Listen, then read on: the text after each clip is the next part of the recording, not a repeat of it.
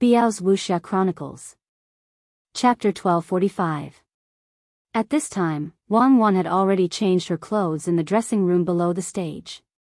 She wore a pink dress with many gold and silver threads. Part of her hair hung down from her temples, while the rest draped over her shoulders. The head ornament was inserted almost all over her head, trembling and reflecting the light.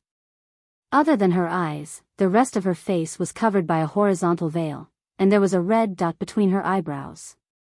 When the song started, that set of instruments was used.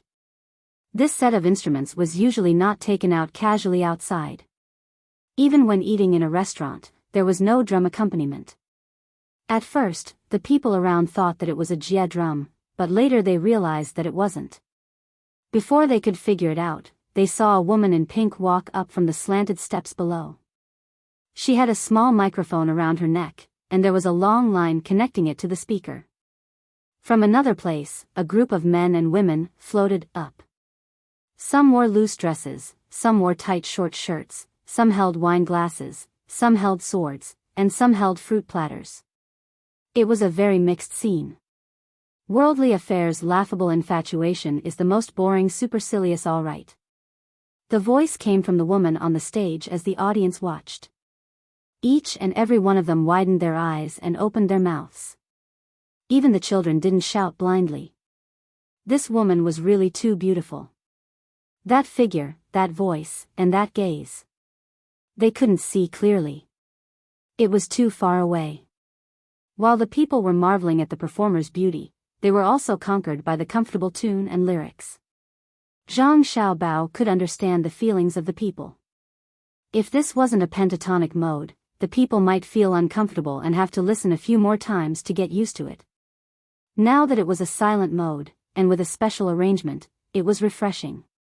Zhang Xiaobao knew that people who listened to this song for the first time would be attracted. After all, those who weren't attracted were in the minority. There was no other way. You couldn't let everyone admire you. The only thing you needed to do was to put more effort into the people who admired you. Wang had also specially practiced this kind of spinning stage control. She practiced it in her own courtyard. The difference was that the stage was spinning, and now she was the one spinning. She continued to sing, "When I wake up, I smile to people in my dreams. I forget sigh, it's too early, the next life is hard to predict, love and hate are written off to drink and sing. I only wish to be happy until I'm old." At this moment, the drums suddenly played a small continuo, and then the hanging cymbals, the stepping cymbals, and the ground drums sounded one after another. Then, no matter how cold the wind is, I don't want to run away. No matter how beautiful the flowers are, I don't want them. Let me float. Wang sang the first part of Endure Me Float with a strong sense of rhythm. When it hooked people's hearts, the four words, "Allow me float," accompanied by the swaying of her body like a willow, expressing the meaning of this sentence incisively and vividly. This kind of fast rhythm suddenly turned into a soft and tenacious effect, conquering everyone in an instant. Some people in the audience held their breaths, some clenched their fists, and some people's legs were trembling. Just as these four soft and tenacious words were sung, without waiting for others to breathe a sigh of relief, Wang sang again. "The higher the sky, the smaller the heart. Don't ask how much karma alone. Drunk today, cry tomorrow, laugh. Don't ask for anyone to understand. Proud singing, dancing, long night, finding happiness." Interlude. The people who were listening to the song were stunned. This song was not only soft and tenacious, but also had a strong sense of rhythm. The dance was the same. Every rotation, every flutter, every pause, every stretch of the body, they all matched the song perfectly. It was originally a song sung by a woman, but for some reason, the people who listened to it felt a lot of emotions in their hearts. There was the realization of life, the pursuit of life, the coldness of the long night, and the noise and prosperity in their eyes at this moment. It was like nostalgia, reluctance, tenderness, and determination. No matter what, they could not imagine how a song could contain so many emotions. Good, good, good. Cheers rang out, causing the surrounding air to vibrate incessantly. Some people even jumped and jumped, trying to find a way to vent the emotions in their hearts. When the song reached the climax again, Wang Wan suddenly lifted the veil on her face and flung it out, revealing her beautiful face with cherry lips and a jade nose.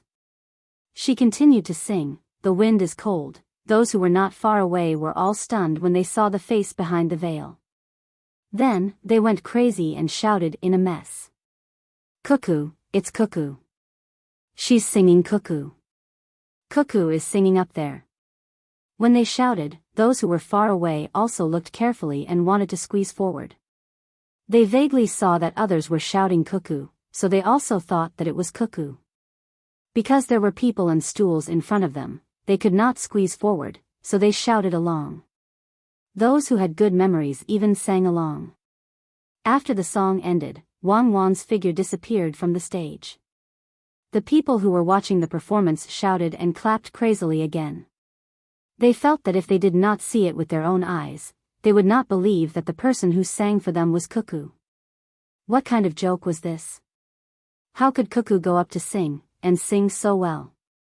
If she was not crazy, then the world was crazy. Everyone was excited and happy, but at the same time, they were shocked. Cuckoo could sing so well. Who said that she only knew how to fight? Alright, thank you for your applause. Xiao Hongchen's song was indeed very good. Of course, it was mainly because the singer sang it well. I did not introduce it before the song, but I believe that I do not need to introduce it after the song. Everyone should already know. That's right, the singer of Xiao Hongchen's song is my goddess Cuckoo. Then, just like the song just now, the song is singing, the dance is dancing, the night is long, and unknowingly, the search for happiness. Cuckoo sang the first song so that we can continue to enjoy the performance tonight. The next song is a solo on the horsehead zither. Please let us. Alright, you can come up by yourself. I will not introduce you. The host returned to the stage at the right time and said to the audience. He did not introduce the person who played the horsehead zither because there was no need. This person was also from the intelligence department and was disguised. In the future, he would not perform for no reason unless it was necessary. This person did not have any accompaniment, only a horsehead zither. The most pure music. He took the microphone, adjusted it, and lowered his head to speak. Actually, I am very unwilling to be the second to come up. This would be a very sad thing for me. When Cuckoo finished singing, your hearts had already flown away with her. I discussed it with the two brats behind me. I said that you should switch with me. After all, you are performing a language show, which is different from the previous song. Perhaps you can win back some of the audience's hearts. For this reason, I was even willing to treat them to a big meal, such as hot pot. However, I was mercilessly rejected by them. I found that they are very smart as I am. This is because it is impossible to eat hot pot outside in the inner courtyard, and eating at home is free. Ha ha ha ha. There was another burst of laughter. Some people were quick-witted and immediately understood that the person who played the horsehead zither was also very capable. If he did not say a few words to amuse the audience and just started playing the zither, it would really be like what he said. No one was listening attentively. Everyone was thinking about Cuckoo's Xiao Hongchen. Why don't I stop playing the zither? I will perform a stand-up comedy for everyone. When everyone is done laughing, I will see what those two behind me will do. There was another burst of laughter in the audience. Although he said that, he still had to perform the horsehead zither. After testing the notes, he began to play. His level was also very high. The audience sat back down and listened attentively, enjoying the moment of joy. This is really fun. While Xiao Bei was waiting for her brother to make something to eat, she looked at the person on the stage and said, "Is he a professional performer?" "No, he's from the intelligence team." Zhang Xiaobao whispered to his sister. His hands did not stop moving. He was currently peeling the shell of the prawn rake. He used a small knife to cut along the edges, opened the shell, and took out the meat inside. He placed it on a deep plate. After placing a dozen or so prawns, he scooped up the hot soup from the malatang utensil and poured it over the meat. After pouring it over the meat, he poured the soup away from the plate and poured it over again. After doing this a few times, the meat would be cooked. Xiao Bei waited patiently. She sniffed and smelled the soup. She nodded and said, "The people in our intelligence department are indeed very good. Especially after the incident in Jiangnan society, they usually train harder. I have to train harder in the future and show my professionalism. Isn't that right, brother?" "No need. If you're tired, just rest. You're still young. You have time to learn slowly." Zhang Xiaobao was afraid that if he said the right thing, his sister would compete with diplomacy all day from tonight onwards. In the end, she would confuse him. While they were talking, the prawn rake meat was cooked. Zhang Xiaobao specially prepared a small dish of sesame paste, sesame oil, soy sauce, and oyster sauce. Whoever wanted to eat could dip it in. "Come and eat." Xiao Bei called the 8 people watching the performance. She first used a stick as a pair of chopsticks to pick up a piece of meat. She shook it in the sauce and carefully brought it to her mouth. She opened her mouth and bit into it. She nodded as she ate, making vague sounds of saying that it was delicious. The other 8 kids came over and surrounded the plate to eat.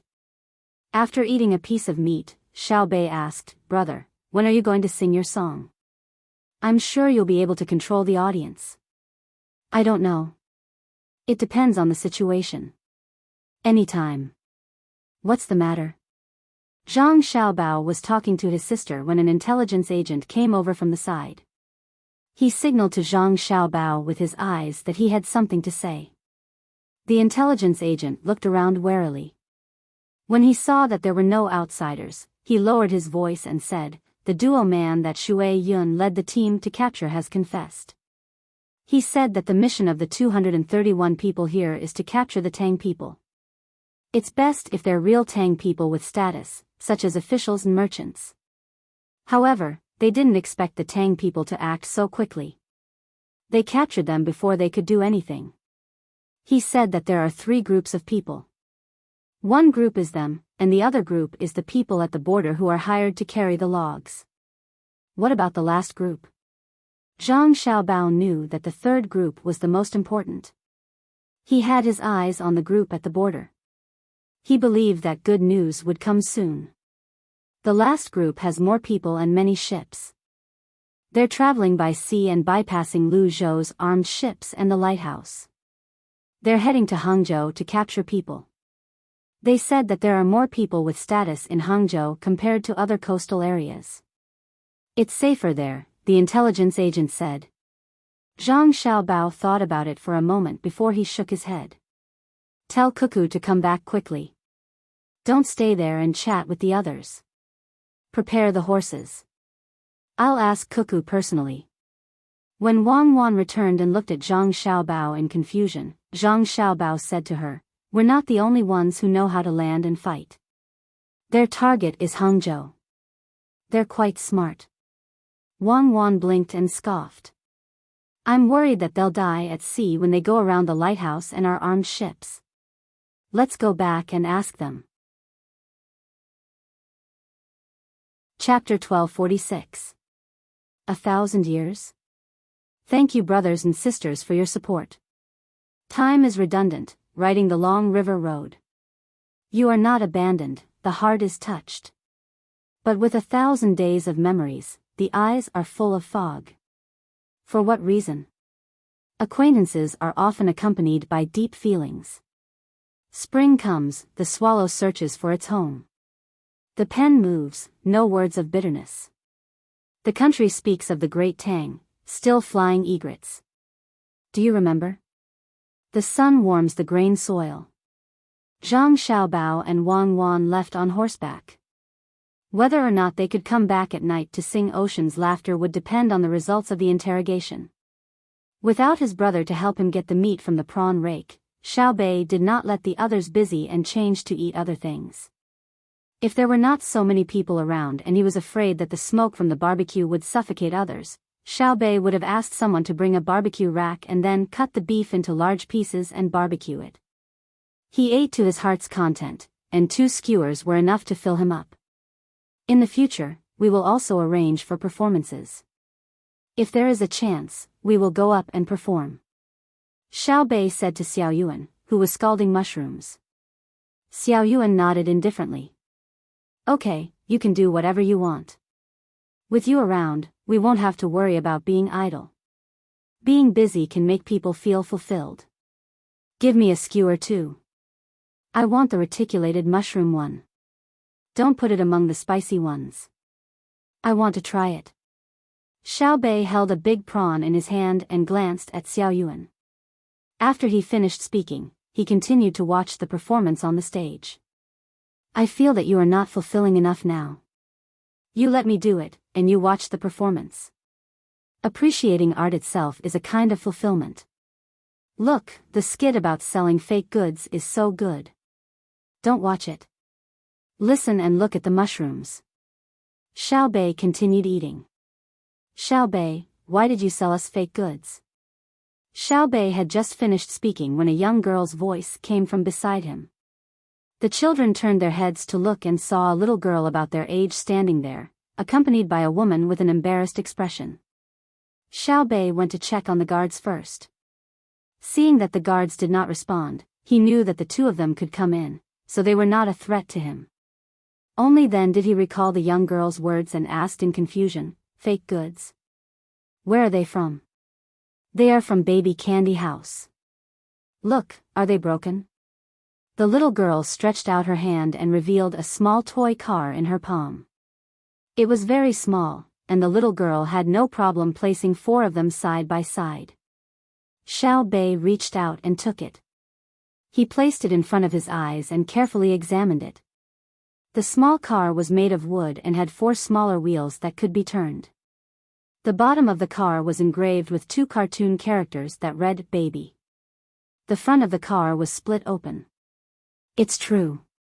Baby, the candy house and candy came with a toy car. Look, there's a word on the bottom. Baby. Xiao Bei proved to the little girl. Then why is the front of the car cracked? The little girl didn't care about Xiao Bei's identity for the sake of the toy. Xiao Bei was at a loss and frowned. How would I know? There are various ways to break the wooden cart, such as dropping it, smashing it with a hammer, or jumping up and stepping on it. No, it's just a normal wheel. When I let go, it's my younger brother's car. As I was playing with it, I suddenly pushed it forward and let go. It hit the wall and broke. The quality is not good. Isn't it a fake? The little girl made a gesture of playing with a small car. Xiao Bei widened his eyes for a while and blinked twice. I mean, how can this be played with? A small car is something that looks good. You can hold it in your hand and put it on the ground to let it run. Of course, it will break when it hits the wall. The small car is a gift. When you buy cakes and candy, you don't give them. Only children on their birthdays will give them things. The small car should be a set of 4. If one is broken, there are still 3 good ones. Speaking of cakes, Xiao Bei sighed again. There were no cakes to sell now. He had to wait for his brother and sister to say that there was still a lot of food in the house before he could sell the cakes again. What he lost was all money. The little girl was at a loss for words. The gift was free. It seemed to be a very unreasonable thing to find someone to reason with if a free gift was broken. Look, I told you not to come, but you insisted. It's just a wooden thing. Later, I'll ask your 3rd uncle to make a few more for you. Your 3rd uncle is the best at carpentry. The woman who led the little girl over smiled at Xiao Bei and the others embarrassedly and reprimanded her daughter. No. The little girl was obviously unhappy. What does a carpenter's small car have to do with a baby candy house? Uncle, do you dare to carve the same word baby on the bottom? The woman shook her head. No one dared to imitate it like that. The little girl looked worried. She looked at Xiao Bei and asked unwillingly, the gift didn't say that you can't play with it like that. Think about it. Who doesn't want to send the car far away when they play with it? right? It's good to put some lead in front. My brother is young. If you let him play with it, he will want the car to run far away. Lead won't do. Xiao Bei was also worried. He shook the wooden car and said, if it's lead, children will be poisoned when they put it in their mouths. You're right. The gift must also reflect the quality of the baby candy house. The more you give, the better it has to be. In the future, there will be a ring of rubber around the car. There's no need to be afraid of collision. If it breaks, it means that the force is too strong. I don't have a small car with me. Tomorrow, you have time to go to the baby candy house in the city. Take the broken car and ask them to replace it for you. Let your brother make do with it first. When the car with the rubber ring is out, the baby candy house will publish a message on the newspaper and put it on the second page. When you see it, you can take your car to change it, okay? After that, Xiao Bei added, but we won't take care of your travel expenses. Unless it's a big item, the kind that requires a carriage and animals to pull it. The little girl was very surprised. She didn't expect such a small thing to be published in the newspaper. She immediately regretted coming and whispered, there's no need. There's no need to spend so much effort on a gift. You're not the only one with a car. There are others. Our family represents the highest quality of the Tang Empire. If we don't do it, we'll lose more than just the cost. We're standing here. All the merchants of the Tang Empire have to look up to us.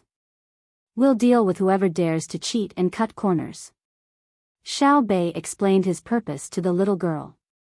Seeing the little girl's puzzled expression, he shook his head and gave up the idea of explaining to her. He said, since you're here, let's eat together.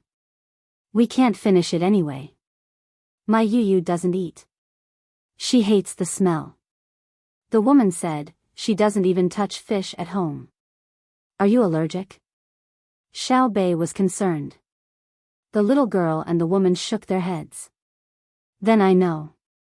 Do you want to eat bean products? Xiao Bei asked again. Yes, I want to eat dried tofu. The little girl stuck out her tongue and licked her lips. She was probably attracted by the smell of the malatang. Xiao Bei immediately arranged for people to make some dried tofu skewers and invited the little girl to eat together. As for the woman, she had just eaten a box meal and couldn't squeeze with the children. Only the 9 little guys were eating here. The dried tofu was cooked very quickly. It could be eaten after a few dips in the soup. After introducing the chili oil to the little girl, the 9 little guys began to watch the little girl eat. They also looked at each other. The little girl happily ate 2 skewers. Suddenly, she looked up and saw that she was surrounded. Her face immediately turned red and she whispered, "It's delicious. You guys eat." The 9 little guys tacitly turned around to get the seafood. Xiao Bei also took the mushrooms. He didn't eat them and put them on the little girl's plate. There were 5 mushrooms on a skewer. The little girl ate one and her eyebrows almost flew up. She nodded vigorously and made a whining sound. It seemed that she found it delicious. Xiao Bei ate a mouthful of squid and looked at the little girl. "Let me tell you a story." "Okay." The little girl was very happy.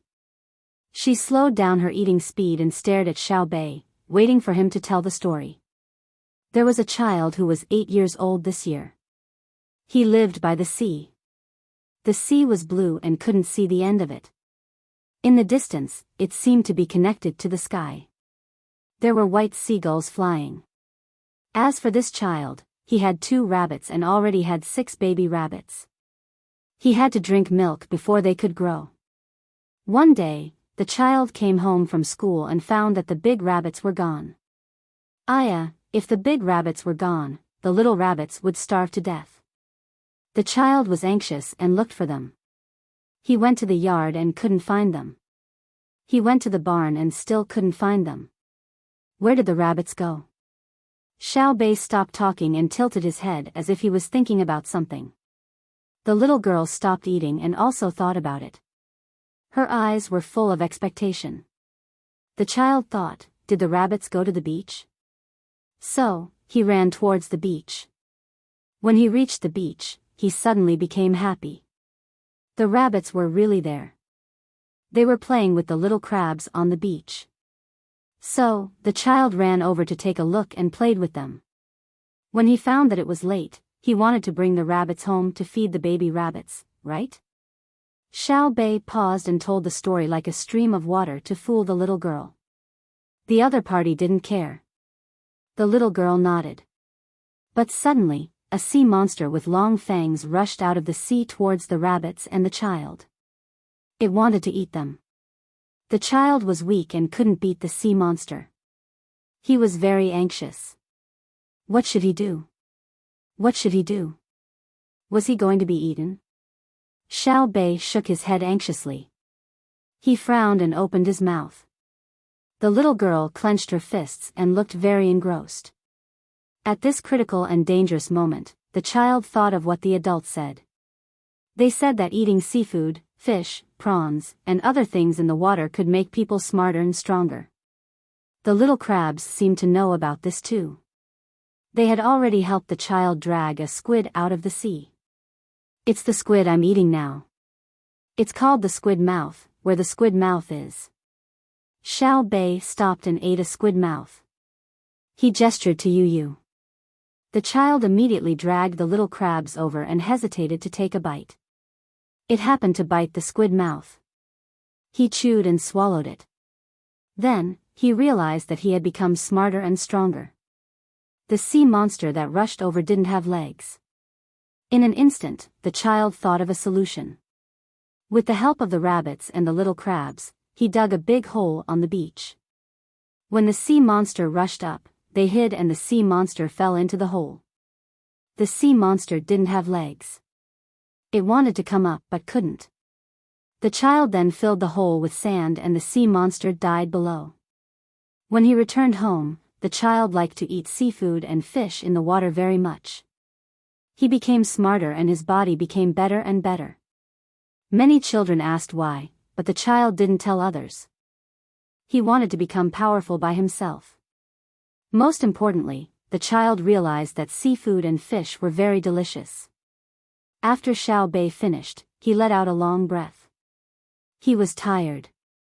The little girl Yu also let out a long breath. She was scared. Eat. You eat your dried tofu and mushrooms. I'll eat my squid mouth. It's delicious. It's better than eating soft candy. Xiao Bei ate 2 squid mouths at once and smacked his lips hard. Yu's mouth moved as well. She asked hesitantly, Isn't it fishy? If you think about fishy, then everything is fishy. If you think about freshness, seafood and fish are very fresh. If you don't believe me, try it. Xiao Yuan, bring a skewer of squid mouth over. Xiao Bei instructed Xiao Yuan. When Xiao Yuan brought a skewer of squid mouth soup to the little girl's plate, Yu carefully picked it up and bit off a squid mouth. She chewed hard. After a while, she ate it and felt that it was very amazing. She said, It's really delicious. It's not fishy at all. Then, she ate 2 in a row. She turned to her mother and said, Mother, I want to eat fish in the future. I'll become very smart and powerful. You can also become beautiful, Xiao Bei added. He forgot to mention it just now. Okay. Mother will make fish for Yu to eat in the future, the woman wiped her tears and said to her daughter. At this moment, she really understood how amazing Xiao Bei and the others were. They were children of the same age, but they could tell stories to their children to make them like eating fish. Who would have thought of such a good idea? The little girl Yu didn't think about the profound meaning behind it. She ate the dried tofu and mushrooms on her plate as fast as she could. Then, she focused on the seafood. She stuffed abalone, squid, and sea cucumber into her mouth until she was full. The woman took Yu, who was rubbing her stomach, and said goodbye to Xiao Bei and the others. Xiao Bei wiped the sweat on his forehead. Aya, I'm so tired. Is it difficult to educate a child? Why did you have to pull her in front of me to tell stories? Xiao Yuan also wiped his sweat. There are many, many children in Tang Dynasty who are like you. They don't like to eat this and that. We can't tell everyone the story once. We need more people to work hard. Yes. Xiao Bei nodded helplessly. The person who had been serving them saw that the little ones were in a dilemma. He thought for a while, and when he passed the sesame oil to Xiao Bei, he said, I don't know if young Master Xiao Bao can come back in time to perform. He's really busy with too many things. Sometimes, he has to do it himself, and sometimes, he has to guide the people through the newspapers. Many things that the people don't understand can only be understood by reading the newspapers. Fortunately, there are newspapers, and the price is cheap. He almost doesn't need to pay for it himself. In the end, when the newspapers are sold, the money from the newspaper subscriptions will come back to him. The cost will be borne by the merchants who advertise. After he finished speaking, he turned around and sat back down, waiting for the little one's instructions. The eyes of the 9 little ones lit up. They looked at each other and were very excited. That's right. Brother can use the newspaper to tell the people things, so can we. We publish our own newspaper in the precious candy house. It's specially for the children to read. We tell stories in it. Those who don't like to eat vegetables have special stories. Those who don't like to eat fatty meat also have special stories. We give it to the children for free.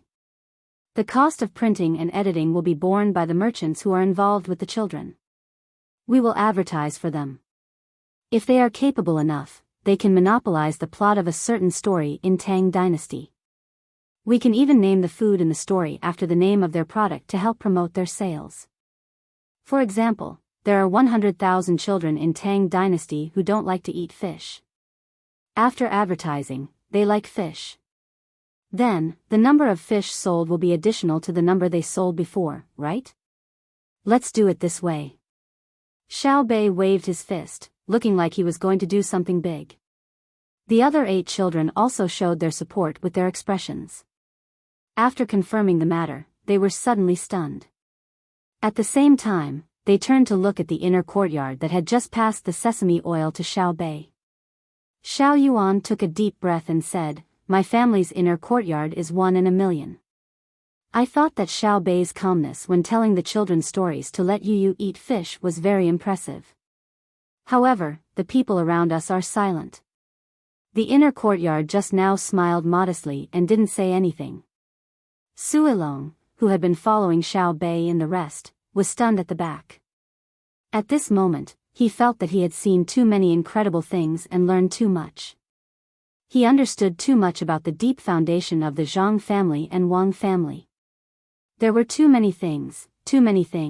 Zhang Xiaobao and Wang Wan didn't know what their younger brothers and sisters did after they left. After rushing for a while, the 2 of them came to the place where the polycannibals were locked up. After another round of interrogation, the result was the same as before. There were 231 polycannibals. It was impossible to maintain unity and not confess.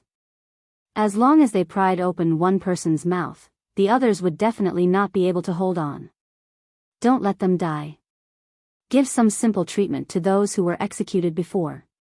With more than 230 people, we can build a long section of railway. Before Zhang Xiaobao and Wang Wan left the interrogation place, they asked about the polycannibals. Wang Wan wasn't interested in this. Instead, she said with relief, it's fine as long as there are no other schemes. If we really send people to patrol the coast, they can come around and smoothly. We can directly send people to wait at a place where they can go ashore in Hangzhou.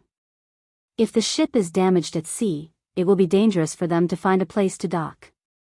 I'm afraid that they will either die at sea or dock at Xinyuan Island, which is Luzon Island. They will compete with the local aborigines for resources. In the end, they will either turn the locals into believers or they will become locals.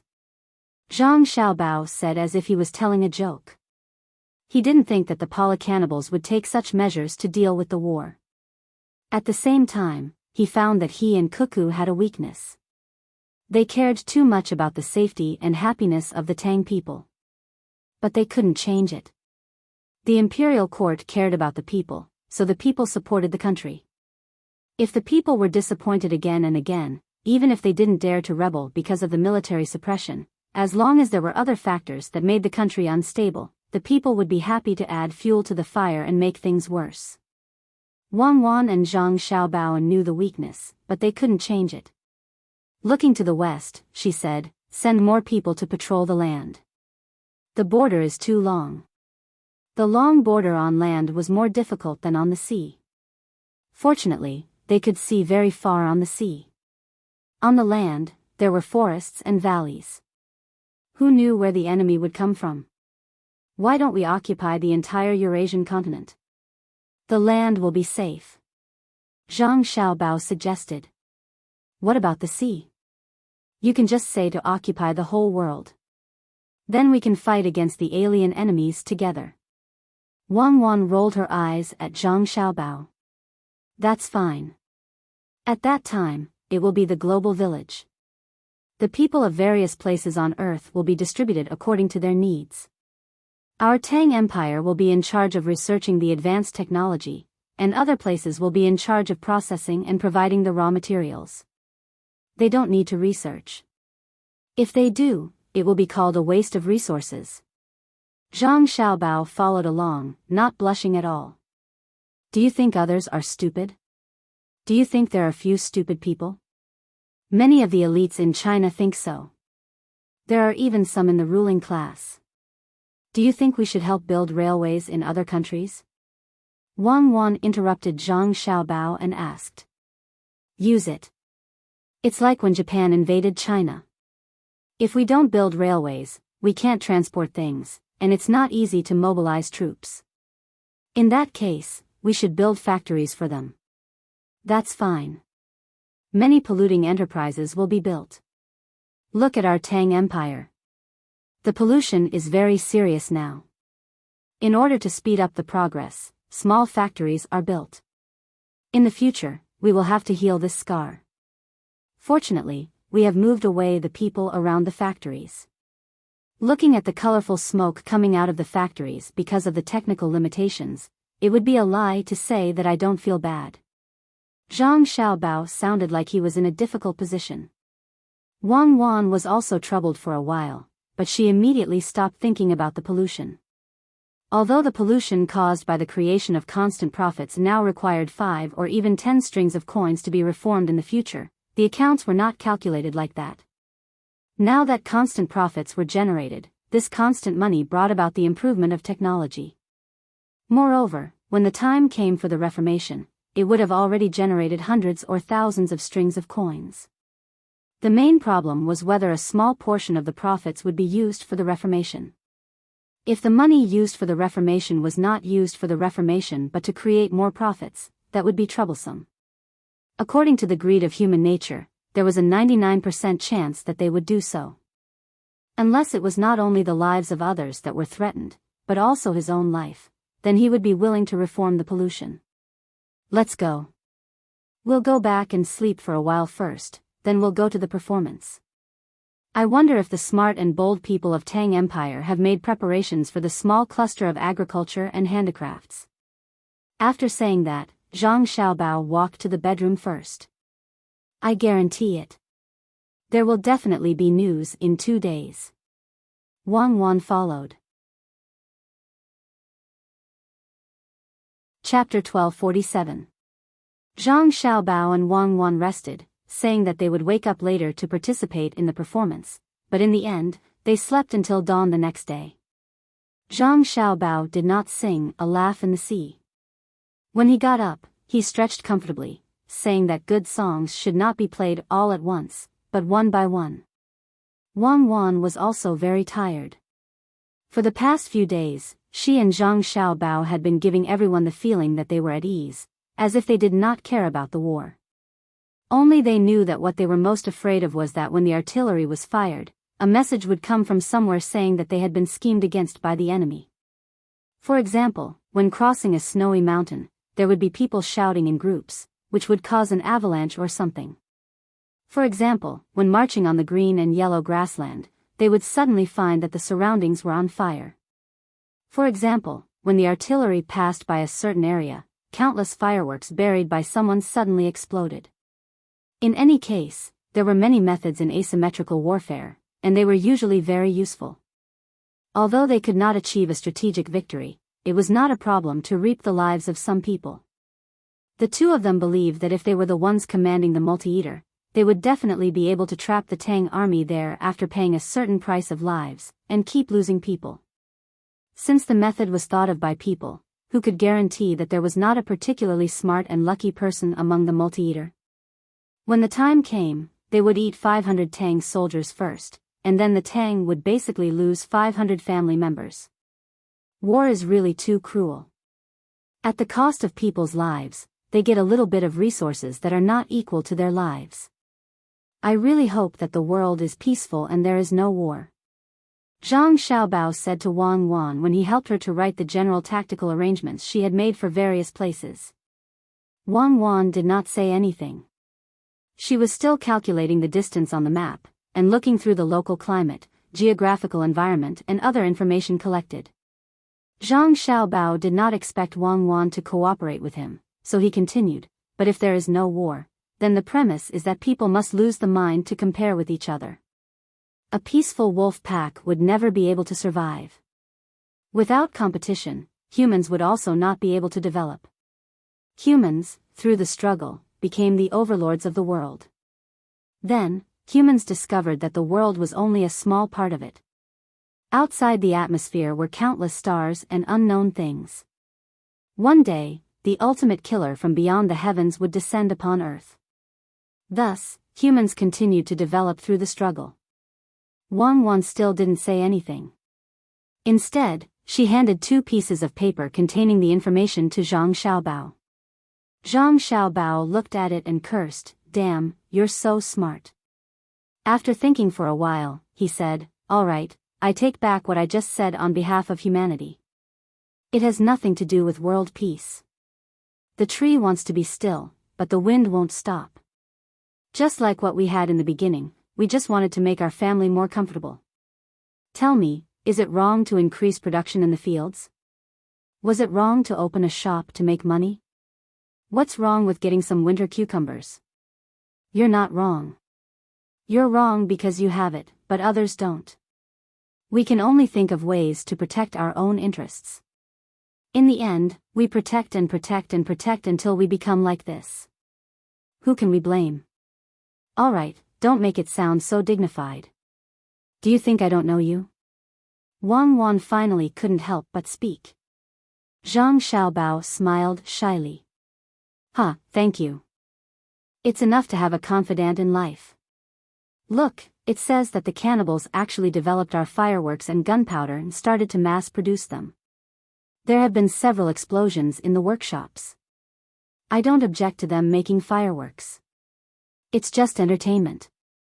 But why do they put a large amount of fireworks and gunpowder in the stones with holes? Do they lack the paper to make fireworks? It's obvious that from the moment Tang Empire started to have all kinds of good things, those people from other countries have been jealous. If we give away our technology for free, we might be able to achieve a period of peace. Then, we will continue to research and give them technology. Otherwise, they will think about us. When they don't have technology, they will want to steal technology. Now that they have some technology, they will want to use this technology to steal more technology. Peace is never something that can be bought by giving in." "Hubby, what are you trying to say?" Wang Wan raised her head and asked. She really couldn't understand. What was Zhang Xiaobao's purpose for saying so much at this time? Could it be that he regretted attacking others and was afraid that he couldn't persevere, so he found an excuse for himself? What excuse did you need to fight a war? Comfort yourself? There was no need. They just wanted to bully you. They just wanted to rob you. They weren't willing to be enslaved. If you resisted, they would beat you. It was the same principle as lions eating deer and horses. Thinking of this, Wang Wan suddenly became worried. She was afraid that Zhang Xiaobao would start to waver in his determination to fight. If he didn't invade others and gave up halfway, the cannibals would definitely not be grateful. Instead, they would strengthen their military and continue to look for opportunities to attack. Zhang Xiaobao showed a compassionate expression and said to Wang Wan, "What I want to say is that most of the people we are fighting now are the main force in front of the cannibals, the real main force. They are almost all the old soldiers that we used to fight against the enemy when we were training. They are very cunning. Once we fight, they know how to disperse and then regroup. They always stay in places that make our army uncomfortable. Why don't we send the captured cannibals back and tell them that we won't fight anymore and that there is peace? However, our army can't appear in certain areas, and they can't appear in certain areas either. After setting the area, we can roughly determine where they are gathering. We will send the hot air balloon troops over and take advantage of a windless night to quietly surround them. At daybreak, the ground troops will launch a general attack and kill their veterans." Wang Wan stared at Zhang Xiaobao and suddenly smiled. She said, "Very good. You are still the Xiaobao I know. If one day you become kind, I will be scared to death." "Thank you." Zhang Xiaobao was very happy that his idea was accepted. 5 days later, the war was still going on. Shui Yun's family flew back and forth and finally delivered all the salt tickets and some small things to their destination. They returned to the restaurant to have a big meal and rest. Seeing that Shui Yun's family had obviously lost some weight, Xiao Bei and the others felt distressed. They specially had people kill 2 lambs that were specially used to roast whole lambs and fed them to the family. When the telegram was sent to the capital, Li Longji specially made Shui Yun's family a high-ranking official and promoted him to the 4th rank. This was because Shui Yun, who was getting smarter, could be used as a strategic weapon. For example, he could take a bomb and drop it on the enemy's headquarters. Not only could he do it, but he had done it before. On the way back, he took a detour and blew up the headquarters of a 4,000-man camp. The telegram was sent back first, saying that they could increase the intensity of the attack and give Shui Yun credit for the loss of command. When Li Longji heard the news, he praised Shui Yun fiercely in the court, saying that he could take the head of the enemy's general as easily as taking something out of his pocket. He could complete a fixed-point kill from thousands of miles away. The court officials didn't believe that Shui Yun could target someone and kill them. At most, he would blow up the enemy's biggest tent. However, as officials of the same court, they couldn't say anything bad about Shui Yun. After all, he was just an animal. If they argued with an animal, they should be careful that the person who raised the animal would argue with them later. Why haven't I heard of this before? If Shui Yun can fly steadily and we can harden our hearts, find a child who knows how to shoot and fly over with a gun, we can kill a lot of people. The deterrent effect is very strong. Zhang Xiaobao and Wang Wan deliberately went to see Shui Yun's family. When they returned to the house, they sighed. Why not? We've always had them. We train eagles, dogs, elephants, dolphins, and other animals to help humans hunt and fight. What's so strange about that? Shui Yun is just a little smarter, and the chances of him getting albinism are lower than his. What our great Tang owes him is nothing more than some meat and cotton, but we've gained a lot from him. If you treat him better, he'll be dead set on you. He's stronger than others. Wang Wan recalled something and said with a slightly sad tone. Zhang Xiaobao also thought of that matter and sighed. Sigh. Life is like this. You should think from another perspective. If human nature isn't complicated, wouldn't it be too boring to live as a member of society? When did I say that human nature isn't allowed to be complicated? I'm saying that what he did was really infuriating. If he can't be evaluated as a craftsman, then he should go to a free training place to learn. During the training, the imperial court gave him some living expenses, enough to eat. His 2 children don't need to be raised by him. The imperial court pays for their meals, clothes, and accommodation. We're no different from Germany now. He actually injured his wife, kidnapped his 2 children, and extorted them from the local government. He wants a job with high wages, power, and freedom. What a fool's dream. Wang Wan talked about this matter. In fact, it was a person who found his own career after Zhang Xiaobao issued the 12 national policies. But the reality was that there was no such thing as a career, only a salary. If he went to the local government, the government would arrange work for him.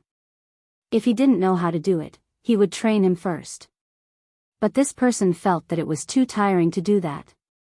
First, he wanted people to give him money for free, saying that the national welfare was so good that it didn't make a difference.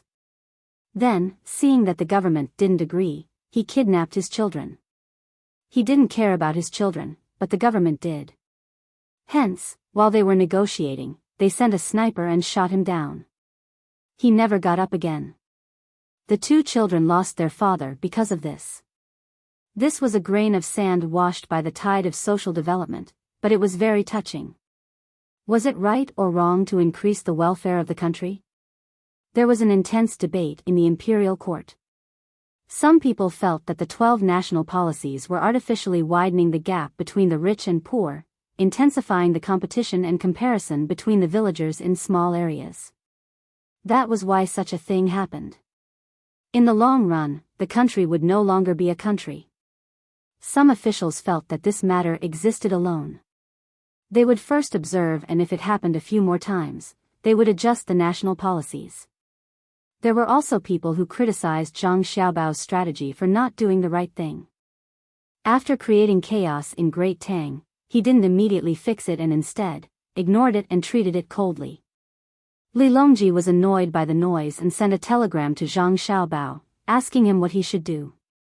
Zhang Xiaobao and Wang Wan felt depressed. Who was the one who was so free to magnify a small problem? Wouldn't such a thing happen if the country didn't develop? That's right. According to historical records, there were very few people who were sentenced to death in Great Tang every year. Moreover, it was said that Li Longji would personally ask the other party if they felt that their death was unjust. However, that wasn't the case. Historical records stated that many punishments didn't go through the government and were directly dealt with by the local clans.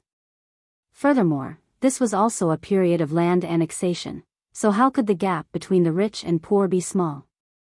The officials were all bored and felt that the government was running smoothly. That's why they targeted us. Did they see how far we were from the capital? They were waiting for us to return. Zhang Xiaobao said mockingly. I feel that it's also your fault. Who asked you to take out the 12 national policies? At the very least, that person was executed because of your influence. What about your follow-up actions? Wang Wan argued. Wait, let's wait for another 2 days. I don't believe that the people of Great Tang will die in just a few days, Zhang Xiaobao said gloomily.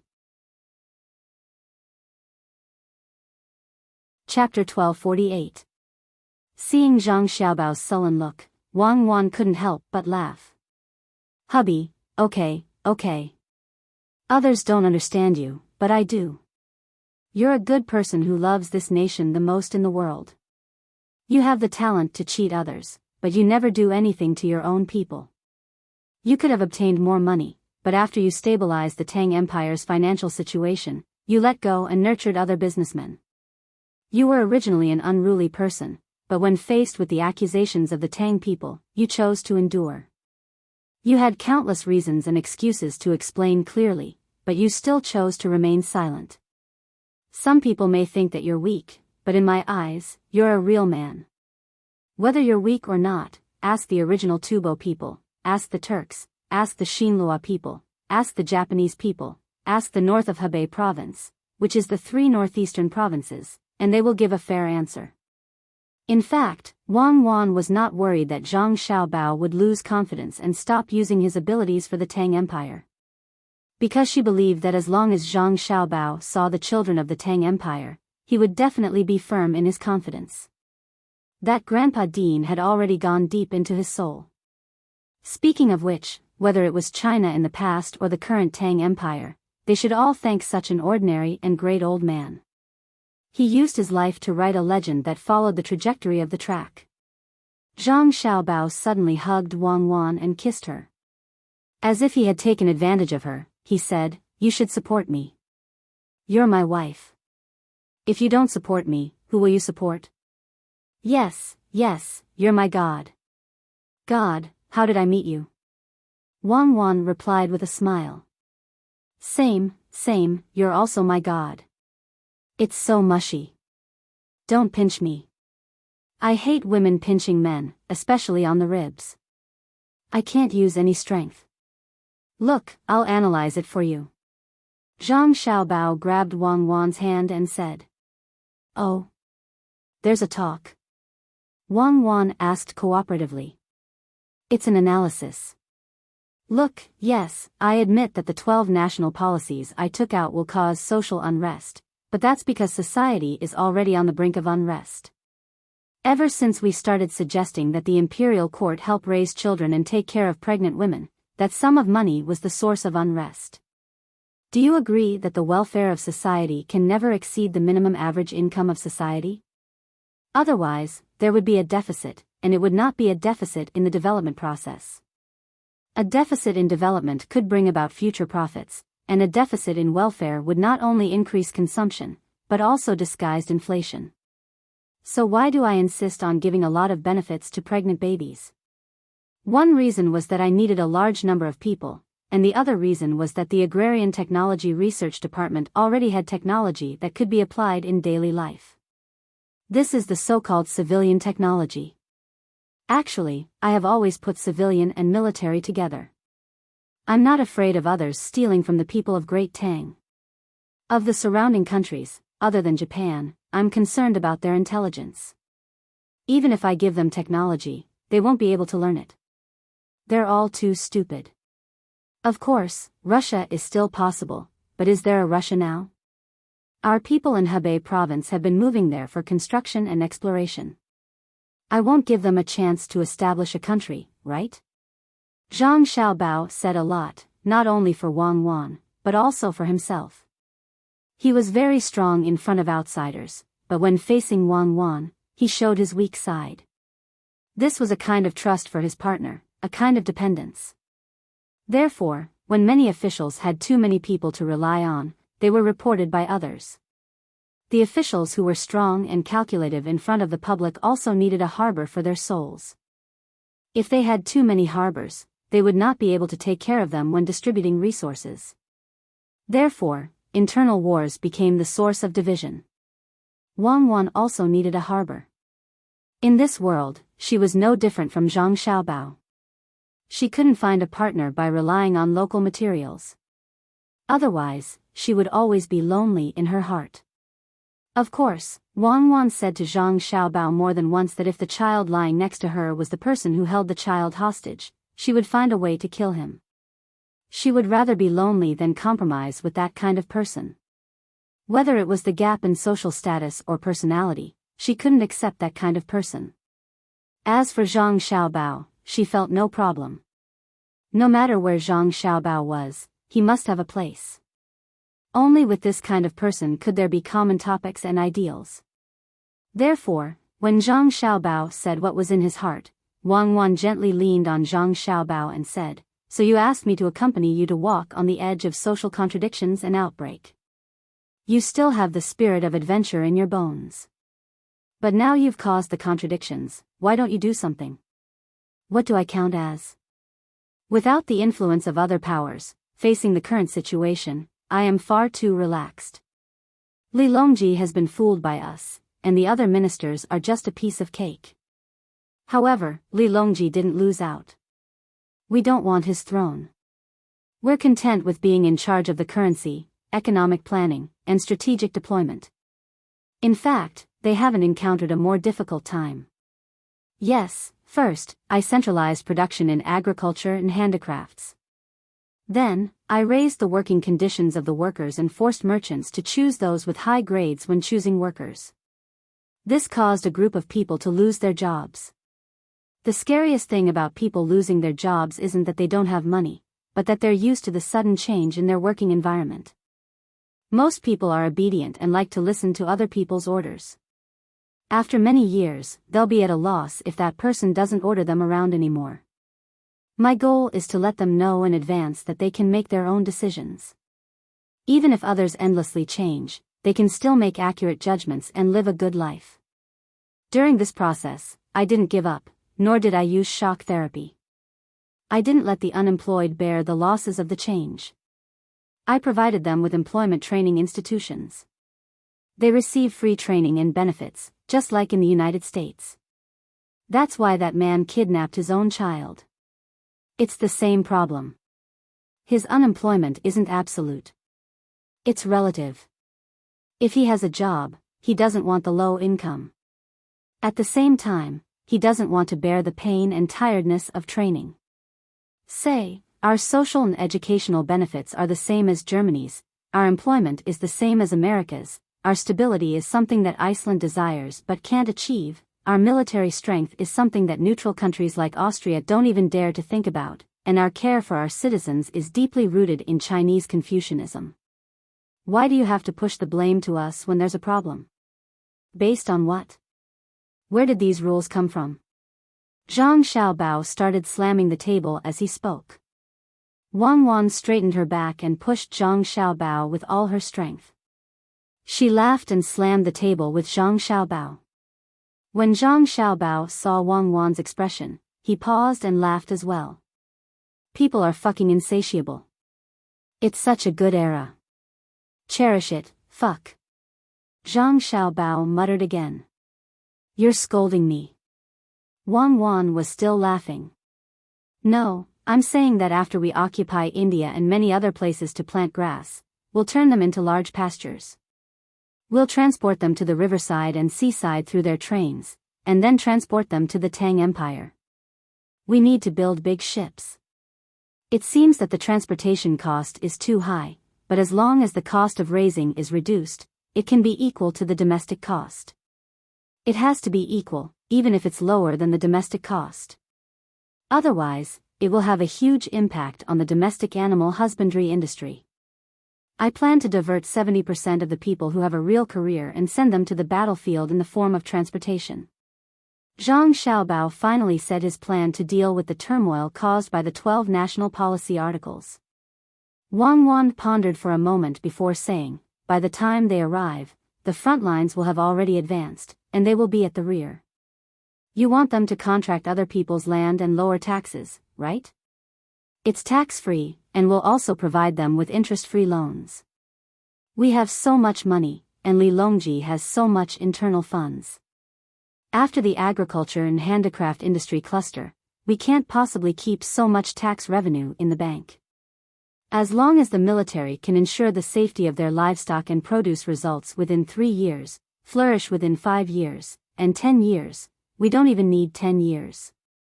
Once they have money, they will definitely attract the envy of other people in the country, and they will immediately follow suit.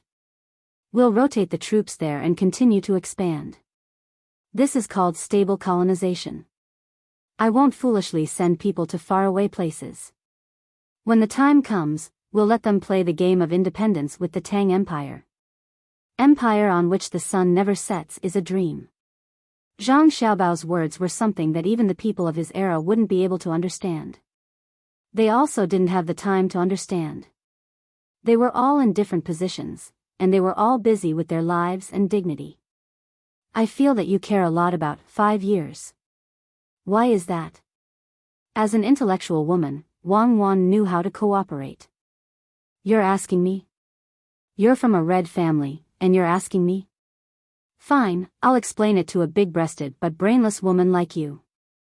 Hubby, you think it's very big? I think I'm very brainless. Let's get down to business. 5 years is the minimum period for the technology to be converted from military to civilian use. 5 years is the average period for the establishment of an enterprise to achieve stable growth and development. 5 years is the adaptation period for the cultivation of crops to be popularized. 5 years is the regular period for the operation of capital to be doubled. 5 years is the inevitable period for the change in the content of educational materials. 5 years is the period from when I was born to when I ate my first bowl of cold jelly. 5 years is the period when I held you in my arms and hoped that you would still be happy after countless 5 years. As Zhang Xiaobao spoke, he reached out and hugged Wang Wan's waist. You're really the biggest liar in the world.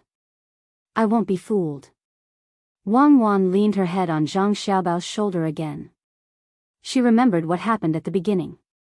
Zhang Xiaobao wanted to treat her to cold jelly, but someone threatened the child. In the end, she didn't get to eat the cold jelly. At that moment, she knew that Zhang Xiaobao wasn't with the other party. After coming over, she asked Zhang Xiaobao. Zhang Xiaobao's regret was why he couldn't eat the cold jelly again. Well, she and Xiaobao were both crazy. What they thought before they died was different from others. It definitely couldn't be explained by the word free and easy. You found out. I'm really a liar. I'll deceive the whole world to bless and cheer for you. If anyone dares to oppose, I'll deceive them to death. Zhang Xiaobao put his other hand around Wang Wan's waist and carried her to the bedroom. What are you doing in broad daylight? Don't worry. I won't do anything else. No, I don't trust you. Wang Wan suddenly stopped. She remembered that she seemed to have said this to Zhang Xiaobao before. Chapter 1249. Before the enemy had reached the Great Tang, the people of Great Tang felt that the war was both distant and close. Every day, the newspapers would take out a small section to describe the general progress of the war, how far they had advanced, and how many enemies they had killed or captured. Or, the Great Tang had used up too much ammunition and retreated a few li to reduce their supply line. Occasionally, there would be a section describing the environment and resources of the battlefield. After the people read it, some would sigh that there was good stuff in a war zone, some would be troubled as to how to transport the good stuff back to their country, and some would just let it be. In any case, they would have to sell it for money, so they couldn't give it away for free. They could transport it whenever they wanted. The articles in the newspapers didn't mainly describe these things, but how brave the soldiers were and how they overcame the difficulties they faced. Iron and blood intertwined, and it was like an eternal song that lingered in the hearts of the people. While the people felt this from the newspapers, their lives were also affected by the war. Almost every day, they would see a convoy transporting supplies, and when they occasionally met, they would greet each other. The transport teams didn't transport the supplies to the front line in one go, but in different sections.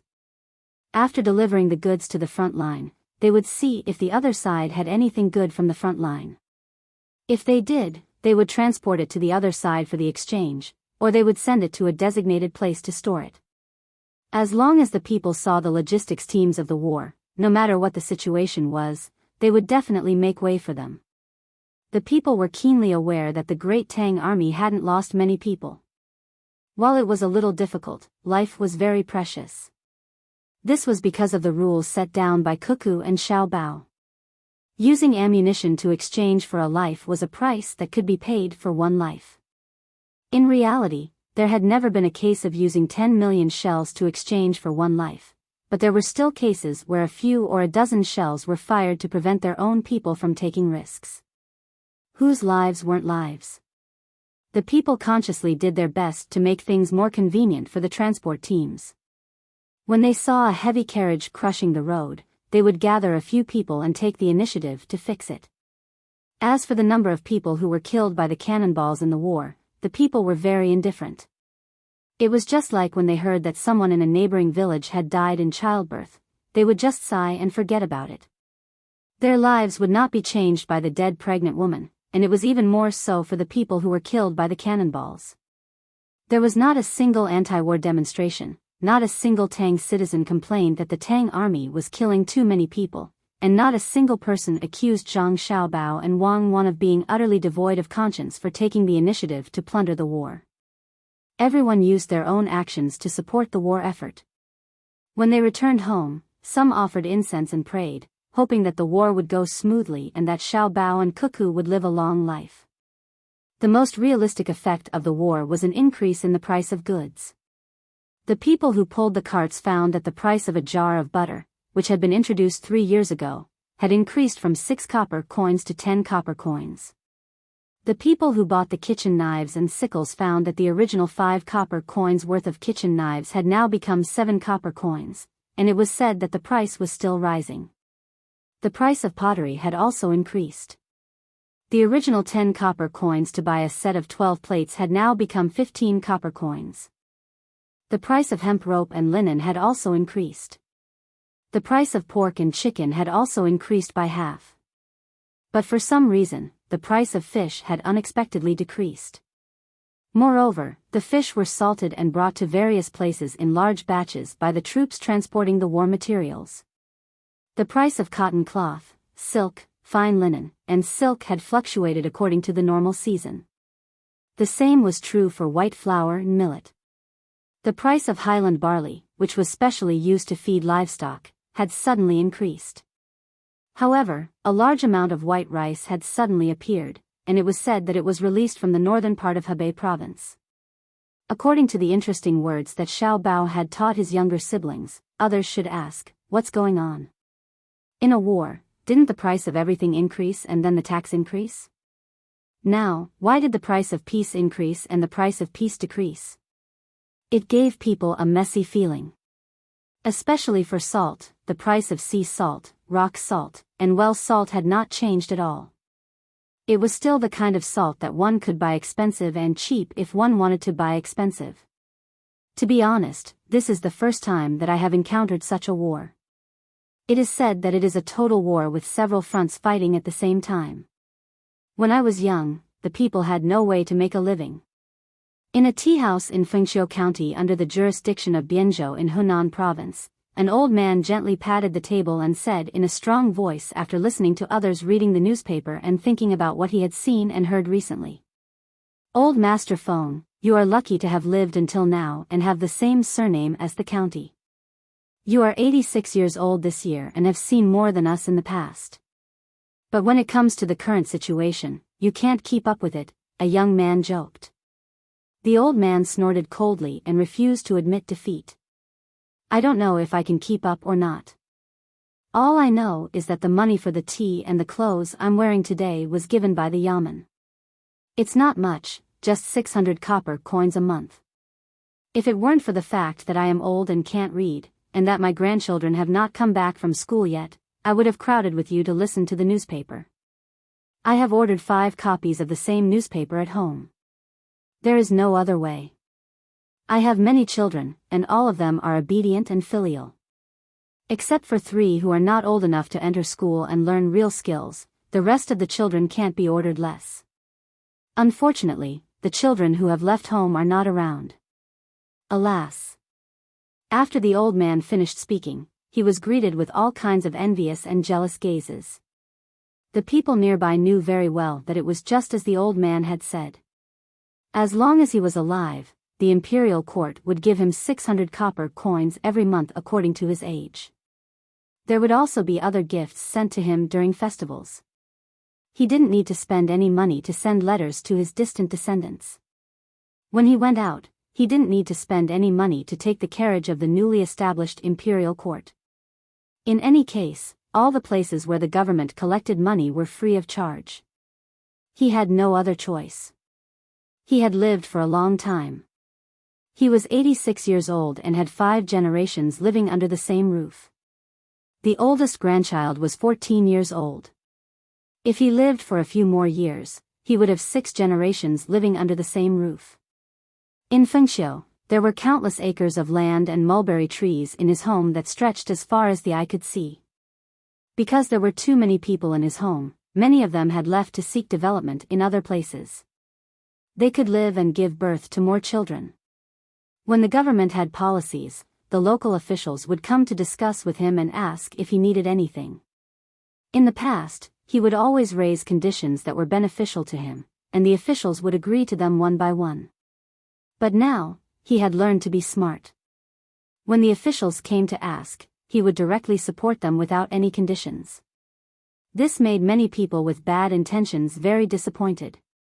They hoped that the old man would raise conditions or even refuse to carry out the orders of the government. Then, they would anger the people of the government and confiscate the family. The old man had long known that some people had bad intentions, so he said that the current government was very good and would not deliberately harm people. If they followed the government's orders, they would enjoy endless benefits. Sure enough, there were a few times when the entire family supported the government's policies. The government gave his family an excellent family plaque. The good thing was that every time the government organized a small event, they would send someone to send a letter asking if his family was willing to participate. The government would take care of all the expenses, and when they returned, they would receive gifts. If his family wanted to get a loan from the Great Tang Bank, they would have priority. There were no other benefits. The benefits were shared by the people of Great Tang, and it was impossible to take away others' benefits just to stand out. Thus, some people gave their blessings, some were envious, and very few were jealous. As for what they were jealous of, they could not say. After all, they could not say that they were jealous of the old man's age. But no one criticized the old man's support for the government, because the government was worth supporting. In this era, there was no need to worry about being oppressed by the government. As long as one felt that the local government was wrong, one could run to the telegraph office and send a telegram, and the higher-ups would immediately come to investigate. Of course, one needed to use one's real name and use one's household registration to report. If one was framed, the crime would be the same as that of the official after the successful frame-up. This is called controlling. In order to show that he was up to date, the old man summarized the recent events. Father controls son, grandfather controls son and grandson, generation after generation, and the government controls all of us. Why don't many things increase in price? Is it because the merchants don't want to? No, it's because they don't dare. It's like a father controlling his son. If you do, they will beat you. Old man Feng, do you know who beat the merchants? Another person joked. It's that Xiao Bao who is only a few years older than my grandson. This old man still can't figure it out. How do you think he gave birth to a child? He hasn't even been crowned yet, but he's already so powerful. The merchants will hate him. The old man began to worry about Zhang Xiaobao again. The merchants won't hate him. You always don't understand the 12 national policies. The preferential treatment for merchants is not small.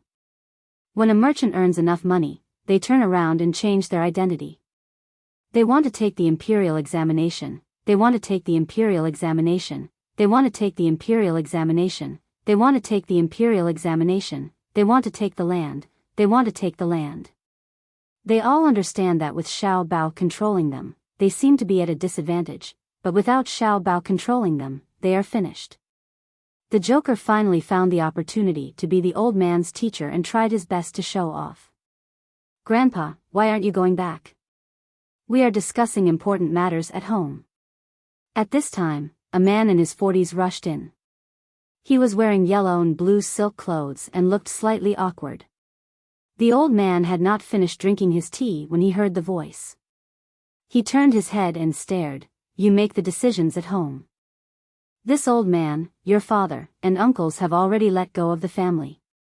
You are the third generation head of the family. Why are you looking for me? My dear grandpa, today's discussion is different from usual. I can't make the decision alone. I plan to take care of the land in 3 villages and open 4 workshops. In the past, I will pay for the land first. I will have to take a loan from the Tang Bank and use my family's property as collateral. I will have to leave immediately and will only be back in a month. Someone at home doesn't agree, so I came to ask you for support. Please come back with me. Old man Feng's grandson's face was full of anxiety. When the others heard this, they all stopped talking and waited to see what the Feng family was going to do. The old man didn't move, and he wasn't as anxious as his grandson. He picked up the teacup and took a sip. Then, he slowly put the teacup back and scolded, "Useless thing. Yes, your grandson is useless. Then Grandpa, if you think you are useless, then give the position of head of the family to someone else. The head of the family is the head of the family. When you were the head of the family, others agreed. Now, Who dares to stand up and say they don't agree?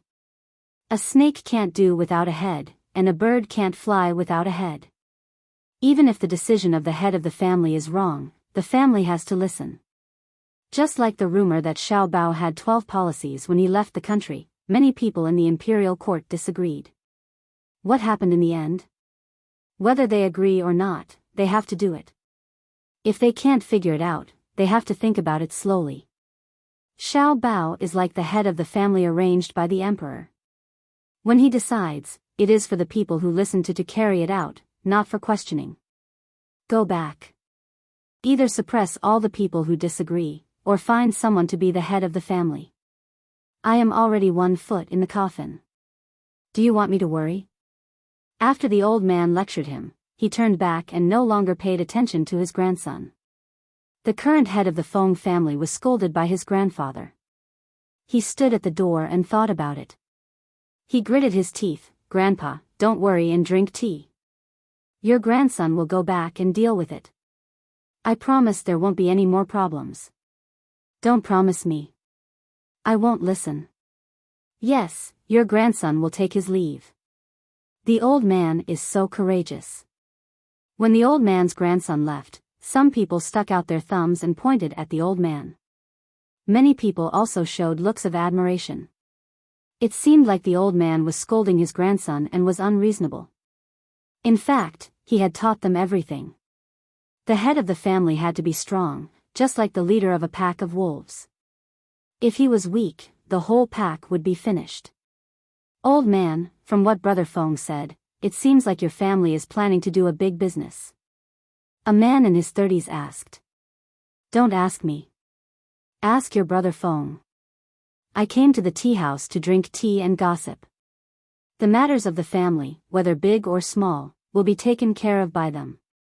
My children and grandchildren will have their own fortune. The old man said indifferently. After that, he stopped talking. He picked up his teacup and squinted his eyes, thinking about something. The old man's grandson was called Feng Liang. He was not the oldest grandson of the old man, but he was the most capable grandson. That was why he was chosen as the head of the family. He almost became a high scholar, but the government cheated and his position was taken by someone else. Many people said that with his knowledge, it would be no problem for him to become a grand scholar. Unfortunately, he was born at the wrong time. He was 19 that year. After being reprimanded by his grandfather, he couldn't help but think about the past when he was being taken home. He waited for 20 years before finally having the opportunity in front of him. Furthermore, the era was different. It wasn't like the past. In the past, there could be people who could push him down. Now, who would dare? That former county magistrate, who was promoted to the state government's army, was still dealt with 3 years ago. As long as he met a good ruler, he could do whatever he wanted. The current situation was arranged by Xiao Bao. Those who had the ability could definitely go up and take over the land and organize the workshops. If they missed this opportunity, they wouldn't be able to get it again in the future. Xiao Bao, I believe that you will definitely not harm others. I, Feng Liang, will bet with you. Feng Liang clenched his fist and encouraged himself. When the driver heard the commotion, he shook his head and waved his whip in the air to urge the horse to move faster. His heart was filled with worry. In the past, the family had enough money. If they wanted to do something, they would first set aside a portion of the money and then use the rest to do it. Furthermore, the property and land deeds were not touched. Even if there was a problem, the loss would only be the portion that was taken out. It wouldn't affect the family's foundation. Now, the head of the family actually wanted to rent out the land of the other 2 villages. He also wanted to buy technology and equipment to build 4 large workshops. He had taken out all the family's money and even had to mortgage things to get loans. If something went wrong, there would be no one left in the family. It was too risky, too risky. When he returned home, Feng Liang directly used a strong tone to pass his decision. He told the people in the family that they could either transfer his position to someone else or listen to him. There was no third choice. The people in the family compromised. In the past 10 years, they were used to Feng Liang acting as the head of the family. If someone else suddenly took over, they wouldn't be able to support such a large family. Feng Liang first went to find the village chief of the two villages. In fact, the Feng family's village didn't only have his surname. The village had a population of more than 600, and his family only accounted for half of it. Moreover, his family also had a manor. He first settled the people in his village, then signed a new agreement with the manor. The previous agreement of selling one's body was no longer allowed. The government allowed slaves to exist, but they didn't allow the Tang people to be slaves of the great Tang people. Thus, the previous contracts of selling one's body were changed to employment contracts. The value of a person was re-evaluated, and the slaves with the contract could complain to the government at any time. When the time came, the government would help to cancel the contract. Whoever disagreed would be punished. The government didn't enforce this because some people weren't willing to change their status as slaves. For many generations, they were used to living with the master. Usually, there was no distinction between master and servant. In fact, the master even treated some of the servants better than the people they hired. For example, if they were tired from work, the master would arrange for them to rest. If they were sick, they would be treated. Of course, this wasn't necessary now. Now, there was free treatment. If you wanted to work more without rest, the master would order you to stop working. At first glance, it seemed that these people had lost their freedom, but in fact, they were living very well. The government didn't care. For example, 100 years before Zhang Xiaobao and Wang Wan, foreign investors would force them to commit suicide every few days. The government didn't care, let alone this kind of master who treated his servants well. If one really wanted to talk about it, those who worked for others and were forced to commit suicide from exhaustion were the ones who were cheap. In terms of personality, they couldn't even compare to the current slaves. At least, the people who signed the contract of selling their bodies still had their own persistence and beliefs. There weren't many of these people, but they existed. The most obvious ones were the manor owners of the Zhang family and Wang family in Sanshui County. Their families were very rich, and any one of them would be ranked among the wealthiest in other places. They signed the contract of selling their bodies. At first, it wasn't. Later on, because of confidentiality, they changed the contract. However, they weren't willing to change their identities. They had many properties in the Great Tang, but only the one in Sanshui County was their home. As for Feng Liang, he persuaded his own family's manor owner and finished discussing with the people in his village. After that, all he needed to do was to rent all the land in the two neighboring villages. In order to successfully complete the plan, he paid a year's rent in advance and added a 50% premium. In addition, he hired people to farm. It didn't seem cost-effective, and he couldn't even keep his capital. His family objected to him because of this. However, he had his own thoughts and considerations. He wouldn't grow crops like others. On the day he learned about the 12 national policy, he went to Biyao Prefecture and found the branch of the Sinong Temple in the prefecture. He asked them about the technology. The purpose of all the Sinong Temple branches was to collect data on the local environment and the effect of soil on various crops. The other purpose was to provide technical support for people who came to inquire, free of charge. For example, what to do if the cabbage at home had worms. Go to the branch of the Sinong Temple to ask and describe it. If they understood, they would directly give a solution. If they didn't understand, they would send someone to follow them home and then tell them what pesticides to buy. If the soybeans planted in the land didn't grow well, they could also go to the branch of the Sinong Temple and ask someone to check what the problem was.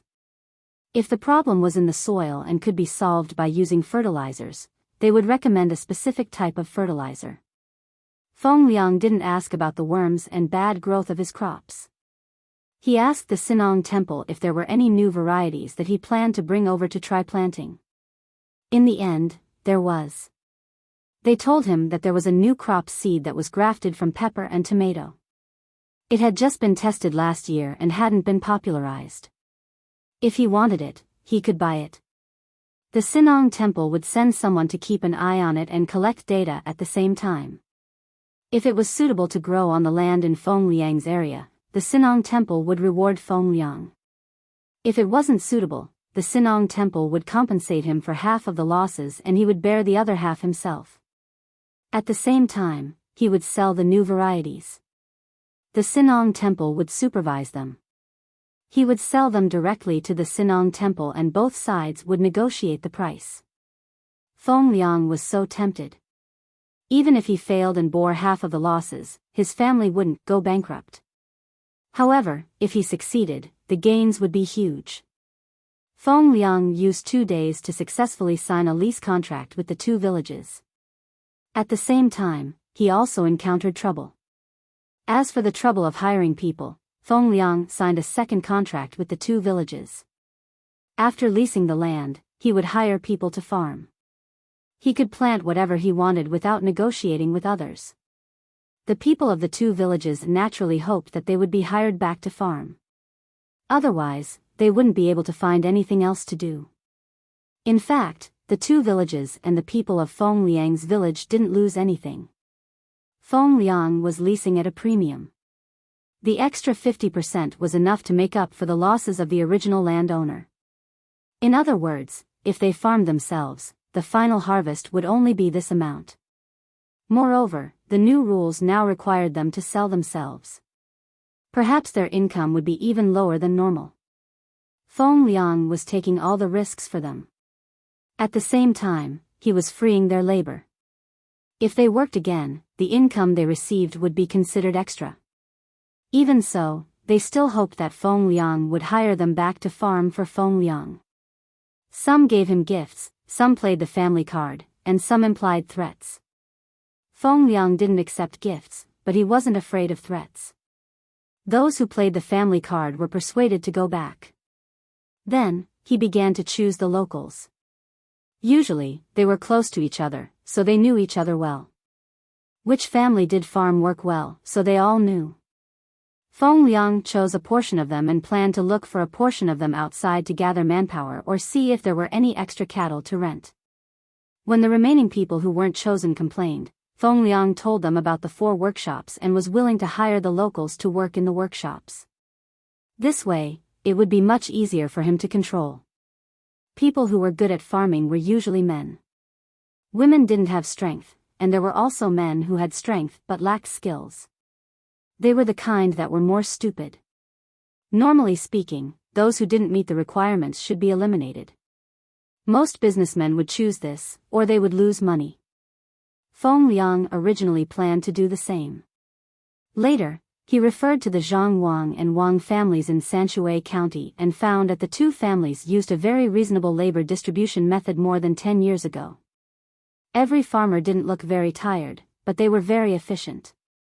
No matter who was in the Zhang and Wang families' farmsteads, they were all useful. Even if they were children, when they were not in class, they could play around and help out the master's family. Even if they were lame, they would be given a very good job. For example, if they were afraid that birds would eat grains, they would be given some firecrackers. They would sit there and drink tea while looking at the fields. When they saw a bird coming, they would set off a whip, or even make a whip that was used to drive a carriage. If they had skills, the crippled people would help make baskets. Fengliang initially thought that the Zhang Wang and Wang families didn't want to let anyone go and wanted to squeeze everyone. After reading an article in the newspaper, he understood that the goal of the Zhang Wang and Wang families was not to make others work hard, but to make everyone feel that they were valuable. A person who thought that they were worthless would lose confidence in life. When the basket weaver realized that the baskets he made were useful to the master family, and at the same time, he could earn more income and be useful to his family, he would be very happy. Therefore, he would affect others. The entire Zhuangzi people would be in a happy atmosphere, and their work efficiency would increase. Fengliang was deeply moved. He admired the way the Zhang Wang and Wang families distributed labor at that time.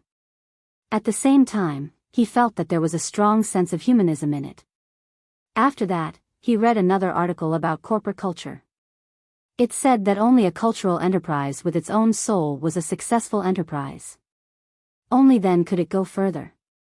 If one sincerely invested in the construction of corporate culture, one would realize that it was directly proportional to the income of one's enterprise.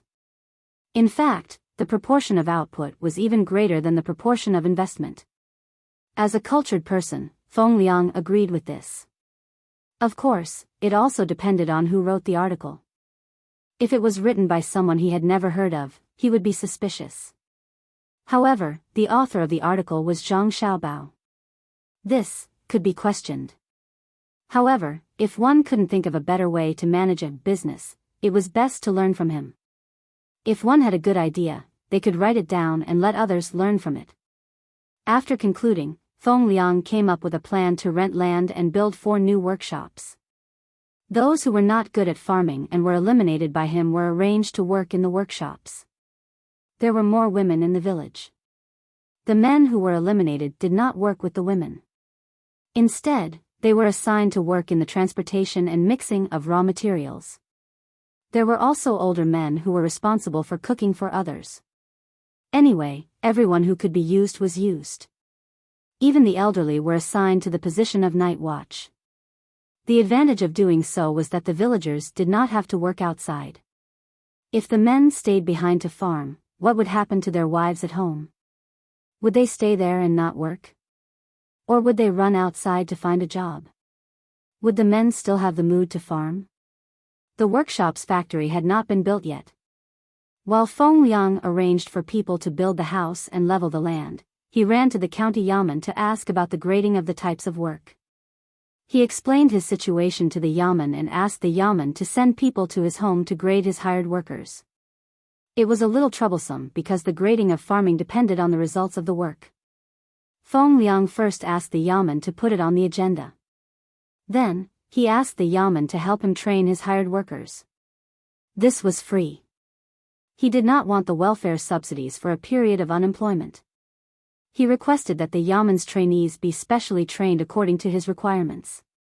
The yamen usually considered everything, but after hearing Feng Liang's words, they felt that it was okay and sent people over. There were many people in the 3 villages, so it was not a problem to send people over. It was not a waste of the yamen's training resources.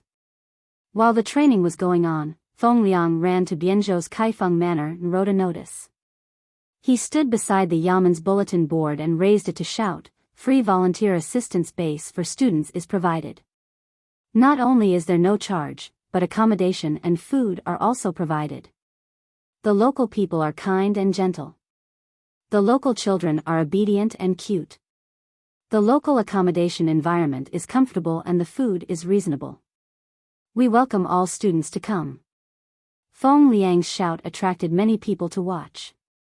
Some people did not know what he was doing and were just there to join in the fun. Some people revealed a look of realization. One of the 12 national policies said that if students wanted to qualify for the imperial examination, they had to do 200 days of volunteer work and 100 days of free teaching. The main emphasis was on teaching. If they were willing, the first 200 days could also be used for teaching. In total, they would be qualified for the examination after teaching for 300 days. At the moment, most people were in a wait-and-see period when it came to the 12 national policies. Very few people were actually taking action. Feng Liang was considered to be the group of people who were eating crabs in advance. Seeing that the number of onlookers was gradually increasing, he rolled his eyes and shouted again, "I promise that within 3 months, I will build a library. There will be all kinds of books in it, and all the writing tools will be provided by me. Students can teach their children while learning by themselves. There is no need to pay any fees. At the same time, there are countless talented students in the schools around the village. Every month, I will fund a student exchange gathering. Come, only I know what you need. Come, I will definitely provide you with a good teaching and learning environment. If you miss it, you won't be able to find someone like me. Hey! Why are you calling that? Are you different from others? I don't believe that I will regret missing out on you. I think you are just like that." Someone in the crowd jeered. Feng Liang knew that the person who jeered was definitely not a student, but he could not scold back. He revealed a gentle smile, looked in the direction of the voice, and nodded gently. Good question. What do I have that is better than others? First of all, my family is quite rich, enough to support me to fulfill my promise. I am not showing off. Everyone knows that the richest families in Tang Dynasty are the Zhang family and the Wang family. Showing off your wealth will only make people look down on you. This is the second advantage that I want to talk about. I am not as rich as Xiao Bao, but I am like him and Cuckoo. I have a heart that cares for children. I hope that the children in our village and the surrounding villages will have good teachers. I really can't teach them all by myself. Although I should have been a high scholar, I was forcefully pushed down by others. Keep bragging. You think you are a high scholar? I believe in rotten people. Someone jeered again. His words were a little harsh, so the moment he finished, the person beside him gave up his seat and kept a certain distance from him. In the end, he was despised by others. He lowered his head and disappeared into the crowd. At this moment, Feng Liang really wanted to rush over and beat up the person who jeered, but he knew that he had to control himself. He still revealed a warm smile and said, "Yes, actually, you can say that I am bragging. I feel that if you want to brag, you have to have the ability to do so. I will brag with all my strength. I will blow away the clouds and see the morning sun. The morning sun shines without sorrow. Without sorrow, in the country, children roam together with laughter. I ask, which side do the children laugh? The children laugh and point at the emperor. The pillar of the emperor, the Huiying Hall, illuminates the country and gradually becomes stronger." After Feng Liang finished speaking, the surroundings immediately quietened down. Everyone looked at Feng Liang differently. He was indeed a student. His words flowed like water, and his words were eloquent. Good, well said. Unfortunately, I am not a student, so I can't go to your place to teach children. Do you have any students? Go quickly, follow this big brother. You definitely won't lose out. When you have nothing to do, you can even communicate. Someone began to support him. That's right, that's right. Look at how well he said it. I don't understand the meaning, but it is very comfortable to listen to. Another person echoed. Finally, someone walked out and approached Feng Liang. He asked, "When will you start? Don't you have a teacher to teach you now? There are 150 children in the surrounding 3 villages, but there are only 6 teachers. That's not enough at all. There aren't enough subjects, so I can only teach the Analects of Confucius and simple arithmetic.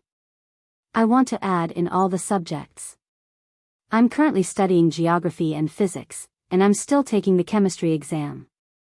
After I pass the exam, I'll be able to obtain the experimental equipment provided by the imperial court, and I'll use it to teach the children." Feng Liang said sincerely. He was indeed doing so. "Count me in. Don't shout here. I'll help you find a few more people. With everyone contacting each other, there will be more people who want to volunteer."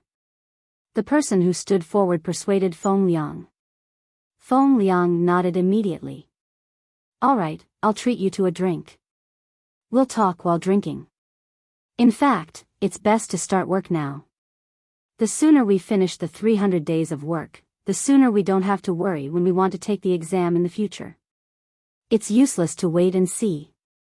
Will Xiao Bao change the national policy?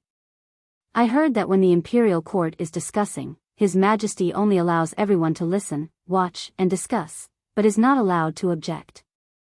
Xiao Bao is playing a big game of chess. Don't think that you can reverse the tide." Feng Liang spoke very loudly for others to hear. When he was about to leave, he turned around and shouted, "My family is from Fengqiu County. My surname is Feng. Anyone who is interested in developing there can come and take a look first. I'll definitely be waiting for you." There was a clamor of agreement from the surrounding crowd. Feng Liang was relieved. Now, he didn't have to worry about the children of his employees. With a good teaching environment and teachers, he believed that the employees would work in peace. At the same time, they would stay in the local area to develop. Even if the skills of the employees improved in the future, and someone wanted to spend a large sum of money to rope them in, the employees would first have to consider if it was worth it to leave the local area to earn more money. Would others still provide their children with such a good education environment and care? Feng Liang was the first batch of people to take action when the 12 national policies were released. There were also people who were not in business or agriculture who actively joined the army to receive military training. Some of them wanted to complete the stipulated time for this year's military training as soon as possible, while others wanted to practice guns. Usually, they could only see guns made of wood. It was satisfying to hold them in their hands or shoot out fireworks horizontally. It was not easy to get the chance to touch a real gun. At the same time, they did not need to worry about being sent to the front lines to fight right after they started training. Then, they would be beaten to death because they did not learn the basics well. It would probably take them at least 2 years to learn. If they really needed to participate in the war, they would also have to undergo intensive and specialized training. Then, they would learn more and would not need to be afraid of dying when fighting with advanced weapons. After Zhang Xiaobao released the 12 national policies, the entire Tang Empire's society began to quietly change in just a few days.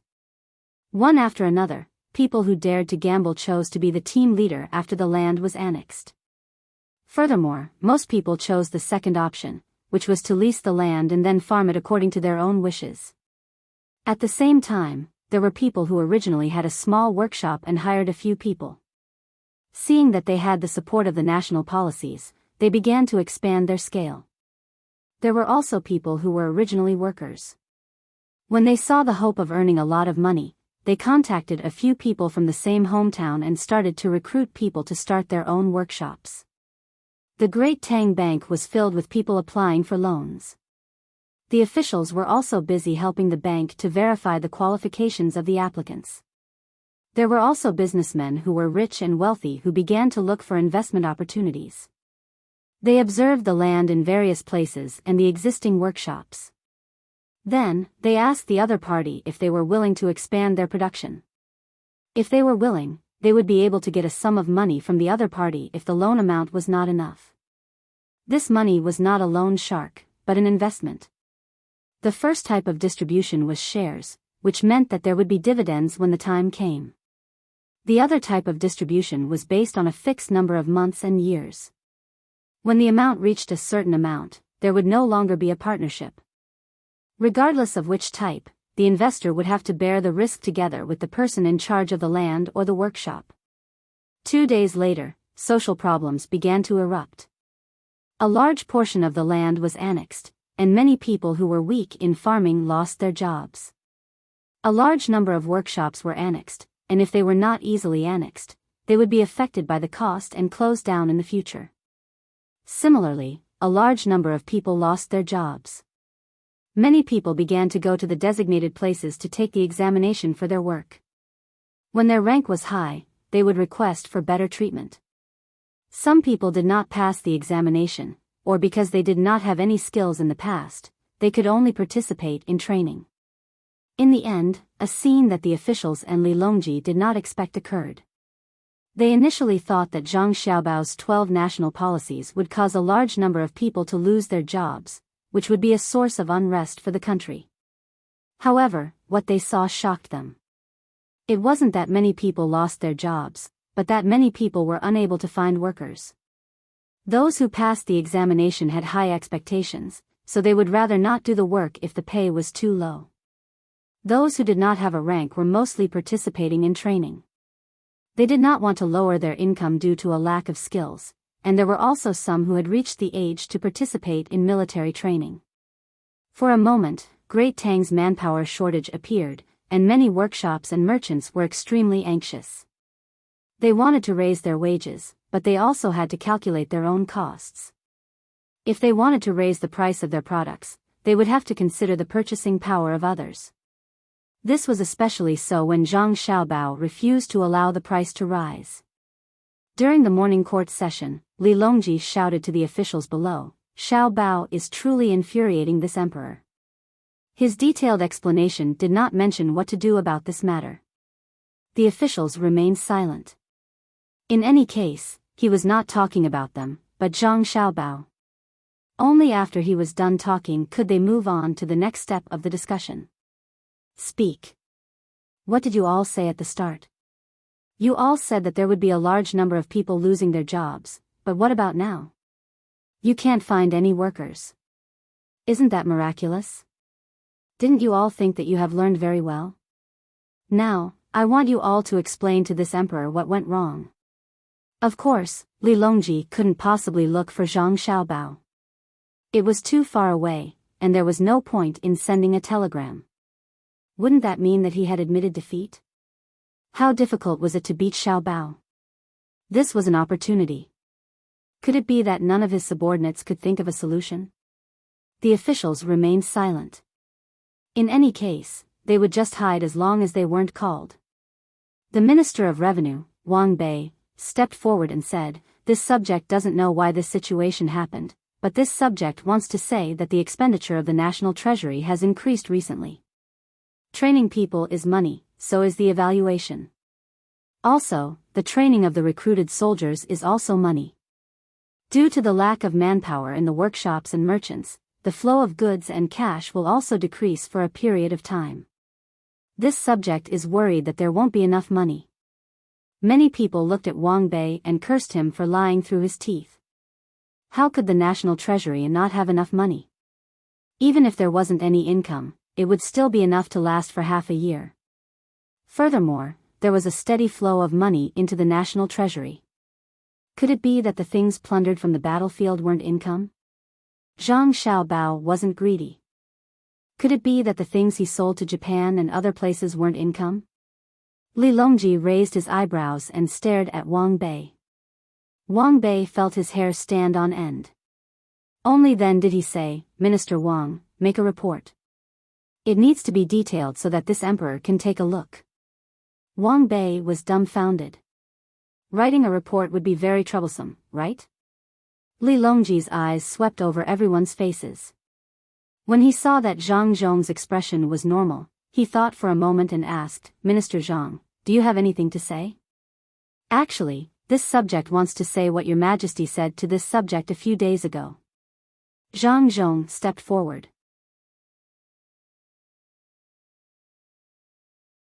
Chapter 1250. What did I say to you? Li Longji blurted out his thoughts in a daze. Then, he realized that Zhang Zhong didn't want to make things difficult for him and wanted him to show off his abilities as an emperor. Thus, he hurriedly said, "Yes, I told you before. I said that it's a lack of manpower, but it's not a problem. Furthermore, it's a simple matter that will be completely solved in 2 months." Zhang Zhong cooperatively continued the conversation. Yes. I mentioned it when I ate at your restaurant that day. That day, you said that it's not the season to eat crabs yet. When the time comes, you should think of a way to have Xiao Bao personally cook a few crabs and send them back for everyone to try. Li Longji came to a realization and pointed at Zhang Zhong as he spoke. The officials standing on the steps watched the emperor's performance and took it as such. They were already used to it. Not only did they look at the emperor, but they also looked at their colleagues in the same way. If one day, they were to see a colleague speak the truth, then they would be shocked. Zhang Zhong nodded repeatedly. Isn't it just crabs? When the time comes, I'll send a few crabs to everyone to try. It's not a big deal. Then, he continued, back then, Your Majesty said that the lack of manpower is due to the sudden influx of people participating in military training. After this year's training, everyone will understand that during a certain period of time, they won't be able to participate in the training.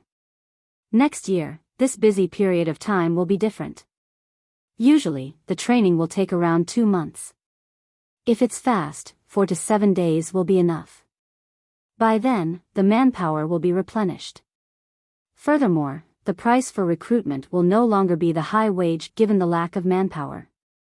Instead, it will return to normal and be calculated according to the grade of the job.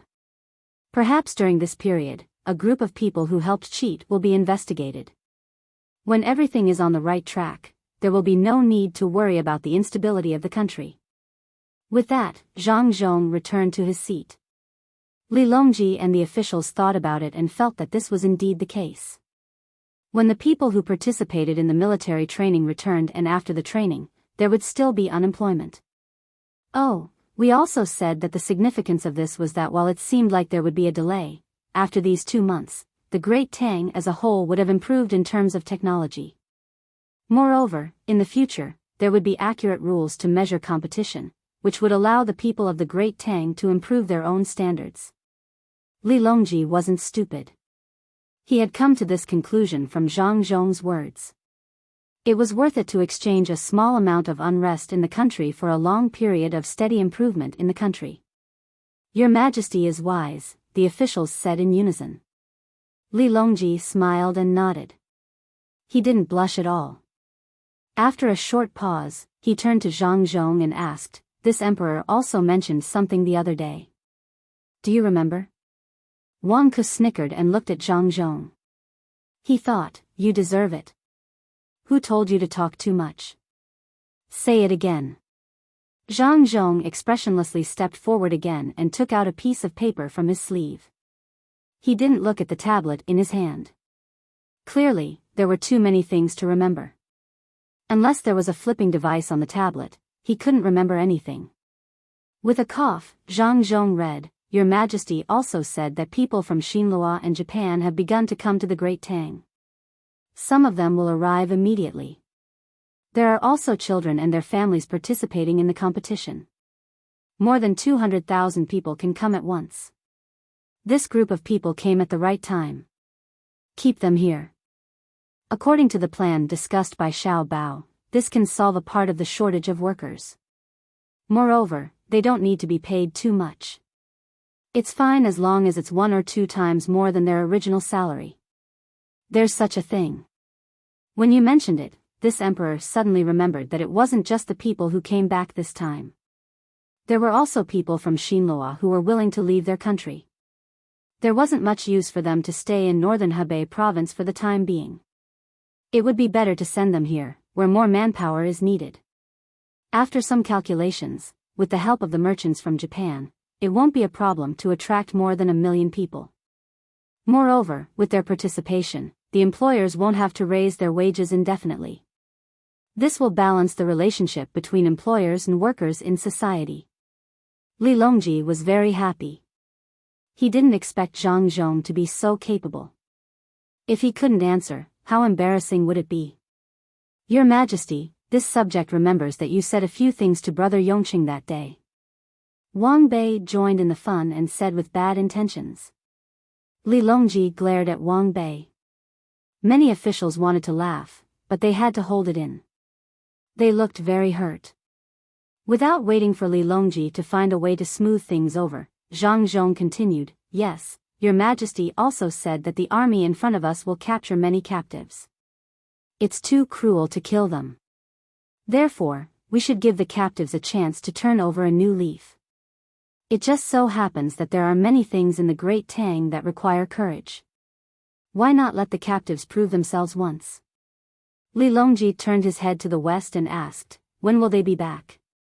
According to the latest intelligence, the first batch of captives has more than 175,000 people, and they're currently on their way back. A portion of them are man-eaters, and the rest are people from various countries in India. They're helping the man-eaters distribute supplies and provide shelter." Zhang Zhong replied. Li Longji looked at Gao Lisher, and the latter nodded. The news had just arrived when the morning court was about to begin. Most likely, Zhang Zhong had been shoved into his hands before coming here. Otherwise, he would have been able to memorize it. There was no need for him to read it out loud. Li Longji was relieved. "Yes, I did consider the matter of the captives that day, but I didn't expect that the first batch would already be on their way back. This means that we can free up some manpower in the mines and quarries, and at the same time, reduce the cost. There won't be a need to invest too much in safety measures, and there won't be a need to provide them with good food. Similarly, there won't be a need to provide them with alcohol. As a qualified emperor, Li Longji's first thought was to reduce the cost of assistance. His own people would use all kinds of methods to carefully investigate the mines before going down. Even so, they couldn't avoid danger. Therefore, he repeatedly told his people that as long as they felt danger, they should immediately come out of the mines. They could mine slowly and not put their lives on the line. At the same time, there was no lack of alcohol and meat, and the working environment was cold and humid. Similarly, in the quarries, they had to wear safety helmets and gloves. Some even had to use thick glasses to block their eyes and wear dust filters. These were all costs. The captives caught from outside didn't need to wear these things. After all, they had the same job in their own country without any protective measures. Although they weren't provided with meat, they were provided with enough salt. The food they ate in their own country might not be as good as that of the Tang slaves. The only difference was that they didn't receive wages. Li Longji thought about it again and felt that there was nothing else to say. He looked down and said, "What else do you all want to discuss?" Zhang Xiaobao and Wang Wan were still in Yi province. They didn't go to any of the battlefields. The feedback from the battlefields was good. The speed of their advance wasn't fast, but it was stable. At the same time, they saw through many of the enemy's tactics. They didn't suffer any casualties when they attacked. Lu Zhou's landing team had gone around Zhenla and was heading toward the back of the duo people. If Zhenla made a move, the two of them would go over personally. Their personal guards were enough to push in. Now, they just had to wait for news from the Meteor Squad. Zhang Xiaobao and Wang Wan were free now. Every morning, afternoon, and night, they would look at the map according to the news from the front line. Then, they would come up with a plan. If they could use the front line, they would use them. If they couldn't, they would abandon them.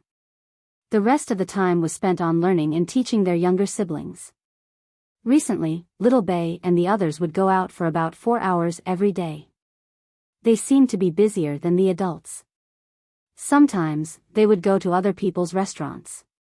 Sometimes, they would listen to storytellers in the tea houses by the street. Sometimes, they would go to the nearby school to play with the children. After going out today, they only came back when it was almost time for dinner. At noon, they ate outside with the children in the school. They were picky with their food and obviously didn't feel good. At dinner, they ate half a bowl more than usual. After that, each of them held a plate of fruit and stared blankly. Wang Wan nudged Zhang Xiaobao, signaling him to see what was going on. Something was wrong. Zhang Xiaobao first called the people who accompanied them out today and asked them. They didn't find anything wrong. At noon, they ate almost nothing. Therefore, when the little ones got their food, they only got half of their usual share and ate it all. In the afternoon, they had 2 classes with a class of their own. After that, they played for a while and distributed the snacks in their bags to the children. Little Bei sang 2 songs and came back for dinner. Everything was normal. "You guys made it?" Zhang Xiaobao couldn't figure out what was going on. He directly asked his younger siblings. "No." Little Bei shook his head. "Why are you so listless?" Zhang Xiaobao asked again. "I'm thinking about something." "Brother, you and sister go do your things first. I'll find you later." Little Bei pushed his hand and asked his brother and sister to leave. They wanted to discuss something. Zhang Xiaobao and Wang Wan looked at each other and smiled. They turned and left, leaving only Little Bei and the other 9 people behind. Could it be that they saw something bad in the school and have some thoughts? Wang Wan walked out and asked. "Who knows? Let's wait and see what they want to discuss." Zhang Xiaobao smiled. After about half an hour, Little Bei held a notebook in his arms and skipped into his brother and sister's room. "Finish the discussion?" Zhang Xiaobao asked. Little Bei nodded and came to the sofa. He nestled his whole body in it. He first smiled at his brother and sister and then said, "Brother, we found a problem." "What problem?" Zhang Xiaobao was very cooperative. About the oil extraction. Today, I'll treat our school friends to snacks. You know sunflower seeds, right? There's oil in them, and they look pretty good. Press them out and taste them. They're so fragrant. Xiao Bei took out a handful of sunflower seeds and bit one open. Then, he pressed his hand against the glass coffee table with all his might. His thumbnail was already on it. Then, he raised his hand and waved his thumb in front of his siblings, indicating that there was oil on it. Zhang Xiaobao's eyes widened in surprise. He stared at little Bei's thumb and said, "Oh. There's oil? What's going on? Brother, your expression is so fake. Hee hee, look at sister laughing at you." Little Bei winked at Zhang Xiaobao and laughed happily. "Okay, you saw through me. I admit that your sister and I already knew that there was oil in sunflower seeds. We also know that the oil inside is pretty good. It's better than soybean oil. It can be used to stir-fry vegetables or cold dishes. It's even nutritious to drink a small spoonful of it. It's nutritious. The reason why sunflower seeds taste good is because of the oil inside. Otherwise, when you eat watermelon seeds, if you don't add seasonings or cook them, the taste will be much worse. Sunflower seeds are very good both when stir-fried and raw. Your sister and I originally planned to plant more and then start to extract oil in large quantities. In fact, part of the oil you're eating now is sunflower seed oil. We just didn't tell you." Zhang Xiaobao explained to his sister. Little Bei was very disappointed. "There's already oil? We were still thinking of using some of the sunflower seeds at home to make premium oil in the future to make money. Then we'll leave this business to you. We won't interfere with the sunflower seeds anymore. You'll be in charge. You'll build the equipment and sell it, okay?" Zhang Xiaobao looked at Wang Wan and gave her a type of oil. "Okay, brother, sister. Don't worry. We'll definitely sell the sunflower seed oil at a higher price. Then, we'll use more of it to make cakes. Sunflower seed oil is good for the body. We'll give it to the children." Little Bei swung her two legs and looked very happy. She lowered her head and looked at her notebook. Then, she looked up and said to her brother, "There's still one more thing that needs to be negotiated." "Oh? What's the matter?" Zhang Xiaobao asked with a smile. "We want to buy the copyright of our family's children's Monopoly game. Then, we'll open it in Duoshire and India. We'll use their style and maps to play. At the same time, we'll send it back to China. We can also add some exotic scenery." Little Bei said to her brother. Zhang Xiaobao nodded. "Okay. Your sister and I will allow you to sell the children's version of Monopoly outside. However, it must be made by us. You can't make it privately. At the same time, for every copy sold, you have to pay us 50% of the profits. Any changes to the content of the game have to be approved by us. We'll use a one-time payment method for the foreign maps and characters you sell to China. That means, no matter how much we produce or print in the future, we won't continue to pay you." "Huh?" Xiao Bei stared at his brother with his eyes wide open. After a few seconds, he blinked and said, "That won't do. The domestic market is so big. If we sell it overseas, there won't be many people who can afford it. We're planning to target their civilization and attack them. Besides, we have to get your permission. What can we play? Also, your demand for profits is too high. We have to obtain the production rights and the rights to change the characters and maps. For those sold to China, because we are the main source of resources, we ask that the quantity and quality of your production be strictly monitored. For every copy sold, you have to pay us. If you hold a children's competition, we ask for the right to advertise." After saying that, Little Bei stared nervously at her brother. Wang Wan was smiling at the side. Zhang Xiaobao thought for a while, rolled his eyes, and said, "Okay, we agree to your request. However, we have to add a condition. If you use the maps provided by the military and the maps of our intelligence department, you have to pay extra. It can be a one-time payment, but at least 500,000 strings of cash for a map of 10,000 square kilometers. It can also be based on the amount of production, with a 50% profit. During this process, the rights to the other versions of Monopoly will be completely given to us. You are not allowed to carry out any sales, publicity, or production. Little Bei slapped her forehead hard. Chapter 1251. When they woke up the next morning, the 9 little guys didn't go anywhere after breakfast. They went back to their own yard to discuss things. At noon, they came out for a quick meal and turned around to go back. In the evening, Xiao Bei came back with a book in her arms. She set up a carriage and negotiated with her brother. In the end, she left in a daze. The next day, the result was the same.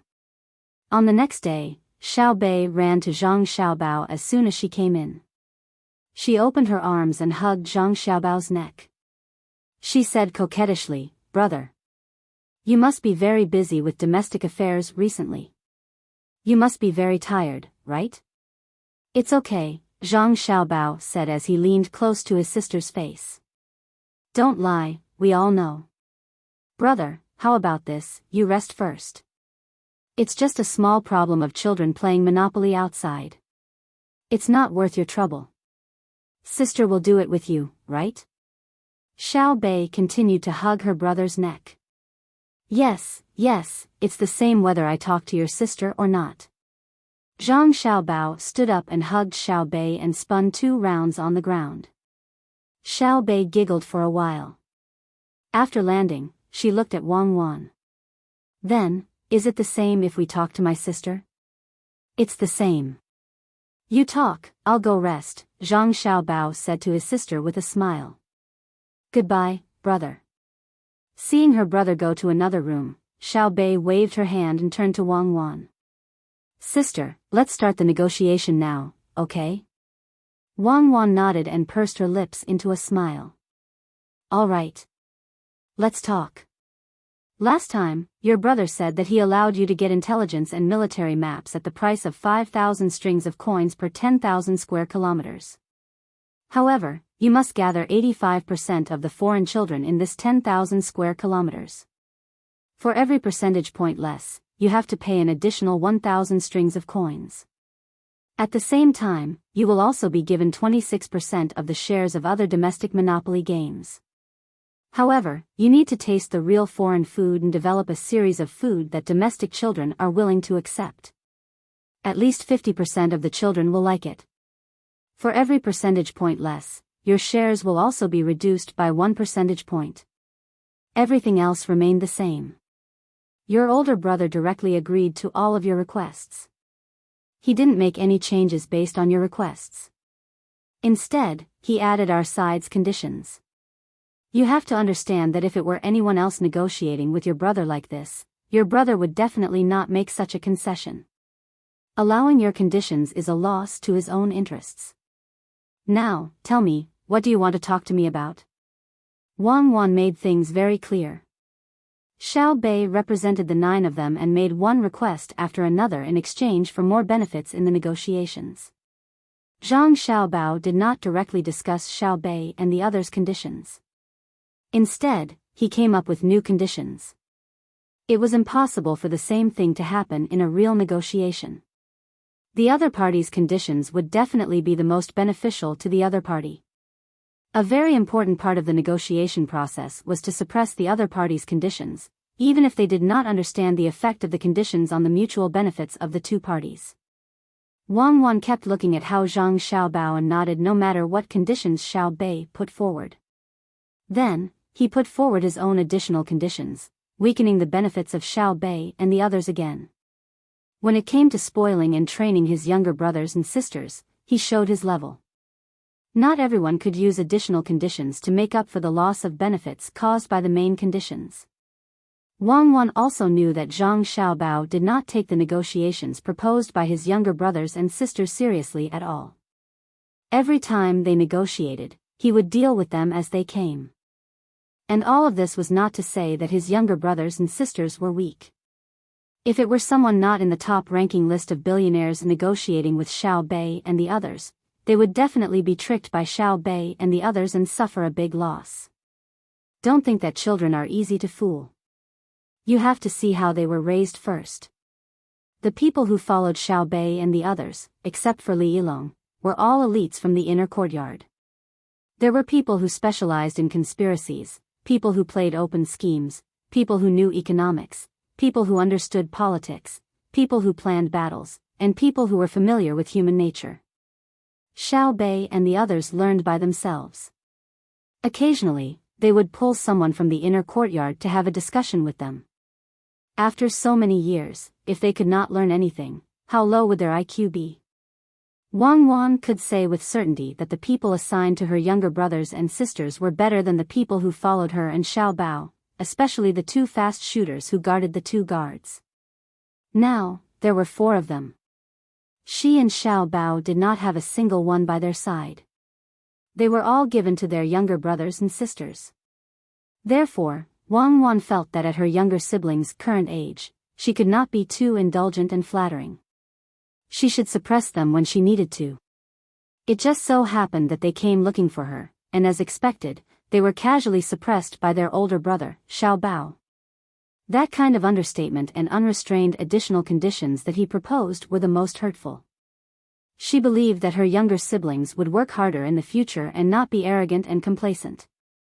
Now that Xiao Bao was sent away, she had to complete this task. She was also casually nodding and agreeing to her younger brothers and sisters' conditions. She also gave additional conditions. Otherwise, if she was weaker, Xiao Bei and the others would feel that they were more capable. It would be easy for them to suffer more losses. Xiao Bei did not know why she was constantly suppressed by her older brother's negotiation techniques. She and the other 8 siblings did not understand their older brother and sister's painstaking efforts. They wanted them to have confidence, but not be arrogant. They just wanted to have a little advantage in the negotiation. However, it had been 3 days. She was very serious in the negotiation, but her older brother dealt with it like it was a game. What was the problem? Xiao Bei thought. She looked up and saw her older sister's smiling eyes. She twisted her body and smiled embarrassedly. Okay, sister, yes, we are afraid of brother. We finally know why the merchants of Tang Empire are so honest. We thought and thought until our heads hurt. In the end, brother casually said something. When I went back and thought about it with them, I found that I was at a disadvantage again. In the end, we felt that we made a mistake, a big mistake. Yes, a mistake. So? Wang Wan asked with a smile. So we decided to change the negotiation rules. According to Xiao Yuan, instead of stopping the boiling water, it is better to take drastic measures. We found the wrong opponent to negotiate with previously. It is the biggest joke in the world to play economic games with brother. We are using our shortcomings to attack his strengths. To sum it up, we are stupid. Xiao Bei was very calm. Since her older brother had promised not to participate in the negotiation, he would not go back on his words. Even if her older brother heard what she said in the room next door, he would not come out to the negotiating position again. It was just like how her older brother disdained to use administrative means to solve economic schemes. In the past few days, the 9 of them went to visit. Most of the merchants said that they were afraid of their older brother, not because of his position, but because of the confidence that her older brother had when dealing with them. If he did not use administrative means, they would not be her older brother's opponent. That administrative order that could be used at any time was like a loaded bullet that had not been fired. It was like swimming on their own. They were not afraid of how deep the water was, but they were afraid of not being able to find the bottom. Administrative orders were the simplest method and could easily solve any economic scheme. However, if her older brother did not use them, no one could guess how many methods her older brother had and how profound his way of doing things was. Indeed, the unknown was the scariest. Wang Wan looked at the changing expression on Xiao Bei's face. She seemed to think of her sister's concerns and admiration for her older brother, so she said, "Did you guys adjust the negotiation strategy and use a trick to lure the enemy to change the leader? It looks like you guys are treating me as a pushover. Tell me, what is the content of your negotiation today?" Xiao Bei shrunk her neck and stuck out her tongue. Her eyes kept rolling as she shook her head. "No, I just feel that sister is better than brother. Brother is not giving in at all. Be careful that your older brother won't cook for you guys tomorrow. Alright, let's see if I can give in today's conditions." Wang Wan touched and pinched Xiao Bei's face as she spoke. Xiao Bei sat up straight, looked at the folder she had brought, and said, "Alright, regarding the conditions raised by brother yesterday, we have the following ideas. For every 10,000 square kilometers of map provided by the Intelligence Department and the Military Department, we should not pay 5,000 strings of coins. This is because everyone knows that it is impossible to use military maps in a child's Monopoly game. Military maps are top secret. We ask that you treat some of our partners according to the actual situation. We have protected your military confidentiality system, but your fees are too high. Furthermore, when we release the game locally, we will definitely obtain new local intelligence, more detailed and specific information. Children are not tight-lipped. Therefore, in exchange for the exact information we can obtain, we will reduce the cost of all map modifications. At the same time, due to the geographical constraints of the objective traffic situation, where can we find 85% of the children? If you insist, I need you to fully equip the early stages of transportation infrastructure. As for the second point, we believe that the 26% shares we can obtain is too little. In other words, we lack the understanding between partners to let 50% of the children like to eat foreign food. Because after continuous trials, we believe that more adults will like to eat the foreign food that we have researched. Therefore, we ask that you increase the shares given to us in other Monopoly games. Otherwise, we will ask that the adults in the country are not allowed to eat the foreign food that we have researched after trying it." After Xiao Bei finished speaking, he looked at his sister without blinking. They had discussed for a long time last night before coming up with targeted conditions, and they were very convincing. Now that brother was not participating in the negotiations, he wanted to see how his sister would respond. Perhaps he could gain a huge advantage. Wang Wan still smiled and nodded. "Alright, we accept all of your requests." Xiao Bei immediately sighed when he heard this. He knew that it was over. His sister's tone was too similar to his brother's. In the past few days, he had already known that when his brother agreed to his conditions without hesitation, the additional conditions he mentioned would cause him to lose a lot of benefits. His sister definitely knows how to. "Ha, you businessmen have been deceived. The demoness cuckoo in your eyes is not only good at fighting." Just as Xiao Bei was worried, after Wang Wan agreed to the conditions, she said to Xiao Bei, "We fully support your pursuit of benefits. Similarly, we also have our own interests." "Say it, I am mentally prepared." Xiao Bei lowered his head dejectedly. Under normal circumstances, when an adult saw Xiao Bei like this, they would be soft-hearted and give in. However, Wang Wan knew that now was not the time to be soft-hearted. Her younger brother and sister negotiating with her and Xiao Bao was a child acting coquettishly and showing off to adults.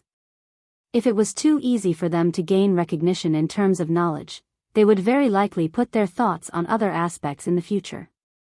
Taking a deep breath, Wang Wan glanced at Zhang Xiaobao, who had half of his head peeking out from another room. She said to Xiao Bei, "According to the advantages you mentioned, we require you to summarize a piece of useful information from the foreign children every day. At the same time, we no longer require you to recruit 85% of the children, but you need at least 20% of the children to be convinced by you within half a year to acknowledge our Tang Empire. You also need to convince 10% of the parents to change their hostile views towards our Tang Empire. As for the second point you raised, under the condition that we agree, the share distribution will be calculated according to the proportion of the adults who specially order the foreign dishes in each restaurant. You can send financial supervisors to calculate, and then distribute according to the net profit ratio of the foreign dishes sold. You can have 50% of the shares. I knew it would be like this. Anyway, there is still a lot of time before we can really sell the Monopoly toy to the foreign world. We are not afraid. We have already prepared for a long and difficult negotiation process. I will remember it. When I go back, I will discuss with them. I can't put all my thoughts on the negotiation and delay other things. It is not worth it. I am going back now. Brother, where are you? I am leaving now. Xiao Bei found that things were not different from what he had guessed. He let out a long breath and admitted this fact. He yawned and prepared to go back to his courtyard. Zhang Xiaobao came out from the room next door and carried Xiao Bei downstairs. Wang Wan followed to send him off.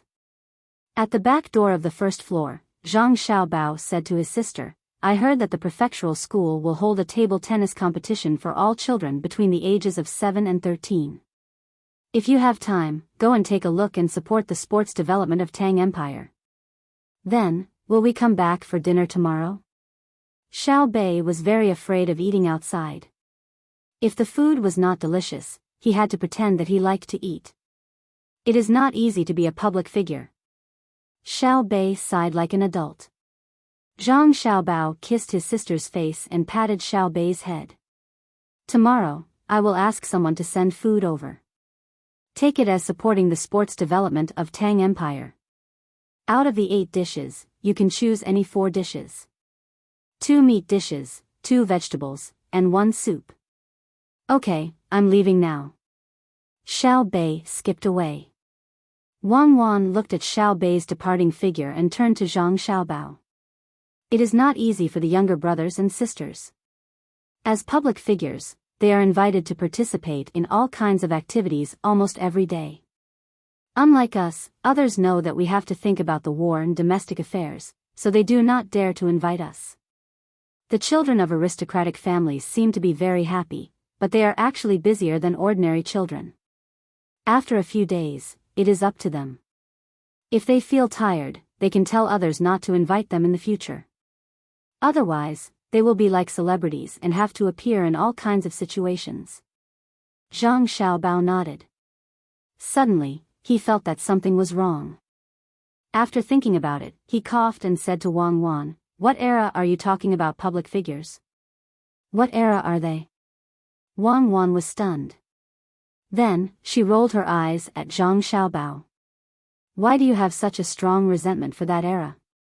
Yes, public figures must be able to perform the specific actions that his or her identity in front of the public represents to society. The social role you embody is to promote purity, so you cannot perform any actions that are pure. You want to create an artistic image for the public, so you feel that you cannot reveal your erotic nature. You want to let the public know what honesty and justice are, so you cannot be corrupt or take bribes. Are you planning to criticize them?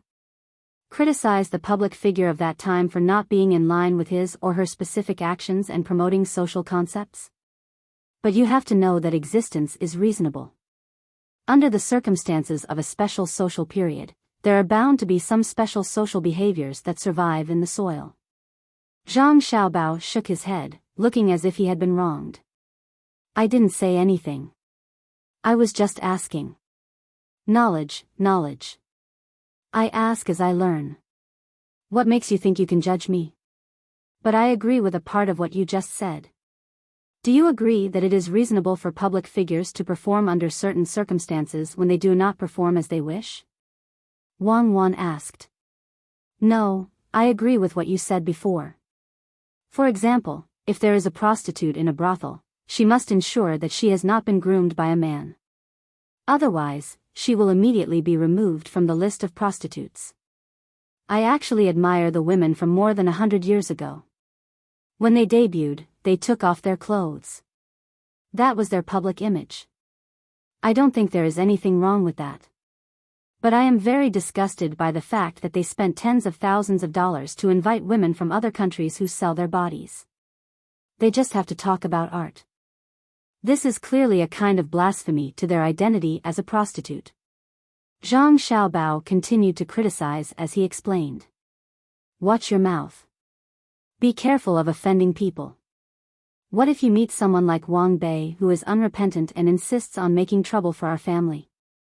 Actually, what you just said is related to the education of the local officials.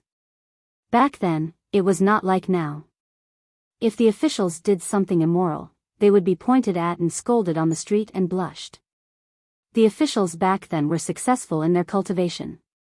Okay, let's not talk about the things back then, okay? Let's talk about Xiao Bei and the others. I was serious about what I said just now. I have really decided to use Xiao Bei and the others' game of Monopoly to attack the national spirit of the other countries. He was already used to Zhang Xiaobao's cynical personality, so he changed the topic and talked about the national spirit of the other countries. Zhang Xiaobao pondered for a moment and said, I know. I also support it and have been doing it. Just like the long-term strategy that the United States used against China, they used all kinds of methods to destroy the history, culture, and beliefs of the Chinese people.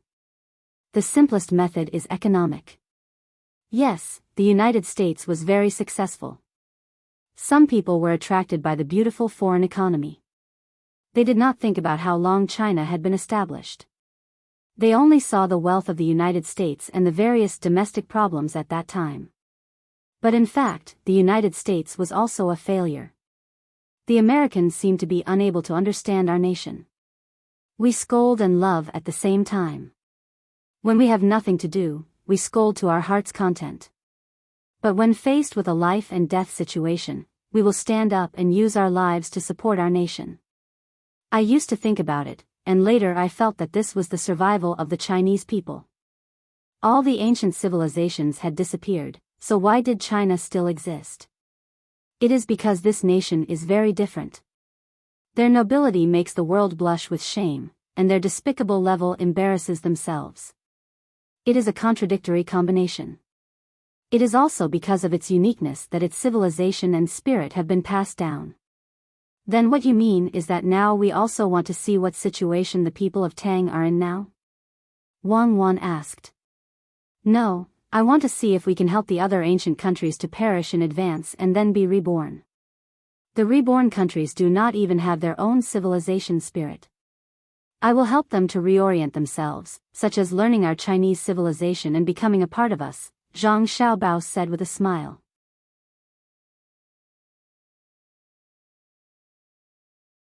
Chapter 1252. The next day, Xiao Bei and the other 9 kids went to the government school together. It was an ancient school that had been around for more than 100 years. Many talents had been produced and recorded. Now, portraits were hung up for future generations to admire. Were there any villains? Yes, but villains weren't qualified to be painted, let alone be hung there. The government school used to be located in the center of the city. Now, because of the expansion of the city, the location of the state capital was shifted, and the school was shifted as well. It was similar to the state capital, but it was slightly renovated. It wasn't an unspoken rule that officials didn't renovate the yamen. In the past, the government didn't renovate the yamen. The officials would rather be greedy than renovate the yamen. They would be scolded by the people, criticized by their colleagues, and impeached by the imperial censor. Now, the yamen was renovated as much as possible. The officials had to work in a comfortable environment, and the rooms for receiving the people also had to make them feel no pressure when they came in, as if they were at home. The reason why the yamen and school weren't renovated immediately was because they were going to move. Izhou planned to further expand the city without the city wall. The city wall was no longer useful, and there was no need to leave it as a cultural relic for future generations to see. If future generations wanted to travel, they wouldn't come just to see what the wall was, right? What needed to be left for future generations was a kind of spirit, a series of knowledge, and a rich and beautiful land. The yamen and school were going to be moved out of the city. They would be renovated in the city. Now, there were more and more people, and it was too crowded. Outside the city, they were building a base, designing the water and sewer systems, spacious streets, and towering buildings. There were 4 stories tall, and each household was very large. There was quite a lot of space between the buildings. Then there was the library, the garden, and the open-air market. After Zhang Xiaobao and Wang Wan came over, they felt that life was too leisurely, so they suggested to do it locally. They also helped to design it.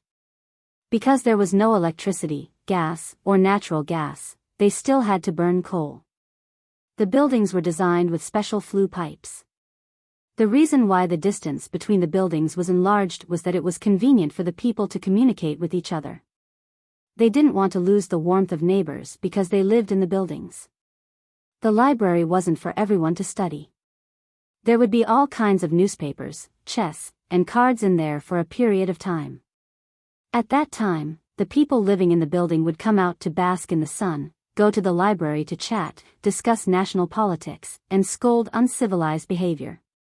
When the sun was about to set, they would go to the market to buy some food to cook. In order for people to be willing to move in, they would have to relocate the government office and school. Next, they would have to relocate the manpower market and small commodity wholesale market. If there were still not enough people, they would have to build a new stadium nearby. Of course, there would also be a movie theater that would play Li Longji's image first. It was a very conventional method. Not to mention Zhang Xiaobao and Wang Wan, anyone from their generation would have done this.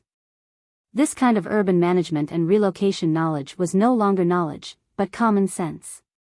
Unless the person who came did not care about the common sense of society at all, then there was no other way. He believed that such a person would not be able to survive in this era. When Xiao Bei and the others arrived, they saw the dilapidated courtyard and buildings in front of them. Why isn't anyone paying to fix it? What were the authorities thinking? It's fine if it's broken, but it actually caused the prefectural school to break as well. Also, why didn't the merchants give some money when they saw that it was a prefectural school? The children in the school don't have it easy either, right? Li Long put her hands on her waist and shouted in front of the school. The faces of the officials in the school and the government office immediately turned ugly. Xiao Bei and the other 9 people moved a few steps to the side, meaning to tell everyone that they were not in cahoots with him. No matter how poor we are, we can't be poor in education. No matter how hard it is, we can't let the children suffer. The children are our rising sun. Everyone is responsible for the children's education. It needs all of us to protect and contribute. Isn't that right, Xiao Bei? Xiao Bei and the others hid, but Li Yilong did not plan to let them go. After she finished speaking, she asked Xiao Bei. Everyone's eyes turned to Xiao Bei. Xiao Bei turned his head to the other side, as if he was very interested in the ants that were moving insects on a bluestone at the school entrance. Is it going to rain? The ants are moving. After everyone waited for a while, Xiao Bei finally spoke. Xiao Yuan cooperated and walked closer, squatting down to look. He turned back and said to Xiao Bei, "It doesn't look like it. It's a group hunting operation. The ants are very united. I don't know if they will follow when the school moves to a better place in a while." Li Yilong was more embarrassed and said, "Xiao Yuan, you didn't hear what I said just now, right? The school is too dilapidated. Didn't you hear what I said? The school is about to move. The new prefectural school is much better than what we see now." Xiao Yuan felt that there was a problem with Li Yilong's IQ. Li Yilong was scolded and her face turned slightly red. She defended herself. "When did this happen?" "I don't know. Look at the local newspaper." "Are you Principal Zhou?" Hello. It's not the first time I've heard of you. You value the health of the children very much. You often let them participate in exercise. It has a great promoting effect on strengthening the physique of the children in our country. You have worked hard." Xiao Bei said to Li Yilong, turned around and smiled. He went forward and shook hands with the principal. In his heart, he complained. The school was not repaired, but the road at the entrance was repaired. It was full of potholes. What if the children fell? It was better to lay a layer of fine sand. Principal Zhou didn't know that the little guy opposite him was giving him face. He really thought that he did a good job. He raised his hand to touch Xiao Bei's head. After Xiao Bei dodged, he said with a smile, I haven't done enough.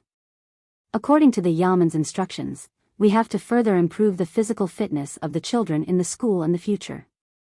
With Principal Zhou's words, I believe that the future of the school will be beautiful. The learning life of the students will be happy. When will the table tennis competition start? Xiao Bei was really unwilling to talk nonsense with him. Immediately, please. When the children are ready, it will start immediately. Principal Zhou realized that the expression in Xiao Bei's eyes was not very good. He quickly got to the point. Xiao Bei and the others were about to step in when someone suddenly appeared nearby and shouted to Xiao Bei, can I ask you a few questions? Everyone looked sideways. The person who shouted quickly introduced himself, I'm the information collector of Izhou newspaper. I want to ask you a few small questions. Xiao Bei thought of the reporter in the story and waved him to come closer. He looked back at the other 8 brothers and sisters, took a deep breath, and the corners of his mouth curved up. He showed a professional smile and said, go ahead. The reporter was very happy and said, my surname is Wang. You can call me Collector Wang. First, I want to ask you a question. Everyone knows that you came here with Xiao Bao and Cuckoo to attack the Arabs. Do you think we can win? The reporter, surnamed Wang, asked this question with good intentions. He wanted to let the readers of the newspaper know that the Tang Empire could win through the interview. Xiao Yuan and the others felt sorry for Xiao Bei. They hated it when people asked such questions. It was hard to answer. Xiao Bei was in charge of foreign affairs, so he was troubled. At this moment, Xiao Bei showed his professionalism. The expression on his face did not change at all. He was still smiling and said, the soldiers and soldiers of the Tang Empire are united like a family. No matter what difficulties we face, we will overcome them together. As the country develops, I believe that the future will be better. Reporter Wang was dumbfounded. He looked up and scratched his head. He thought about it as fast as he could and asked, Xiao Bei, can I ask you a second question? We all know that the Japanese are coming to the Tang Empire, and there will be a lot of them, including their leader. Some people say that we invited them here as a form of deterrence and warning. What do you think of this? The world is the world of the people. Regardless of whether it is an individual or a country, there is a need for communication and cooperation.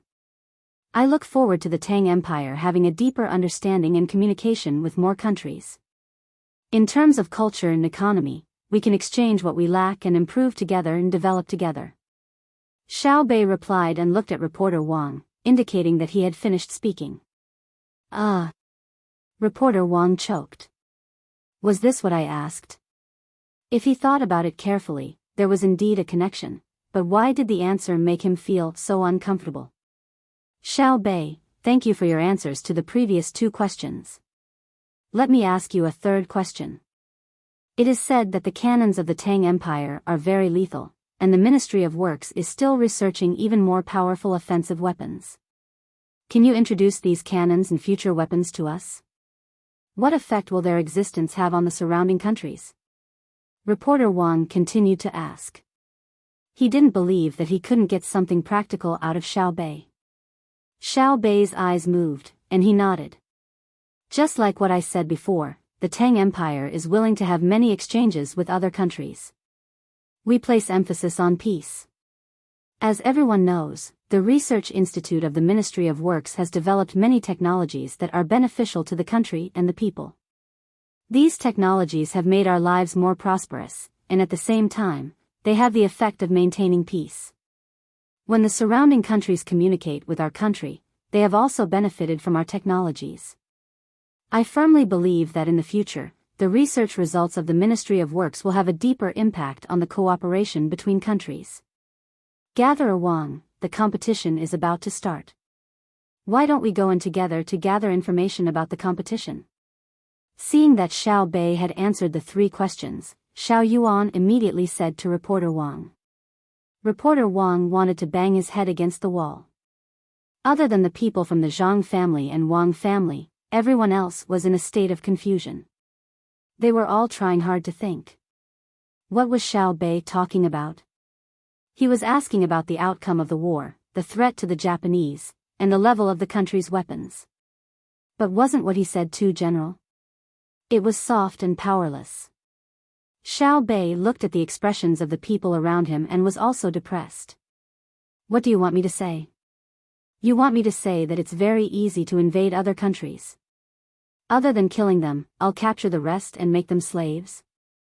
You want me to say that the invitations to the Japanese and Xinhua are not only threats, but you can also take advantage of them, leaving your own country to use this opportunity to do as much damage as possible? You want me to say that it's easier to kill people with cannons than using knives to kill chickens?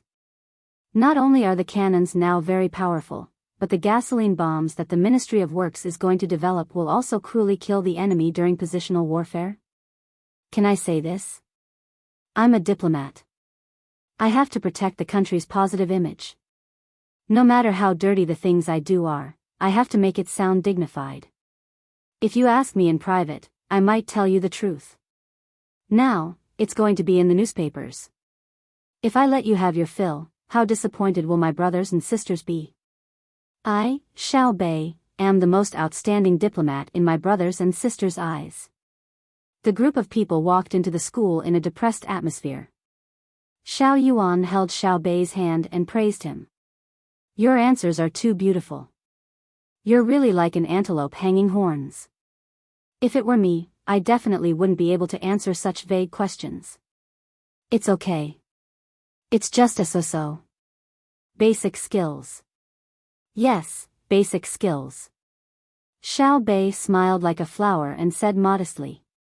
When the team arrived at the competition venue, the contestants and the audience were ready. There were not only children in the audience, but also adults. They were probably not busy with work today, so they came to accompany the children to watch the fun. Executive Zhou went up to speak first. He spoke for more than half an hour, from when the academy was first established until now. At the same time, he thought about tomorrow and blessed the motherland. Now, let's welcome the Tang Empire's inspector to speak. Executive Zhou invited Xiao Bei and the others. Xiao Bei glanced at the several officials who were waiting for him to continue speaking. He came to the podium and waved to everyone below, which was greeted with cheers. Then he said, "Today, we are very happy to watch the competition. At noon, my family will send food. There are 8 dishes and 1 soup. Everyone can choose 4 dishes, 2 meat and 2 vegetables. We will eat with you. Now, I announce that the competition begins." After Xiao Bei finished speaking, he went to find his seat. The children below cheered again, and the officials who were waiting to speak were stunned. Men and women covered their mouths and laughed. Zhang Fang rolled her eyes at the officials and muttered, "Let you speak. After you finish speaking, you will have lunch directly. After the competition, you will have dinner." Executive Zhou didn't know what to do. He trotted to the officials of the yamen and said, "Well, everyone, can you go up now, and say something? Didn't you hear that the competition has started?" "Start." One of the officials scolded, thinking that Executive Zhou was really unreasonable. Xiao Bei said that the competition had started, but he still dared to come and ask them. He didn't know what Xiao Bei would think if he saw his action. He would fire him later. Later, tell Xiao Bei that our yamen is responsible for providing the fruit platter. Now ask someone to prepare it. Buy the good fruits and cut them. After scolding Executive Zhou, the official ordered the people around him. He clearly saw that Xiao Bei glanced at this side, and then Executive Zhou just returned to the podium and said that the competition had started. Would Xiao Bei think that she had already said that the competition had started, but it was useless? She had to ask him. "You are the local official. You are the boss. I can't suppress the local snake. It's over, it's over. I was tricked by that guy surnamed Zhou." The competition started, but the official was still worried. His eyes swept over Xiao Bei from time to time. No matter what Xiao Bei did, he felt that it was directed at him. After thinking about it, he was still worried.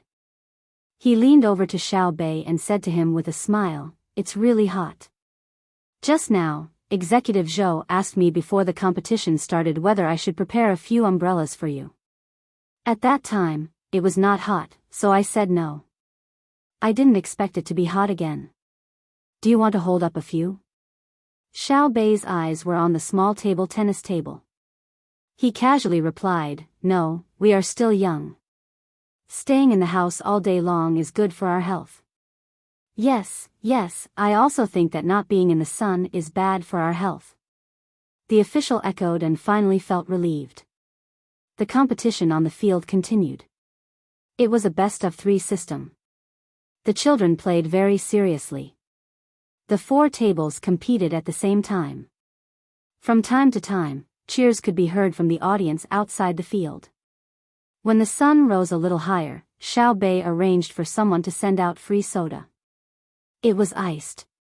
She had heard from her brother and sister that children could not drink carbonated drinks for a long time. They were restricted at home. Therefore, when she came outside, she would drink 2 bottles if she had the chance. It was delicious. When she drank it, her tongue was numb. Time passed in a trance. Noon came. The winner of the last table was decided. The top 16 were decided. After lunch, they would rest for a while before continuing. As a public figure, even if she was eating with others, she could not stop. Xiao Bei first ate 2 taels of rice with the dishes to fill her stomach. Then, she picked up the plate and began to walk around. Xiao Yuan and the others were basically in charge of one direction. They ate with the other children, said a few words, showed concern about their learning and living situation, praised and encouraged them, and then walked to the next place. Your name is Mao Mao, right? It's a very nice name. It's as nice as my Xiao Bei. Xiao Bei came to the side of a girl who had entered the top 16. The 11 children were eating around the folded round table. After Xiao Bei came over, she squeezed in and sat down. The girl called Mao Mao by Xiao Bei changed her fierce style during the competition. She was very shy. When she heard Xiao Bei speak, she stopped eating and looked at Xiao Bei, waiting for him to continue. You played really well, especially smashes. When the ball flew high, you smashed it. When the ball flew low, you still smashed it. You actually smashed it quite a few times. I observed your serve. The opponent always missed it easily. You added spin, right? Xiao Bei continued speaking. At the same time, she lamented in her heart. It was not easy for her. She had to know a little of everything so that she could find common topics with others. Yes, I added spin. When I was at home, my father specially hired 2 people who were good at basketball to be my masters. Many of my classmates don't know how to spin, so it was easy to beat them. Mao Mao became cheerful with a topic to talk about. That's great. You've done us girls proud. There are 2 girls in the top 16. You have to continue to play steadily and strive to get first place. Your father is really good to you. Did your father come to watch your competition too? Xiao Bei could tell that Mao Mao's family had a good life. Otherwise, who would specially spend money to hire 2 people to be their daughter's teachers? Xiao Bei asked very casually. Who knew that Mao Mao's eyes would turn red when she heard it? Your father didn't come? He doesn't care about you?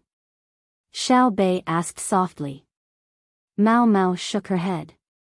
There's a problem with the family's business. The stock is almost unable to support it. Father said that he went to the bank to get a loan. I'm not sure if he can get it. Stock? Xiao Bei's eyes turned. He couldn't understand. What kind of goods could be suppressed in today's society? Recently, it was the peak period of consumption that her brother had mentioned. If they wanted to sell goods, they could sell them. Yes, stock. We have to pay a lot of money every day. If we don't use money to buy things, the goods will starve to death, Mao Mao said. Starve to death? What work? Your family sells slaves. If you can't sell them, you can let the slaves work or rent them out. Xiao Bei helped to come up with an idea. It's dogs. They're like the dogs raised by people who live in the grasslands. They help with the herding and can fight with wolves. They eat a lot of things every day. In the past, my family raised sheep and cows. Later, my father learned how to raise dogs from others and started raising dogs. Now, the dogs are very big, but no one buys them. After Mao Mao finished speaking, she held her chin and fretted. How many dogs? Can they herd sheep? Xiao Bei wasn't worried. To her, as long as it was a problem with money, it wasn't a problem. 10,000, more than 13,000, Mao Mao replied. How many? Xiao Bei was shocked. Although he had more dogs at home, his family was rich. How much money did Mao Mao's family have to be able to raise 13,000 herding dogs back then? There had to be a place, right? After Xiao Bei asked, she didn't need Mao Mao to repeat herself. She comforted, don't worry, it's fine. Isn't it just 13,000 dogs? I'll invest. Let's cooperate and keep raising them for a few more months. Then, I'll talk to your father after I see him.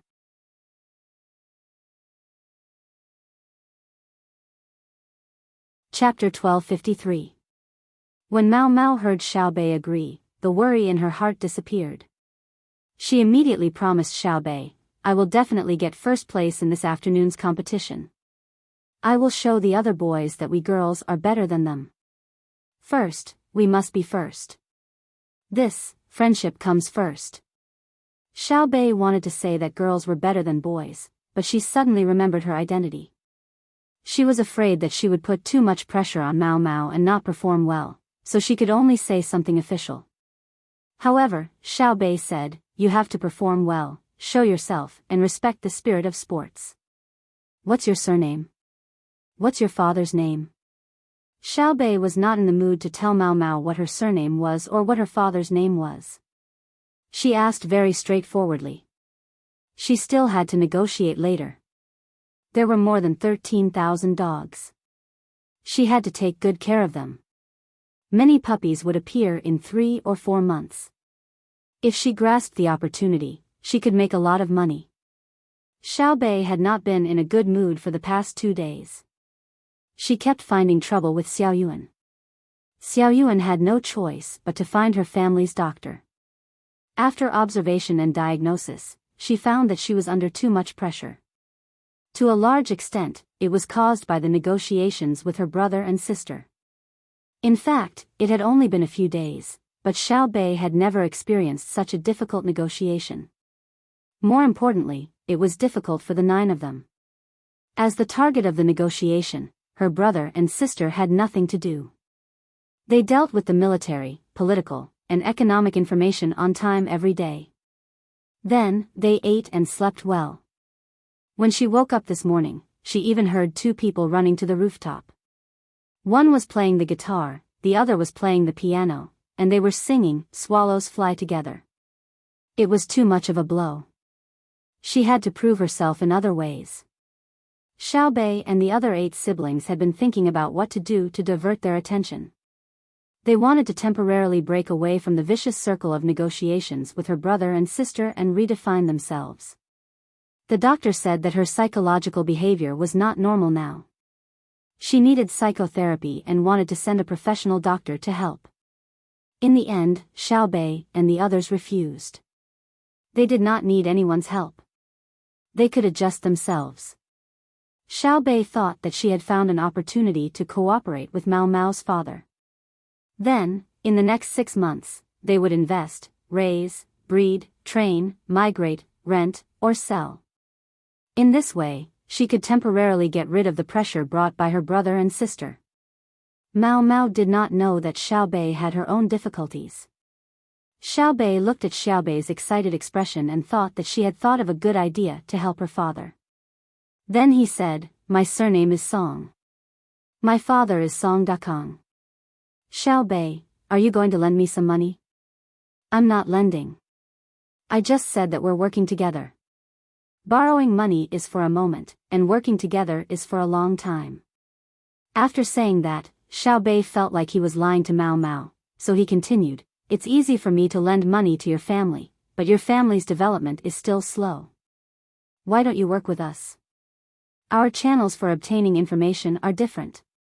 It may seem like your father's share of the profits is relatively small, but in terms of absolute profits, it is much more.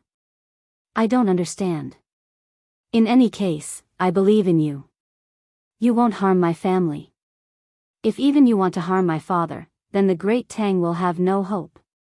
Mao Mao said very seriously. "Of course, we can do wrong things with a kind heart, but we definitely can't do right things with a bad heart.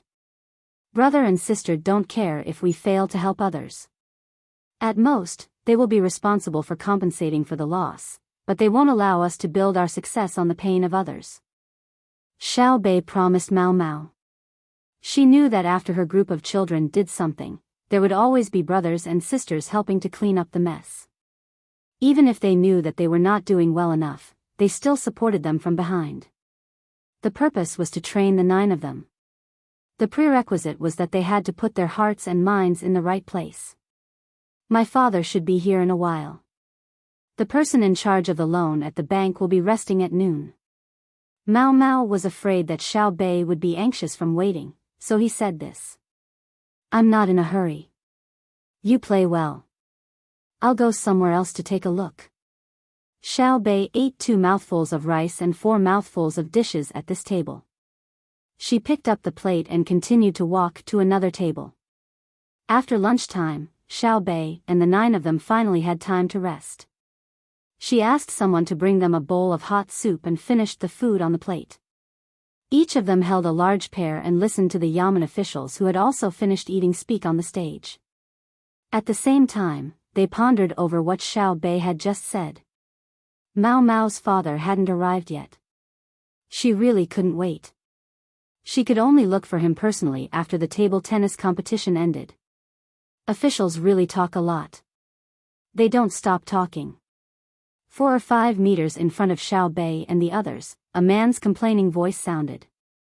As soon as this person finished speaking, another person beside him said, they wanted to say it before, but Xiao Bei said that the competition had started first. They didn't dare to say anything. Now that they're resting, if they don't say what they've prepared beforehand, wouldn't it be a waste of time? I don't object to their words. When children play, they say that children are good. What did you hear them say? Economic construction. My child is only 6 years old. Do you want him to carry bricks? Speaking of economic construction, it's better to talk about the safety of children's meals. My child came home a few days ago and told me that when we ate at school, half of the salted duck egg was smelly. The third person turned his head and complained to the 2 people who had spoken earlier. Xiao Bei and the others' attention couldn't help but be attracted. How could they give smelly eggs?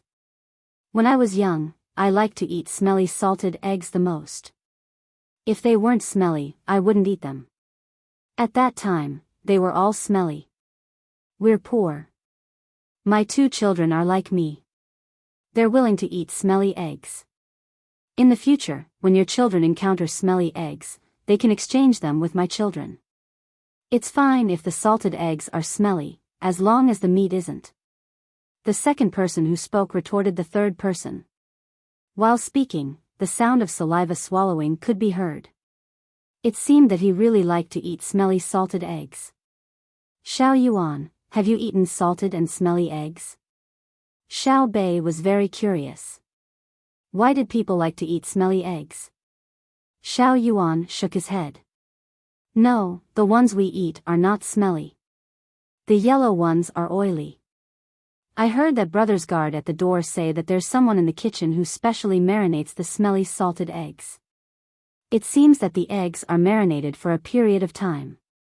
Why don't we go back to the kitchen and ask? Try a few. It's probably similar to stinky tofu. Anyway, it's marinated for more than 28 days.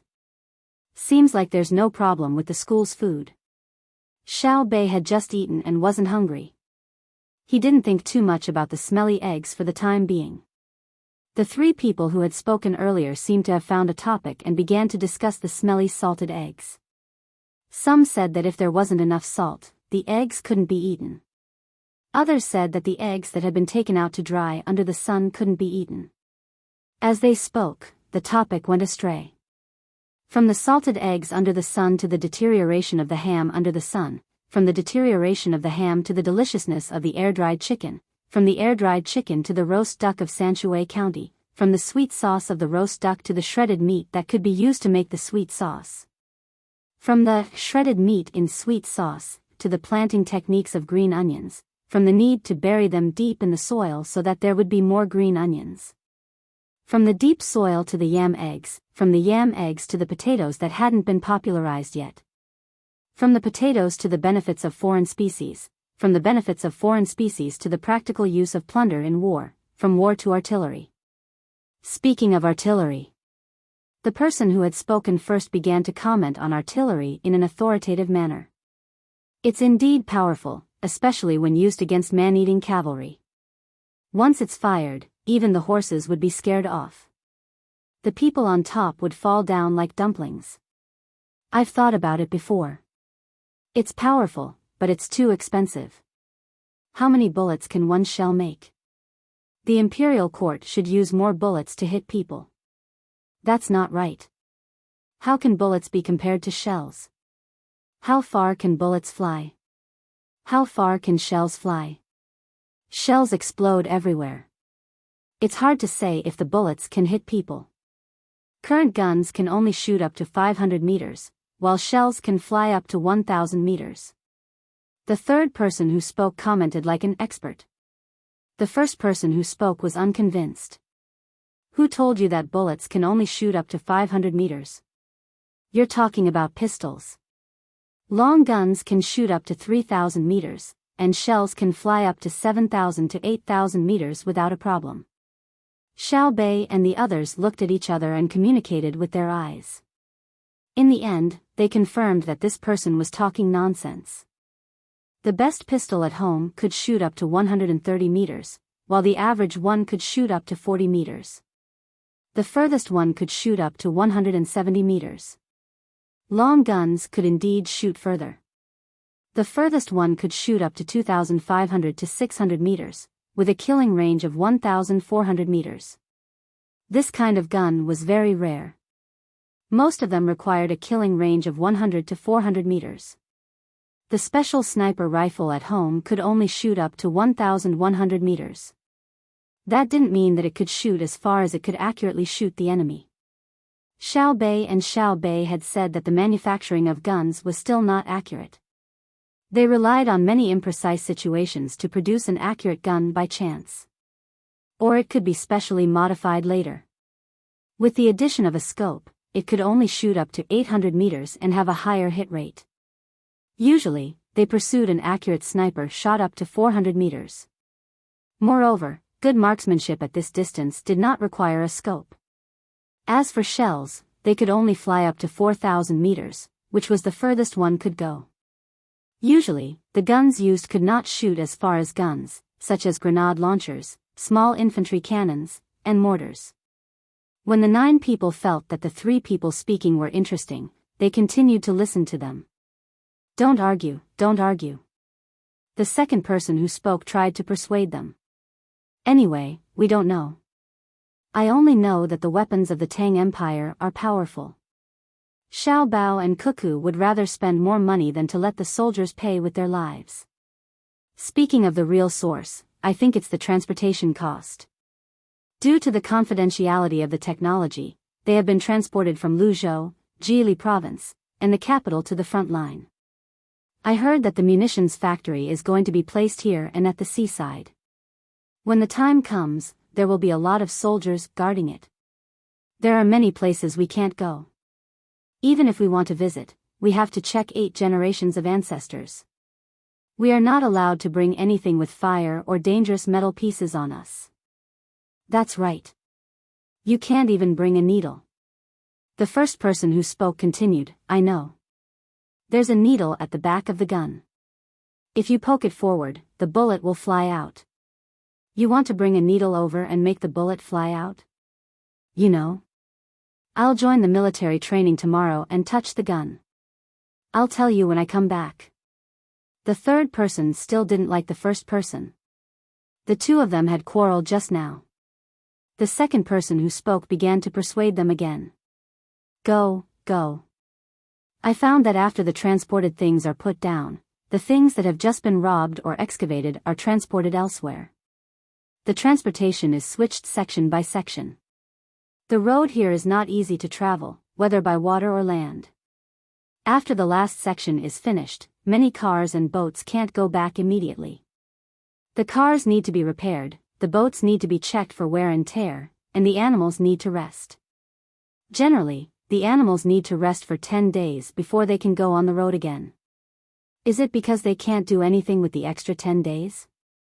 Animals need to rest, but people don't. People just need to sleep. As a result, there are more idlers. As a local, I'm afraid that they will cause trouble.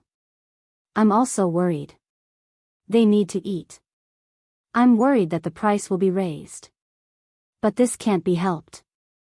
Maybe we can only solve part of the problem when the munitions factory is built here, the first person said. The third person didn't continue to argue with the first person. Instead, he said, if I have a business, I'll hire them temporarily. Anyway, they have nothing to do. They have good stamina to do transportation. Let's stop talking. The officials have finally finished reading. The competition is about to start. The top 16. This group of little guys is so nice. The second person sat up straight and looked forward to the start of the competition. I'm going to pee. The third person stood up. Let's go together. The first person followed. After sitting up straight for 2 seconds, the second person also stood up. After listening to you, I also feel suffocated. I didn't drink much water just now. The 3 people left, but Xiao Bei and the other 9 people couldn't focus on the competition. Xiao Bei turned his head and asked the inner court next to him, are there many people staying in Izhou to repair the boats and carriages? Yes, and there are also people who drive the animals. The road is not easy to travel, so the animals can't go back immediately. They need to grow fat. It takes about 10 days. As for the donkeys, they don't need to rest for too long. Their bodies can recover, but donkeys have bad tempers. The inner court answered. Xiao Bei thought for a while and then asked, can't we ask them to work? The situation has just started, so other logistics are still transported from nearby places. The cannonballs in the distance were transported before and were escorted by soldiers. Later on, people started to use manpower. It will take about a month at the earliest to arrive. Maybe after a while, there will be more idle people. However, it's not easy to recruit local people. Excluding their rest time, they can do other things in less than 8 days. The inner court answered again. Stupid, how can it be a waste of manpower? Xiao Bei felt that 8 days, or even 7 days, was a lot. The main problem was that for people who only transported goods, they only had a little free time. In fact, there was a 7-day periodic labor overflow in Izhou. It was like a part of the money from the bank was never taken away. Xiao Yuan, do you think it will be helpful to us if we make good use of them? Xiao Bei asked Xiao Yuan, who was closest to her. Xiao Yuan lowered her head and thought. Xiao Hai suddenly said, we need to choose the type of work well. The longest continuous cycle can't exceed 7 days. It's suitable for short-term, non-continuous work, such as dockside porters or construction site porters. In fact, farming is also fine. We can hire many people at once and plow a large area of land in a short time. But now, the farming season has passed. If we change to embroidery, breeding, hotel service, carving, wine, and other industries, it's not suitable to ask them to work. The other 8 children nodded. They felt that Xiao Hai was right. If they wanted to use this labor force, they had to consider clearly what they wanted them to do. After a while, the top 4 were decided. Xiaobei's eyes lit up and she suggested, according to what brother Xiao Hai said, let them participate in the construction site porter work. Brother and sister have designed a new city area and are lacking manpower. Why don't we find them and let them work for 7 days? The other locals can do other things. What do you think? If you agree, we have to do it quickly. Otherwise, others will beat us to it, especially brother and sister. If they think of it first, we have nothing else to do. How can we continue to negotiate? Let's take a break. It's tiring. You didn't directly negotiate, so you won't understand the frustration. In the beginning, I hoped that brother would miscalculate the benefits. Later, I settled for the second best, hoping that brother would fight over the details of our negotiation. That would mean that brother had no other choice. Dreams are beautiful, but reality is cruel. Even if it was sister, none of my expectations were realized. It's difficult, really difficult. Why don't one of you give it a try? Xiao Bei looked at Xiao Yuan. Xiao Yuan quickly shook her head. I know without trying. We feel that it's difficult now. Back when brother and sister were younger than us, how difficult was it when they went to negotiate with that bunch of officials? That bunch of old fogies were all smart. We feel that we can't handle this little bit of pressure. How did brother and sister persevere? Everyone praises brother for being a serial schemer, but wasn't the situation back then continuous? Who was the opponent? Every time brother and sister gave in, they would definitely leave behind an opportunity to advance. Countless times, they took advantage of losses to achieve what they have today. If we want to reach brother and sister's height, we have to suffer even more. So what if it's difficult to negotiate with brother and sister? If it really doesn't work out, we can give up on negotiations and ask directly. Brother and sister will give it to us. Back then, brother and sister couldn't give up. Thinking about it this way, do you feel better? Alright, when we can compete with brother and sister in a battle of wits, we can go anywhere in the world. Now, there's an opportunity to integrate the surplus labor force produced during the transportation process due to objective conditions.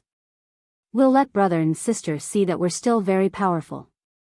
Xiao Bei's mood had indeed improved. Wasn't it just that they felt that they had failed in the negotiation because they couldn't get any benefits? What was the big deal? Their opponents were very, very impressive. They were brother and sister who could fight with the entire imperial court officials, including Uncle Emperor, and win. After thinking it through, the 9 little fellows began to arrange people to keep an eye on the various transportation teams and pull them together to provide labor output to the construction site. They themselves were waiting for Mao Mao's father, Song Dakong, to appear quickly. This way, they would have 2 new business deals and increase their own advantage in the process of negotiating with brother and sister. The competition was still going on. The 3 parents who had previously said that they were going to the outhouse did not go back. They gathered together to talk. Big brother, the 2 of us cooperated pretty well, right? Did we reveal any flaws? The second person who spoke asked the first person who spoke. The first person who spoke wiped the sweat on his forehead and shook his head. I don't think so. I believe that with the little ancestors' intelligence, they should be able to think of recruiting people to work. It's really not easy for little master and little lady. On one hand, they're attacking Xiao Bei, little master, and on the other hand, giving them new hope. Big brother is right. Everyone says that our Xiao Bei and Xiao Yuan are very powerful. There's also Dao Nan and Xiao Nan, Xiao Qiang, and the others. The common people think that they're all good. They only think that it's magical and good feng shui. Only we know how little master and little lady educate their younger siblings. Have those adults who think that their children can't compare to other people's children ever thought about how much they've sacrificed? In fact, it's like planting crops. Leaving it alone and carefully tending to it will definitely result in different results. The third person who spoke sighed. He was also so nervous that he was sweating.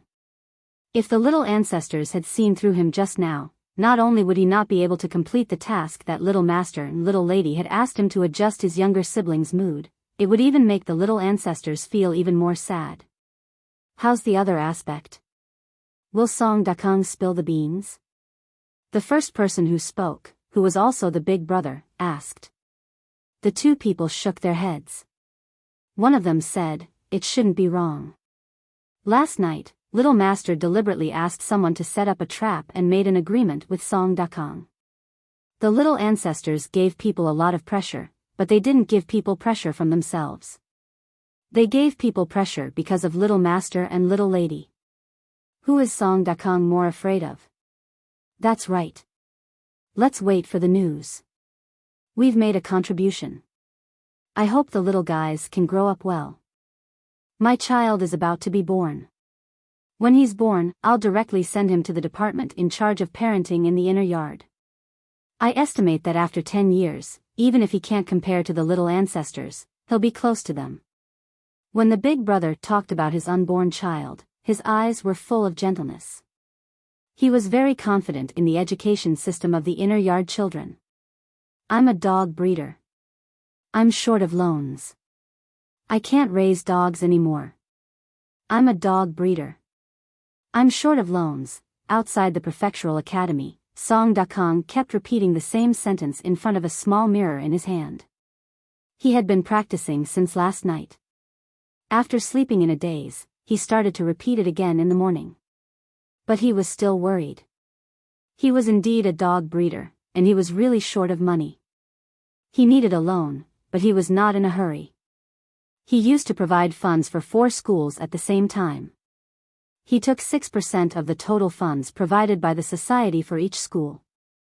Moreover, he used money to build roads and simple bridges for several villages. With the receipt, he could easily get a loan from the bank.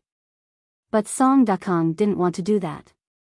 6 years ago, when he planned to invest money in the Chaoyang operation, he never thought of getting a loan through this. He just felt that since he had money, it was right to help more children. He helped people to build bridges and roads, and it was very comfortable to hear a word of praise. If he had to do that today before he got a loan, he felt that it was demeaning to himself. He was willing to spend money on the children, but it was not for any benefits. He planned to find someone to borrow some money to get through this uncomfortable period of time. Who would have thought that Xiao Bao would send someone to find him last night? He asked him to tell his daughter that he would get a loan and then come to see her. He said that with his daughter's playing skills, there was a great chance that she could attract Xiao Bei and the others, and thus pave the way for him to appear. There were 2 other people who had also received the mission. One was a herdsman in the northern area of Hebei province. Later, he moved his family to Izhou, and now he was not doing well. The other was a man who had a lot of contact with the Turks in Fengzhou, and raised eagles and hounds at home. 3 years ago, he came to Izhou with 5 eagles. Xiao Bao told him not to be surprised or excited when he saw the 2 of them. Perhaps he wouldn't be able to meet them, or perhaps he wouldn't be able to connect with Xiao Bei and the others. In that case, he would have to act 1 or a few more times until they connected. That was because his 13,000 plus dogs were very useful. So now was the time to test himself. He had to be steady and treat it as the first time he met Xiao Bei. In fact, it was the first time he met Xiao Bei. He had to be like a normal person. No, a normal person. He repeated it twice, and then went in. Song Dakong kept encouraging himself. As expected, he repeated it twice in front of the mirror, took a deep breath, and walked into the school.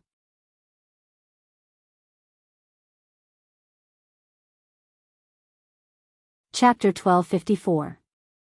Xiao Bei and the others waited and waited until the 3rd or 4th place was decided. When the 1st and 2nd places were decided, Song Dakong appeared where Mao Mao was just now. Mao Mao held the racket in her right hand and was about to serve when she suddenly turned her head and saw her father standing there and waving his arms. She immediately revealed a big smile. When the referee blew the whistle, she threw the ping-pong ball up high. At the same time, she leaned back slightly to the right. When the ball fell more than 10 centimeters away from the table, she suddenly twisted her body and waved her arms. The ball spun at high speed to the right and landed on her table. Then, it jumped to the table diagonally opposite her opponent. The first time the ball deviated a little, but when it landed on the table, the ball bounced to the opponent's left. The opponent was a little boy. Without waiting for the ball to bounce too far, he stretched his arm forward and swatted it back. It seemed that he was not a mediocre player. Mao Mao turned sideways and pulled her right hand up from her leg. When the ball flew over, it just happened to hit the racket. She increased the strength of her wrist and pulled the ball up, but at an even faster speed, it drew an arc and fell to the table on the opponent's right. Seeing that he could not directly hit the ball back on the table, the little boy quickly moved his feet one step to the right. Facing the falling ball, not only did he not pull it up, but he cut it down. Using the spinning force of the ball, he chopped the ball back along the net. Mao Mao swatted the ball back. The moment the racket touched the ball, her wrist trembled, and the ball was pushed to the little boy's left hand. The little boy supported his left foot and used his waist. His right foot stepped in front of his left leg. His right hand swatted down again, and the ball flew to the corner of the table on Mao Mao's right. Mao Mao quickly took 2 steps back, giving her right hand time to swing and pull the ball up again. The two sides played back and forth. It was a thrilling game. Xiao Bei's eyes widened. He stood up and said in surprise, "Is this a children's competition? The opponent seems to have a good family education. Either that, or he's talented. It's not easy for Mao Mao to win." Xiao Yuan was also surprised. He had played a few times and knew that it looked like the two sides were hitting the ball back and forth. They wanted to make the opponent lose their position and be unable to exert force. In reality, every time he hit the ball, not only did he have to face the opponent's spinning ball, but he also had to hit the ball back according to the direction of his own design. If it were him, the ball would have flown away by the time he hit the ball. The two sides fought back and forth on the field, and the score was very tight. In the first round, Mao Mao won by a narrow margin with a score of 17-15, and then the second round began. "Is that Mao Mao's father?" Xiao Bei didn't want to be affected too much by the competition, so he looked elsewhere. Suddenly, he saw an adult at the spot where Mao Mao had been standing. He raised his hands and shouted, so he guessed who it was. "More or less. Shall we go over?" Little Yuan suggested. "Let's go. Hurry up. Who knows, Mao Mao might end up winning both rounds. If we turn back, it'll be too chaotic." Xiao Bei called out and ran towards that direction from the aisle that the crowd had deliberately left open. The other 8 people followed behind him. When they squeezed near Mao Mao's father, the score on the field was Mao Mao 17-18 behind the opponent. In a 15-goal game, they actually played such a high score. The intensity of the competition between the two sides was evident. "Excuse me, are you Song Mao Mao's father?" Xiao Bei asked Song Dakong, who was staring at the stage. "Wait a moment. Didn't you watch the game?" Song Dakong had forgotten the purpose of his visit. He clenched his fists tightly and hated that he couldn't turn into a racket and fly over to help his daughter. He didn't want to hit the opponent's ball to the side of the table, making it impossible for the opponent to catch it. As they spoke, the score on the field came out. Mao Mao had lost 17-19. "Aya, that brat doesn't know how to give in to my daughter. Her father wants to marry me. Dream on. Look at how my daughter is being bullied. She's sweating all over," Song Dakong said with a gloomy face. Xiao Bei and the others were speechless. The two sides knew each other, so it looked like they were going to marry each other. "Boss Song, respect, do you understand? Playing nicely with Mao Mao is a form of respect for Mao Mao, just like my brother and sister. When the two of them are idle, they will argue, but my brother never gives in," Xiao Bei said to Song Dakong. The two sides on the field were taking a short break, drinking some water and wiping off their sweat. Song Dakong finally had the time to look at the person who was talking. When he heard her mention brother and sister, he suddenly realized that the one who liked to talk the most was Xiao Bei. He thought of his mission and asked, "Then who won the argument between your brother and your sister?" There was no winner or loser in the topic they were arguing about. As they argued, the topic would deviate very far. In the end, they found a common topic and began to discuss. Mao Mao, do your best. Don't be afraid of losing. Do your best. Xiao Bei had just said a few words when she saw that the third round was about to begin. It was also the deciding round. She jumped and shouted, and Xiao Yuan and the others cooperated and shouted together. Song Dakong didn't think about the collaboration and waved his hand. On the field, Mao Mao looked at her opponent and smiled. It just so happened that she was the one who served. She suddenly switched the racket from her right hand to her left hand, squinted her eyes, and said in a voice that her opponent could hear, "Not bad. It looks like your family found someone to specially train you. You were indeed very tenacious before, but did you know that my left hand is better than my right? Now, the game officially begins." The little boy on the opposite side looked at his own two hands and was stunned. The game just now was already hard enough. It was too awkward for the opponent to suddenly switch hands. It couldn't be played like this. He hadn't studied how to deal with the spinning ball played by the left hand. Who in his family collected the information? I protest. The little boy raised his racket and shouted at the referee. The referee made a hand gesture to signal for the game to be paused. He approached the little boy and asked him. After that, he softly communicated with the little boy and retreated, indicating that the game should continue. The little boy looked depressed. It looked like his protest was ineffective. Mao Mao threw the ball and pushed it with her left hand. The ball bounced twice on the table. The little boy caught the ball and it flew away. Mao Mao, aren't you supposed to serve the ball? Why aren't you turning it? The little boy picked up the ball and returned it to Mao Mao. Normally, catching a spinning ball was a 100% success rate, but usually there was only a 50% success rate. This was because when you caught the ball, you had to turn it back. If you made a wrong judgment, the success rate would not be as good as in theory. There was a high possibility that the ball would fly away. Just now, he wanted to turn it back, but the opponent didn't turn it. All is fair in war. Mao Mao didn't show any mercy. After that, she served the ball again. This time, when the racket touched the ball, it suddenly tilted back. At the same time, there was a pulling action. As a result, the ball rolled forward and spun down. The little boy made a horizontal cutting action to block the ball. He made a wrong judgment and the ball flew away from the top. Then Mao Mao showed his power and made the opponent eat 7 balls in a row. The little boy didn't get the right to serve and fell behind 0-7. The 8th ball was finally caught. Just as the ball was pulled to a far angle on the right side and hit Mao Mao's right hand, Mao Mao directly hit the little boy's left hand with his left hand. The little boy couldn't adjust and lost the ball. Just now, he was at the right corner of his table and pulled the far angle. Now that the ball was spinning, he had to run back and step with his right foot and pull up with his right hand. But he didn't have the time. He had already lost his position. The little boy was not used to Mao Mao's left hand. He understood that the left hand didn't mean that he was good. If he knew how to play, the opponent would face the same situation as him.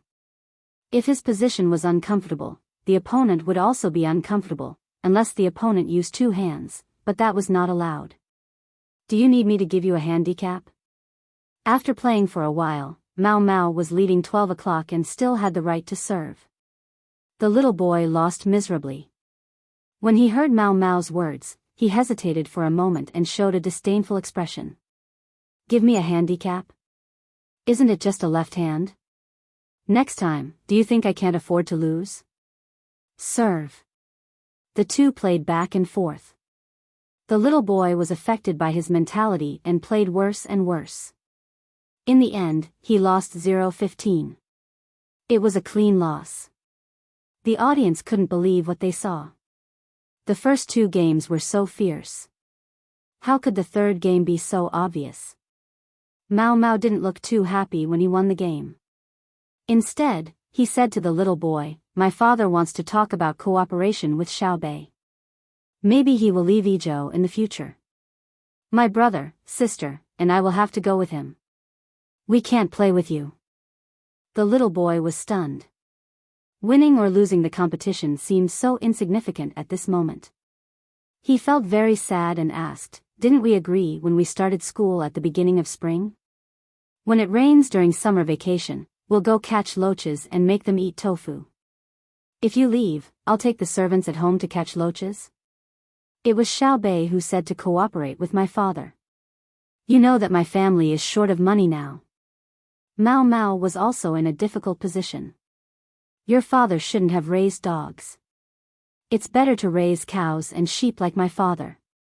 I will find my father and ask him to give your family money and not cooperate with Xiao Bei, the little boy said angrily. Impossible. Xiao Bei wants to cooperate with others. Who dares to disagree? Look, they are talking. Mao Mao pointed at his father's position. There were a few children there. I'll go find Xiao Bei, the little boy gritted his teeth and said. You can't stop them. That's Xiao Bei, not silly boy and the others like us. Do you want to use your power or money to pressure them? You can catch loaches when you have time. I'm not stupid. Why should I stop them? I'll tell them to cooperate. My family is fine too. You can count me in. That way, you don't have to worry about me not being able to catch loaches with you. Who's worried? I'm not going to play with you.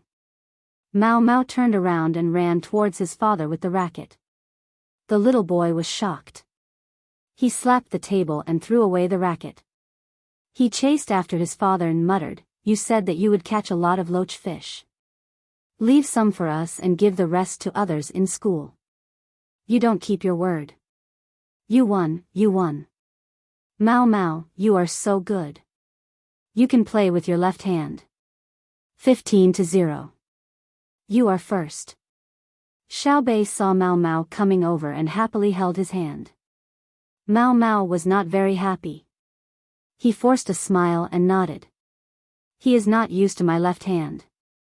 If there is a next time, he will definitely not lose so quickly. He learns very quickly. There are no ifs in a competition.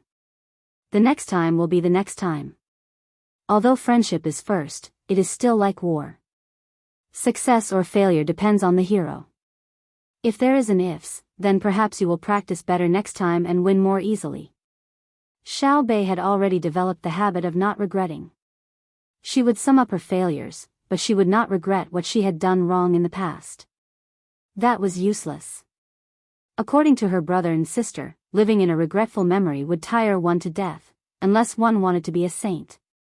This was because even saints had times when they made mistakes. It was already good enough to be a saint. Hence, Xiao Bei and the others did not think about what ifs.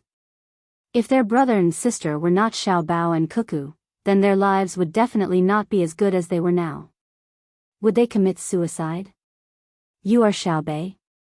You want to cooperate with Mao Mao's father? The little boy ran over and directly questioned Xiao Bei. Back off. Xiao Yuan stopped him. He did not let the guards come over. Although the other party seemed to be 1 or 2 years older than him, he was taller and stronger. If they really fought, he, who had been trained regularly, could beat up the other party. What? Can't I ask? The little boy did not care who the other party was at this moment. Okay, it's the same if you ask me. Ask. Xiao Yuan did not give in at all. Okay, do you want to cooperate with Mao Mao's father and let her move? What's the matter? What does it have to do with you? I made an agreement with her to bring her to catch loach fish. If she moves away, who will catch them? You can't find anyone other than Mao Mao? I can't find anyone. I just can't find anyone. Mao Mao's father sighed and said to the little boy, Huang Huang, come to uncle. Cooperation does not mean moving. The little boy ran over and stood behind Mao Mao's father.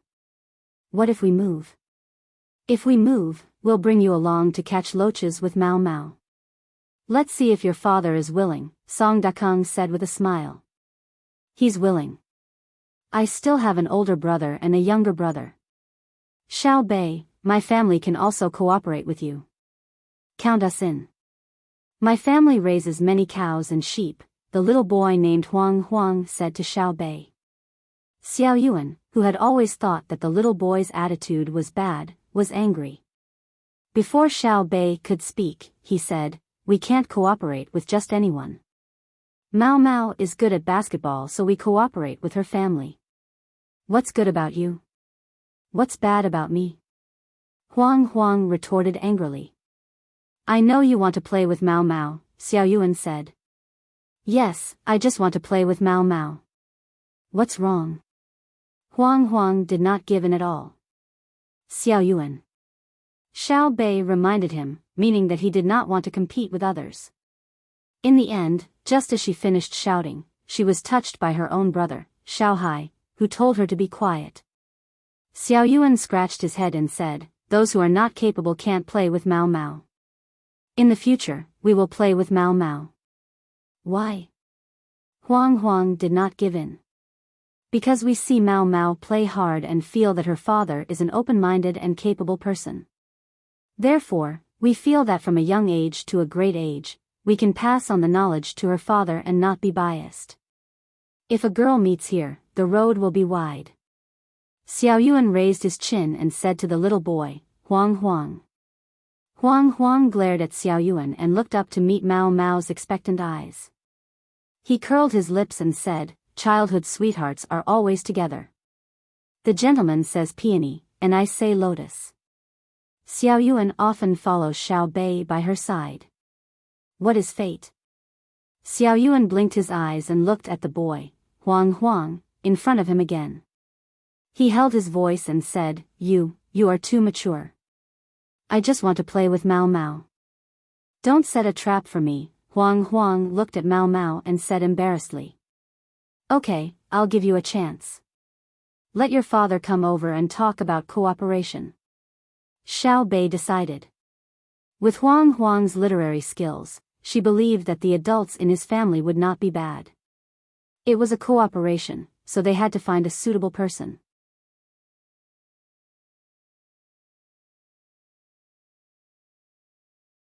Chapter 1255.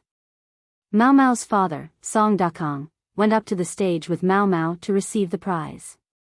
In addition to a certificate written by the school and several sets of stationery, Xiao Bei and the other 9 also took out a prize. All the children who participated in the competition received a prize, and the prize was very simple, money. According to Xiao Bei, it was useless to give other things, but money was the most practical. Everyone could buy whatever they liked. If they didn't want to buy anything for the time being, they could save the money in the bank or give it to their parents. Sure enough, Xiao Bei's prize was the most popular. The children clamored to have dinner with Xiao Bei and the others and then go back. There was still a long time before dinner time. On one hand, the children were enthusiastically urging them to stay, and on the other hand, it was time for dinner. After a discussion, the 9 people decided to work directly in the academy. They found Mao Mao's father and Huang's father to talk about cooperation. Then they could confirm the plan of arranging short-term idlers. Mao Mao's father, Song Dakong, was very nervous. He was afraid of being exposed. When he met with the 9 people, he looked around and didn't see the 2 people he might meet. His psychological pressure was reduced a lot.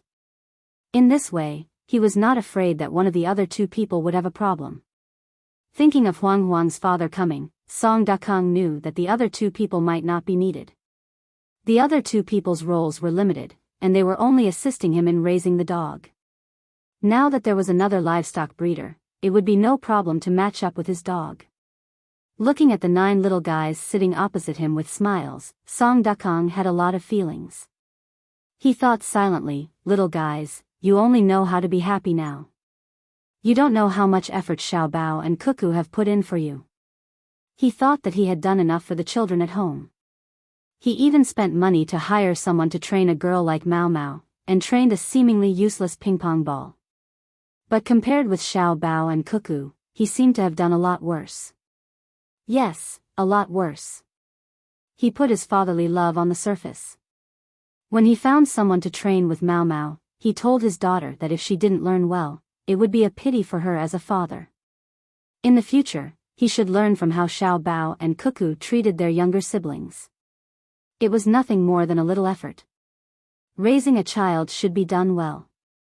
Raising a dog should be done patiently. Raising a dog should be done patiently, and the child should be given more effort. It was not good to leave the child to the teachers of the academy. Hello, Boss Song. We are looking for you because we want to discuss a business deal with you. How could Xiao Bei know that the person in front of him was deliberately found by his brother and sister? Xiao Yuan and the others also did not know that ever since they were emotionally affected by the mere few days of cooperation, their brother and sister had been thinking about how to divert their attention. Therefore, last night, they inadvertently mentioned that there would be a table tennis match today, and then a series of coincidences were waiting for them to meet. Song Dakong took a deep breath and nodded.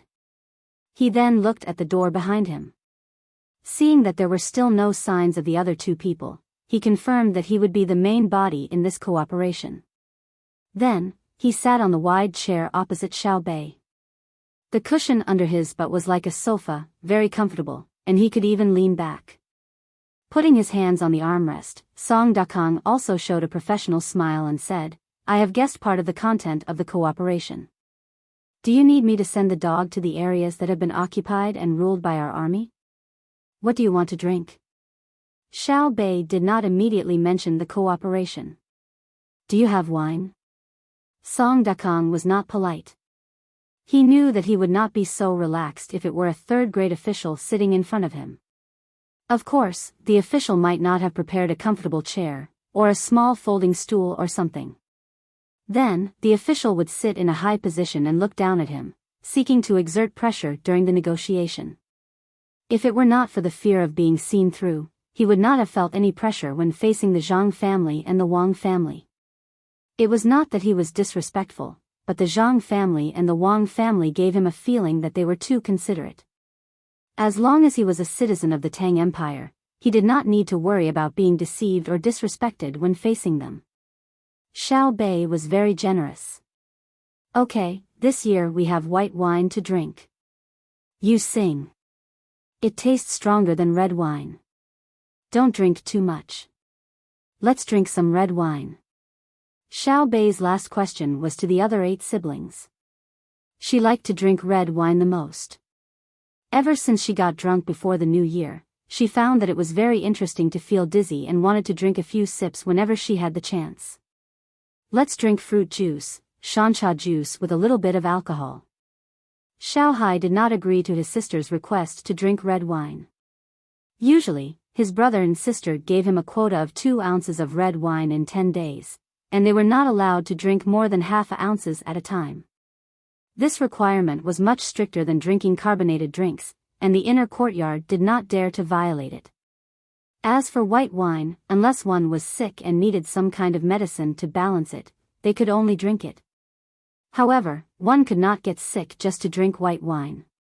Illness was not something that could be borne just because one wanted to. Okay. Xiao Bei compromised. When outside, she had to listen to Brother Xiao Hai. Shancha juice was fine, but she could not get drunk. After all, if she wanted to get drunk, she would have to stuff herself to death. Her stomach could not hold it. Someone brought wine and beef jerky to Song Dakong. They talked and ate at the same time. The atmosphere of the negotiation was very relaxed. Xiao Bei drank a mouthful of shancha juice and said, "We have 2 ways to cooperate. One is to buy all your dogs directly, but I don't think you will sell them. Then, we will provide you with the second way of cooperation. You use your dogs to invest, and we will pay for other expenses, manpower, and material resources. When the time comes, there will be dividends." Song Dakong did not drink and nodded directly. "I agree with the second way. Then how many shares do you want? Do you need us to give you some data first?" Xiao Bei and the others were not ready. For example, the size of the ranch, where it was located, how suitable the growth of the grass, and other follow-up protective measures, and so on. Therefore, Xiao Bei and the others discussed that they would listen to Mao Mao's father first and see if he had any reasonable suggestions. Then, according to the conditions proposed by the other party, they would negotiate to increase or decrease the number of shares. This way, their side would be more proactive. Song Dakong picked up his wine glass and drank a mouthful of white wine. He took a deep breath and said, "It is indeed stronger than red wine. I don't have any requirements. I will cooperate however you want. Even if you say that I will give you my dogs for free." Xiao Bei was stunned. She licked her sweet lips and asked kindly, "Aren't you afraid that we will cheat you? What if you suffer a loss?" "I'm not afraid." Song Dakong shook his head. The Zhang and Wang families are both big families and big businesses. They wouldn't be interested in a small business like mine. The only reason you want to cooperate with me is because you want to make some money for yourselves. You wouldn't be targeting me. I don't know how much land you want, but I need to know that all the businessmen who cooperate with you have a good life. Then we have reached an agreement? Why do I feel a little uncomfortable? What kind of negotiation is this? It looks like we have to quickly fill in the details. Don't worry, we will not take advantage of you. We will cooperate as usual and calculate each other's contributions and income. If we find out in the future that we are at a disadvantage in the contract, then we will consider ourselves to be at a disadvantage. If you are the one at a disadvantage, then we can change the contract. Money is earned from others under the condition that we work together. We are not earning money from our partners. Otherwise, the money earned will not be enough. Xiao Bei looked at the others. Everyone felt that this was not a negotiation at all. It was just like chatting. One side did not have any conditions, and the other side had to consider the other's interests. Xiao Bei and the others did not know that the order Song Dakong received yesterday was not to discuss the details of the negotiation with Xiao Bei and the others. Otherwise, there would be two uncertain consequences. One was that Xiao Bei and the others would win the negotiation and be full of confidence. The other was that once they thought of the negotiation, they would be traumatized and become even more irritated. Zhang Xiaobao was so good at psychology, but he could not judge which point he would lean towards. He would not gamble. He had to let his younger siblings win a project comfortably. Previously, they had arranged for 3 people to cooperate with. If they did not meet by chance, then they would immediately have other backup plans. Anyway, no matter what, Xiao Bei and the others would have to move forward on the path of chance encounters without any accidents. At the same time, they also arranged for the rest of the labor force. If the 9 little fellows in the stands did not get any inspiration from the 3 people's conversation, there would be other people who would inadvertently give them inspiration. For Zhang Xiaobao, arranging a series of things was much more difficult than negotiating with his younger siblings. Encourage education was the right way to go. Sometimes, it was necessary to suppress children. However, at the same time, they had to immediately create opportunities for the children to build confidence. This was actually a form of encouragement education in disguise. Xiao Bei and the others were in their older brother's scam. They made their own choices among the countless coincidences. They, who were kept in the dark, began to chat with Mao Mao's father. They waited for Huang's father to come so that they could sign a simple agreement together. After that, they got someone to write down the details and everyone signed the contract. It did not take long before Huang's father was called over. Along the way, he already knew what had happened. He did not value his son's childhood friend very much. The child was still young and did not know how to behave. When he grew up in the future, he might change. Who could decide the future? However, he very much hoped to be able to cooperate with Zhang Xiaobao and the Wang family. When the time came, his cattle and sheep would be able to obtain more benefits. However, he was not sure about the upcoming negotiations. How much benefit should he seek? The people he was going to negotiate with now were 9 children. He had never seen them before, but he heard from others that they were very smart. However, when he thought about it, they would definitely not be able to avoid him during the negotiations. Should he take advantage of this opportunity to gain more benefits? He was afraid that the children would not be able to avoid him. After signing the contract, they would be at a disadvantage. Their older brother would personally deal with him. Even if the contract was not amended, he probably would not be able to make money from this deal. Who knew how many tricks Xiao Bao had up his sleeve? No matter how detailed the contract was, it would not be able to seal all the loopholes, right? As he struggled in his heart, Huang's father rushed all the way to the place.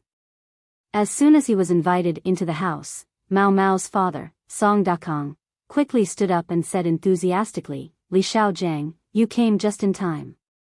As soon as you nodded, I said that I would not mention any conditions. I believe that the Zhang Xiaobao and the Wang family will not do anything wrong. Now that you are here, quickly sign the contract with me and settle the initial intentions. After that, just wait to get rich. Xiao Bei and the others want to do a big business. Yes, drink some wine first. This wine is good. The more you drink, the clearer your mind will be." The person called Li Xiaojiang by Song Dakong was Huang's father. Before he came, he was still thinking about what to do. When he heard what his old friend said, he completely understood.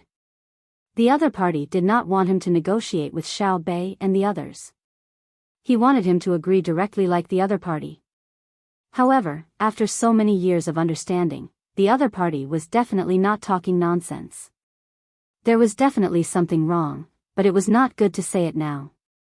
Especially when he said that the more he drank, the clearer his mind would be. He was telling him not to make a mistake. Could it be that Xiao Bei and the others wanted to directly take over his family's business? The kind that uses force? Impossible. Xiao Bei and the others were not short of money. More importantly, he did not do anything wrong. The money that should be donated had been donated, and the roads that should be repaired had been repaired. He did not bully others and did not force others to buy or sell. If they blatantly snatched, their brothers and sisters would not agree. Thinking in his heart, Li Xiaojiang was pushed to another chair by Song Dakong. Song Dakong handed him a glass of wine. There was no hint on his face. When he handed the wine to Li Xiaojiang, the force was transmitted to Li Xiaojiang's hand. "Try it. You made everyone wait for you. Originally, you should be punished. Seeing that you came immediately after hearing the news, I will respect you. We will cooperate more in the future." Song Dakong smiled and joked. Li Xiaojiang nodded vigorously, indicating that he understood. He did not want to refuse a toast only to be forced to drink a forfeit. After drinking the wine in the glass in one gulp, Li Xiaojiang let out a long breath. He turned to Xiao Bei and the others and said with a smile, just as Dakong said, "I came here to sign the contract and put my fingerprint. I will need you to worry about the rest. We can talk about the conditions." Xiao Bei kindly advised. "My conditions are unconditional. Even if I can't trust others, can't I trust you? Not to mention cooperation, even if you want my livestock, I will send it to you immediately. I will even give you fodder." Li Xiaojiang was no longer worried about the content of the negotiation. He was relaxed. "All of you are so easy to talk to. Well, we will draw up the contract. When the time comes, I will let you see which part is not good. We can change it. It is not a big deal. Let's go to India and the original place of the cannibals to raise livestock. The grass there is good.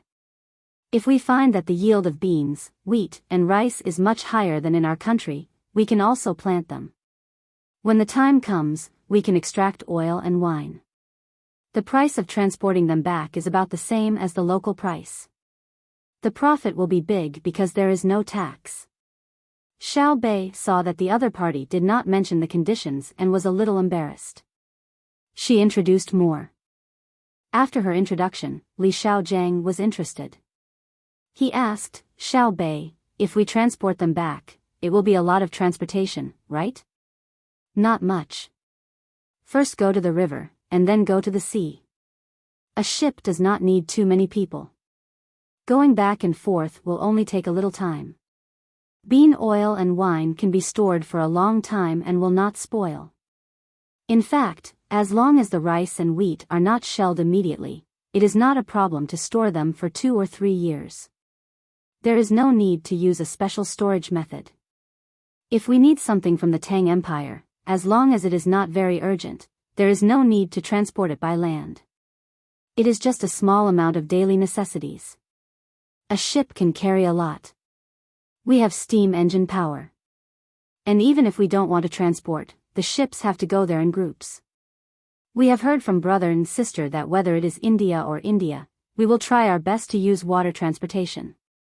Xiao Bei was very happy to solve the problem of the contract, so she revealed more information that ordinary people could not understand. Then, what are you still asking? Just sign the contract. Song Dakang saw that Li Xiaojiang still wanted to ask and said with a slightly impatient expression. I don't want to ask about the contract. I want to know more about what I don't know. In the past, can you know the situation that Xiao Bei and the others talked about? Knowledge, you need to listen more, see more, and think more, right, Xiao Bei? The wine in your house is so delicious. Li Xiaojiang glared at Song Dakang and then asked Xiao Bei with a smile. He did want to know more about the key information. Before, he did not know that Xiao Bao and Cuckoo wanted people to go there to open a ranch, and he did not know that it was tax-free. As for why they wanted to strengthen water transportation instead of land transportation, he had to ask again. Xiao Bei did not answer Li Xiaojiang immediately. She waved her hand and called the servant of the inner yard to her side. After whispering a few words, she nodded to the inner yard, turned around, and gave Li Xiaojiang a bright smile, saying, Okay, ask. Just now I asked Dongsheng. I know what can be said and what can't be said. At this moment, both Song Dakang and Li Xiaojiang liked Xiao Bei from the bottom of their hearts. Although she smiled, she was very steady in doing things. She did not even care about the two of them. Frankly speaking, she had to ask the inner yard first if she had something, which meant that she exposed the fact that she was also under control. Ordinary children were not like this. When they took the servants out, they would not be happy even if the servants reminded them, let alone take the initiative to ask them what they could and could not say. It's a pity that she is not born well, Li Xiaojiang muttered quietly. Hearing this, Song Dakang shook his head and thought, your teaching is not as good as hers. Do you know why I am here to talk about cooperation? I will tell you when we go back so that you can broaden your knowledge. Don't you want to ask? Ask now. Song Dakang also wanted to know, but he did not know what to ask. Li Xiaojiang pondered for a moment. He had to think carefully. He could not directly ask about military operations, nor could he ask about the logistical shortcomings of the Tang Empire. That would make others think otherwise. After thinking for a while, Li Xiaojiang asked, why don't we use land transportation? Isn't it easy to get to Duoshi from the Turks? Then the Duoshi people built roads for their own material circulation and for the convenience of the army during their rule. How do we use land transportation? Xiao Bei asked. Livestock. Li Xiaojiang answered quickly. Xiao Bei waved his hand. Livestock are better used for farming than for transportation. We don't even have enough logistics in our country. How do we send them out? Ships are much more convenient. We can't use ships to farm, right? Ships can't reach anyone in the country, right? If we use livestock to transport goods over land, there is no problem in the use of logistics resources. No one can find fault with it. However, according to the distribution of all the resources in the country, it will inevitably lead to problems in the allocation of transportation and labor resources, right? Li Xiaojiang looked at Xiao Bei in surprise and then turned to look at the equally surprised Song Dakang. The two of them thought of the same thing at the same time. Is this a child? The words that came out of his mouth were too frightening. Xiao Bei did not care about what they thought and continued, there are 2 more problems. In fact, it can be said to be one problem. The advantage of using ships for transportation is that we can train captains and crew members, as well as the development of the shipbuilding industry. After they became stronger, they would be able to build better ships and sail them further. They would also be able to reduce mistakes during operations. Skilled workers were treasures in any industry. Next is another main problem. We have livestock to occupy land transportation at any time, but it's not easy to travel on land. There are mountains, rivers, swamps, and so on. When we invade other places in the future, oh no, it's when we have trade and military exchanges with other places in the future, we still need the support of the Navy. No, it's the ocean transportation industry. Brother and sister said that there are many places that are not accessible by land and are full of seawater. Shouldn't we consider the future?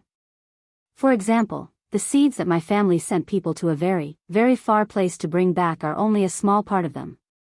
They are also crossing the sea. It's very cold. If our fleet is powerful enough, we can directly cross the sea and reach there to bring back more things. We can even send people there to take turns to develop them. They will come back after a year or two. Not only can they broaden their horizons, but they can also train people. Song Dakong and Li Xiaojiang were dumbfounded. They nodded repeatedly like students listening to a teacher. At a certain moment, they chose to ignore Xiao Bei's age. They had broadened their horizons, truly broadened their horizons. It turned out that water transportation involved many things. Truly, when one stood at a different height, one could consider a problem from a different angle. Could it be that Xiao Bao and Cuckoo had been instilling these things into their little brothers and sisters? Were they not afraid of exhausting their children? Many officials of the imperial court would never have thought of such a scheme, right? Then why don't they have people stay in other places for a few more years? Just like you said just now, using ships can promote the development of the shipbuilding industry. If they stay in other places for a few more years, won't they have a better understanding of the place? Song Dakong asked. They're afraid of independence. It takes several months to get there by ship. A group of people going there is actually called colonization. They've been there for a long time, have a good relationship with the natives, and have also obtained some of the great Tang's technology. It's inevitable that they'll feel that it's not worth it to listen to the other side when they're so far away. In a moment of impulse, they'll go independent. Xiao Bei explained the reason. If they dare to go independent, we'll beat them, Li Xiaojiang harshly said. Idle? Giving others a chance to make a mistake is itself making a mistake. The improvement of the system is actually to reduce the possibility of people committing crimes when faced with temptation, right? You can't always think of making others self-aware. Just like the matter of loans, I've already sent someone to investigate. Boss Song can actually get a loan from a bank, and his share is not small. Even without any collateral, he can still get a loan of 4,000 strings of coins. Based on what? Based on the fact that he started to invest in the Chaoyang operation many years ago, based on the fact that he repaired the bridge and paved the road. Based on what Big Brother said, a person with a sense of social responsibility has a certain degree of credibility.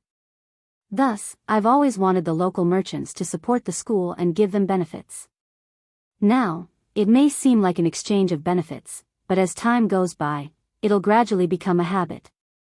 I feel very sad for merchants who aren't willing to spend this money, but I can't arrest them and punish them.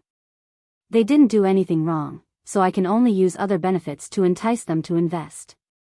After saying these words, Xiao Bei recalled that some merchants in other places said that they wouldn't spend money on the school no matter what. She sighed like an adult with a helpless expression on her face.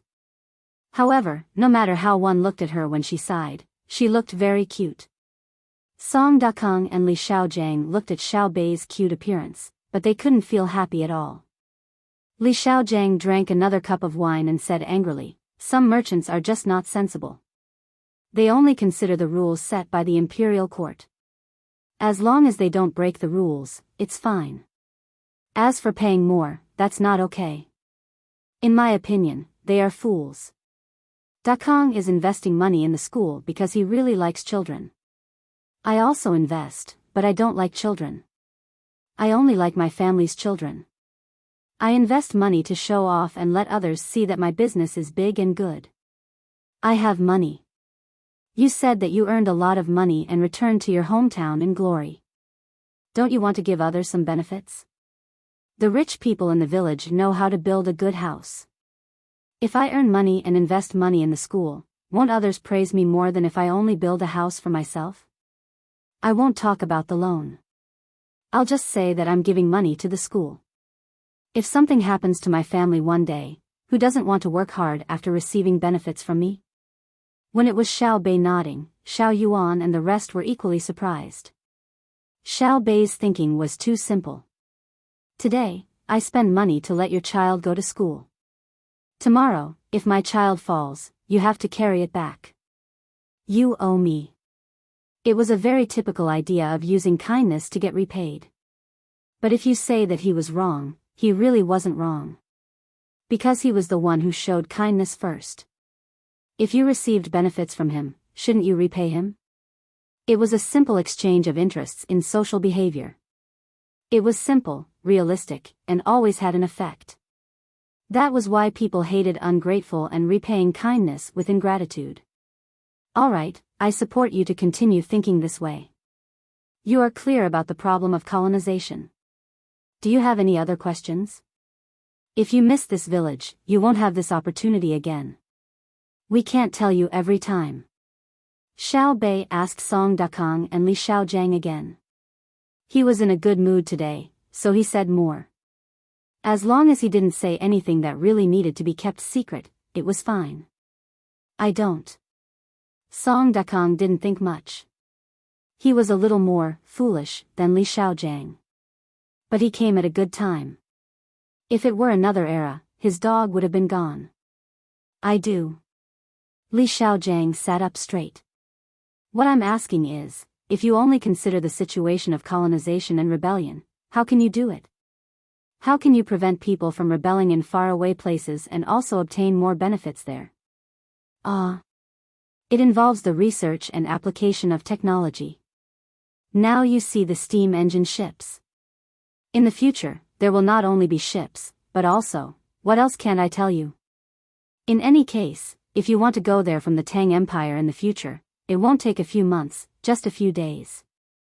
The duration of colonization depends on the time of travel between the two places, the difference between the military technology of the colonized place and that of the Tang Empire, and whether there is a comprehensive foundation for social development at that time, including a monetary system. Xiao Bei explained again. She actually wanted to say more, but she remembered this point. Usually, when she listened to her brother and sister talk like they were just chatting, in fact, there were many meanings behind it. Just as Li Xiaojiang was about to hear what was better than ships, they suddenly changed the topic. He felt very uncomfortable, but he accepted it. Obviously, what they wanted to say was not suitable for him to hear. Looking at the wine in his glass, Li Xiaojiang shook his head. I have no more questions. Since we are cooperating to open a ranch in other places, do you need me to send a few people? Their families all have businesses. Xiao Bei did not answer immediately. Instead, she discussed with the others in a low voice. After a quarter of an hour, when Li Xiaojiang was a little drunk, Xiao Bei sat back down and said, No, we can't take up too many resources. Our identities don't allow it. What we can do is to go there first and set an example for others, but we can't monopolize it. Then do you have other things you need us to do? Li Xiaojiang wanted to improve their relationship further.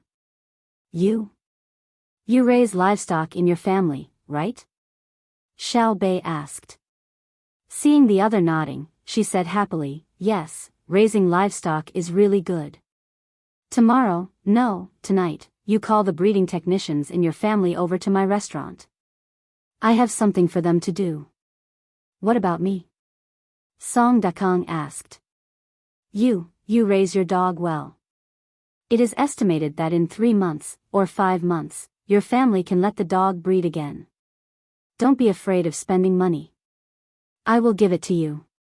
The more dogs, the better. After all, people are too busy. Xiao Bei gave Song Dakong another order.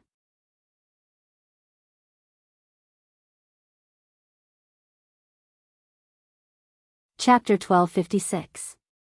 After listening to Song Dakong and Li Xiaojiang talking about the local people, he ordered people to speed up the details of the contract. Xiao Bei and the other 8 decided to have dinner at the academy. At the request of several representative children, they planned to eat canned food at night. Xiao Bei asked people to go back and bring all kinds of canned food, but he didn't know what was delicious in the canned food. When the evening came, the children in the academy were as happy as a festival. They surrounded Xiao Bei and the other 8 who knew they couldn't have a steady meal, singing and dancing. Zhang Xiaobao and Wang Wan, who were supposed to wait for their younger brothers and sisters to have dinner together at home, didn't eat in the restaurant when they saw that the children had dinner in the school. Instead, they disguised themselves and went to the Izhou pier together.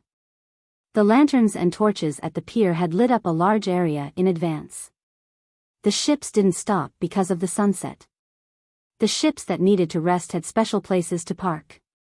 The real loading and unloading area was very busy with people coming and going. In the process of any organized mass transportation of goods, there will always be people who find opportunities to make more money. The income gap between social groups will gradually widen. Generally speaking, people with flexible minds will always make more money than those who only know how to work hard. The development of human beings is ahead of the development of animals, because the brains of animals are replaced by strength in many cases. Thus, the source of polarization is formed. Zhang Xiaobao whispered to Wang Wan beside him when he saw people carrying things up and down. After saying that, Zhang Xiaobao shook his head, as if he felt that he was a little out of touch with the masses. Now, the first thing he thought of when he saw something was not the closest atmosphere between the scenery and society, but the root cause from the perspective of a ruler, as well as the various social effects and solutions in the process. Wang Wan saw Zhang Xiaobao's expression and knew what he was thinking, so she said, "If you always think like this, you will die of exhaustion. Don't you think the busy workers are full of happiness and hope for the future? Well, let's not care about the social problems. I'm here today to see how normal people live. I'm a normal person. Yes, I'm a normal person. I'm really a normal person," Zhang Xiaobao muttered. Suddenly, he took 2 steps forward and helped a worker to steady the goods that were about to slide off his shoulder. He smiled and said, "You're welcome," as the worker thanked him in surprise and fear. Wang Wan covered her mouth and chuckled. "Look, you're mumbling. You can continue to say that you're a normal person, but if you say it to others one by one, you're definitely not a normal person. Look at which mentally ill person would say that they're mentally ill. Hee, I really need to adjust myself. Otherwise, if I think about too many abstract things all day, I will become a professional philosopher in the future. Let's go, there's a store selling liangpi over there. Let's try it." Zhang Xiaobao rubbed his head and chuckled. He pulled Wang Wan to a stall selling liangpi. There was a small 2-wheeled cart. When the cart stopped, the handrail at the back was propped up with a piece of wood with a groove to keep the cart balanced. Next to the car were 2 open folding tables and a dozen or so stools. This was a temporary dining area. It was only about 60 meters away from the dock. Sometimes, when the wind was strong, the dust would be blown over by the wind when the goods were being loaded and unloaded. But whether it was the people selling liangpi or the people eating it, they didn't seem to care about the dust. They held bamboo bowls and slurped with their chopsticks. 1 serving, add more garlic juice. Zhang Xiaobao handed over 2 copper coins and chose 1 serving. Wang Wan looked around and found a wooden stool that someone had moved over to use as a stool. There was no one there at the moment, so she ran over to occupy the space. Soon, a serving of liangpi was stuffed into Zhang Xiaobao's hand. Sure enough, there were 2 spoons of garlic juice in it. "Do you like to eat garlic?" Wang Wan asked. "It's not that I like to eat garlic. I'm just worried that if I don't ask for more garlic juice, she will give me less liangpi. Look, some of her liangpi are already in the bowl, and some are left unshaven. Just now, when I asked for more garlic juice, she scraped it. Zhang Xiaobao explained to Wang Wan. Wang Wan didn't understand and looked at Zhang Xiaobao in confusion. Zhang Xiaobao could only continue. Usually, people who set up stalls have a habit, and that is, they are afraid that it will be crowded, so they prepare some in advance. You know this, right? But when it comes to preparation, liangpi isn't prepared piece by piece like the noodles. The difference isn't big. Liangpi is scraped from a large lump of starched jelly. Whether it strips or slices depends on the tool she uses. If it's prepared beforehand, very few sellers are willing to put more into the bowl. Only those who seem to be very familiar with the jelly will give more. On the other hand, those who are familiar with the jelly are usually fond of it and have a big mouth. If you give less, they will complain. She's not afraid that you will make trouble, but she will find it annoying. Those who are willing to choose the jelly in advance are usually in a hurry to eat and don't care if it's more or less. I asked for garlic juice to prove that I'm a person who eats a lot, so she was afraid that I would argue with her, so she specially scraped it for me. I compared it, and it's really a little more. Wang Wan nodded repeatedly as she listened. She picked up her chopsticks and ate 2 mouthfuls. She smiled and said to Zhang Xiaobao, "You deliberately put in so much effort just to eat a little more?" A gust of wind blew the dust over. Zhang Xiaobao quickly picked up the bowl and put it under his clothes. He turned sideways to avoid the wind and said, "I didn't put in any effort. I really thought of doing this naturally. Look over there." Wang Wan looked over and saw a well-dressed lady arguing with the seller of liangpi. "Give me more sesame paste, I'll buy yours. Did you forget that I love sesame paste the most? Too much, too much. If you give more, you can just eat sesame paste. Sesame paste is getting more and more expensive now. Even if I give you more, it won't cover the cost. I'll sell it at a loss," the seller said to the lady in the same loud voice. Wang Wan looked at the wind and asked Zhang Xiaobao to take out the bowl. She asked doubtfully, "Sesame paste is expensive?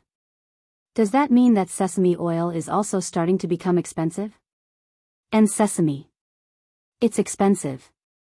It's just a little more expensive. There's no need to consider the cost. It's just a saying.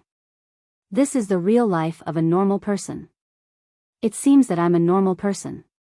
Zhang Xiaobao also ate 2 mouthfuls and said, "You mean to say that I'm not a normal person? Since it's expensive, why don't you care about it?" Wang Wan grabbed the bowl and started to eat. "I don't care about the price of sesame. For a period of time, the price of sesame won't go down at all. I can't force it down.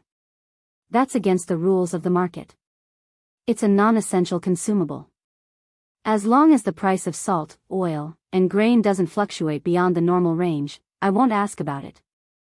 It's because we need to transport things from other places during the war, which increases the number of people moving around in the local area for a period of time. The local grain is enough to support the consumption of the people. Originally, the Chengdu area was a large production area. Otherwise, it wouldn't dare to be called Chengdu. It's a pity that it hasn't been Chengdu. It always stays in this name with a slightly inferior status." After Zhang Xiaobao finished speaking, he grabbed the bowl again and drank some soup.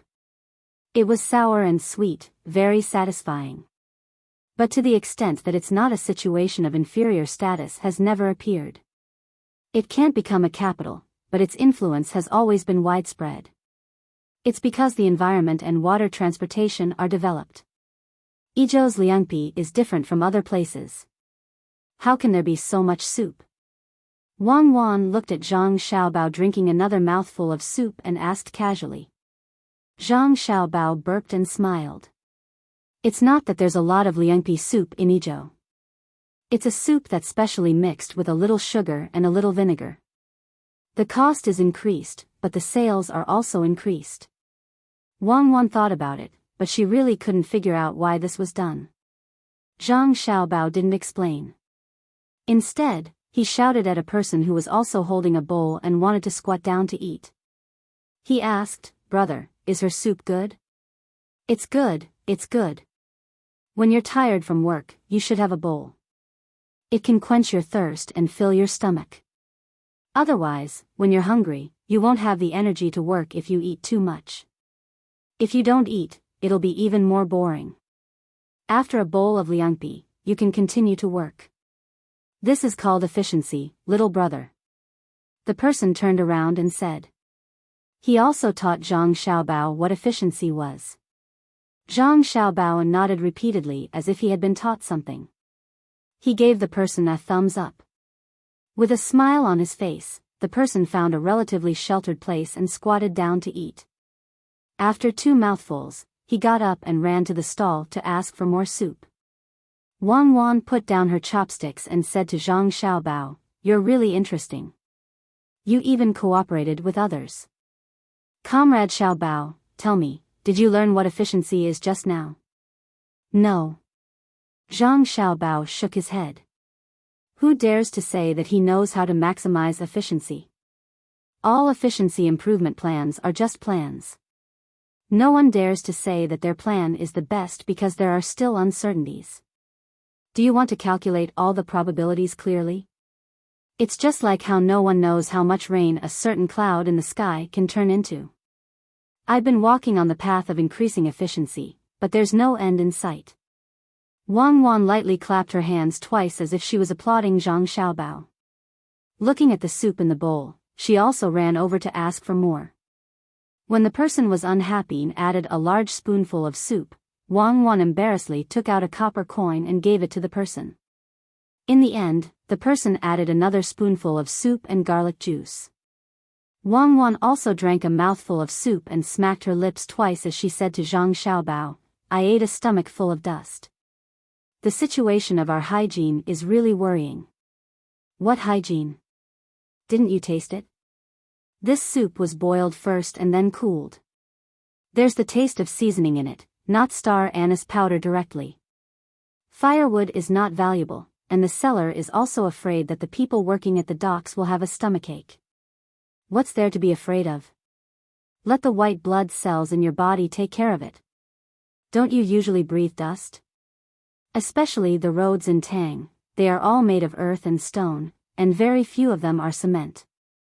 The Ministry of Works produces a lot of paraffin, and the most important thing is to get them to produce asphalt as soon as possible. I realize that I've become abnormal again. Today, I'm not thinking about other things. I'm just looking, listening, and chatting with people. Actually, you should ask her for more liangpi.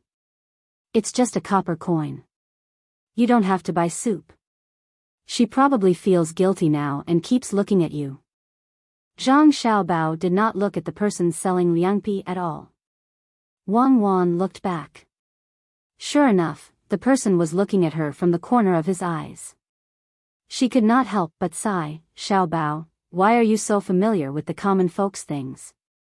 Then why didn't she take the initiative to add some liangpi for me?" Because at that moment, the greed in her heart won over the idea of a fair trade. "But she will probably ask you later if you still want more soup, but she will definitely not give you liangpi. So, we can't stand on the moral high ground and attack her. She is also kind in her heart." Xiaobao's eyes were fixed on the person who was eating the liangpi. That person was eating very slowly, unlike before when he drank the soup quickly and asked someone to refill it. Wang Wan sat back down and followed Zhang Xiaobao's gaze. She asked, "Why are you looking at him?" "I'm getting the same satisfaction from him. He ate very slowly because he wanted to savor the liangpi." "I can ask him to do something," Zhang Xiaobao said. Wang Wan looked. Sure enough, that person was eating very happily. She looked back at Zhang Xiaobao. "What do you want him to do?" "Sell liangpi," Zhang Xiaobao answered.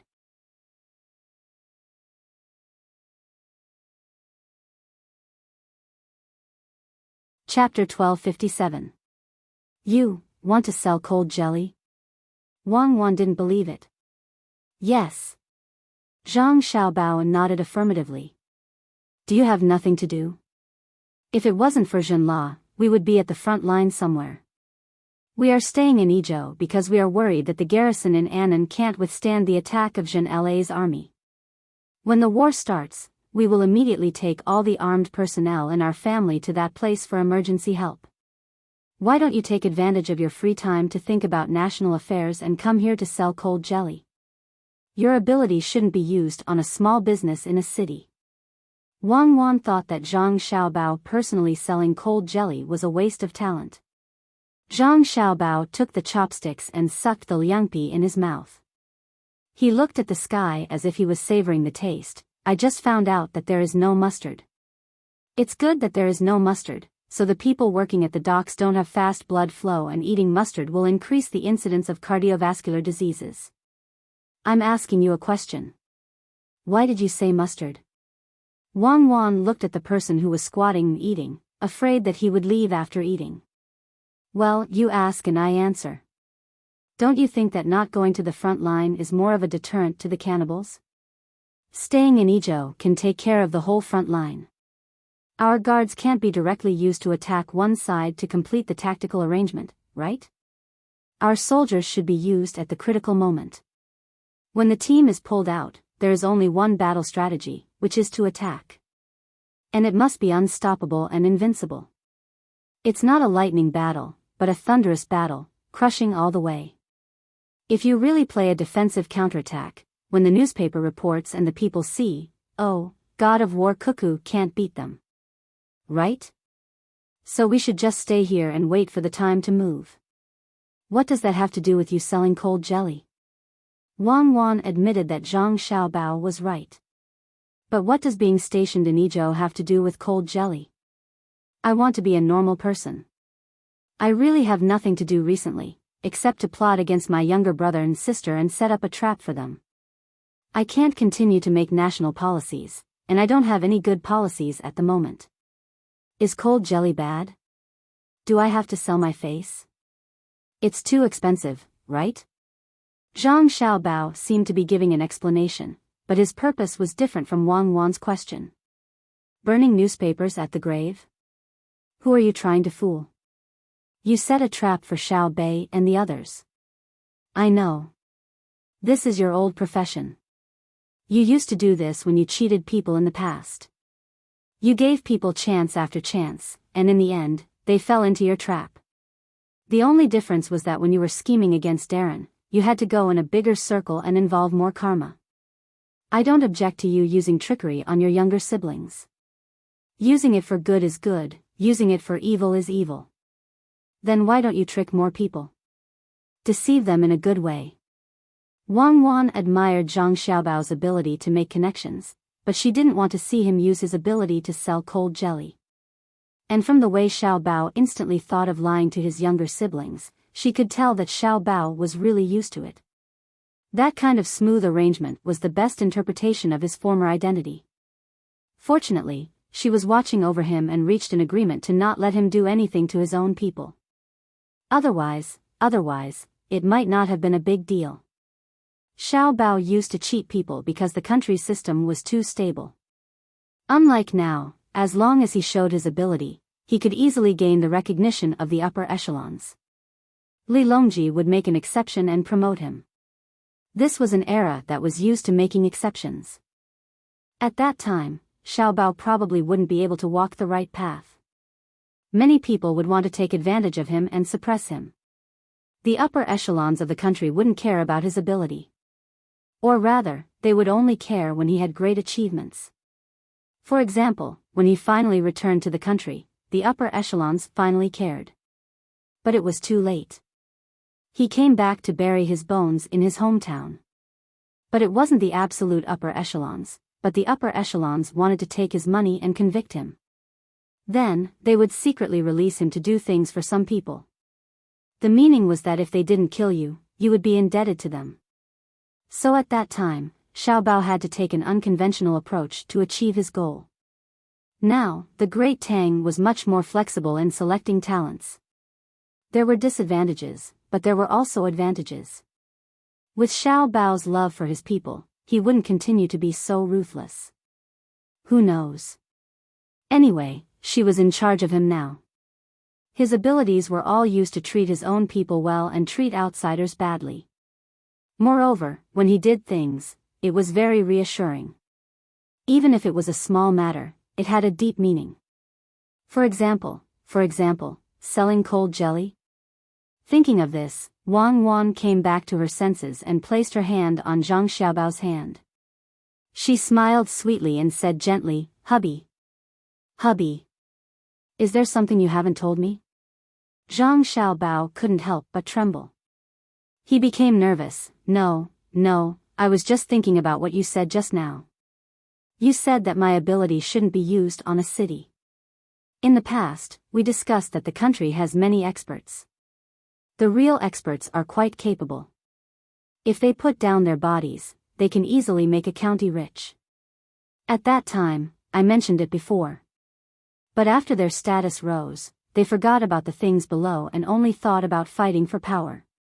They all thought that they were in charge of the country's affairs and not a county or city. That was a waste of talent. They became selfish. In fact, how many counties are there in the country?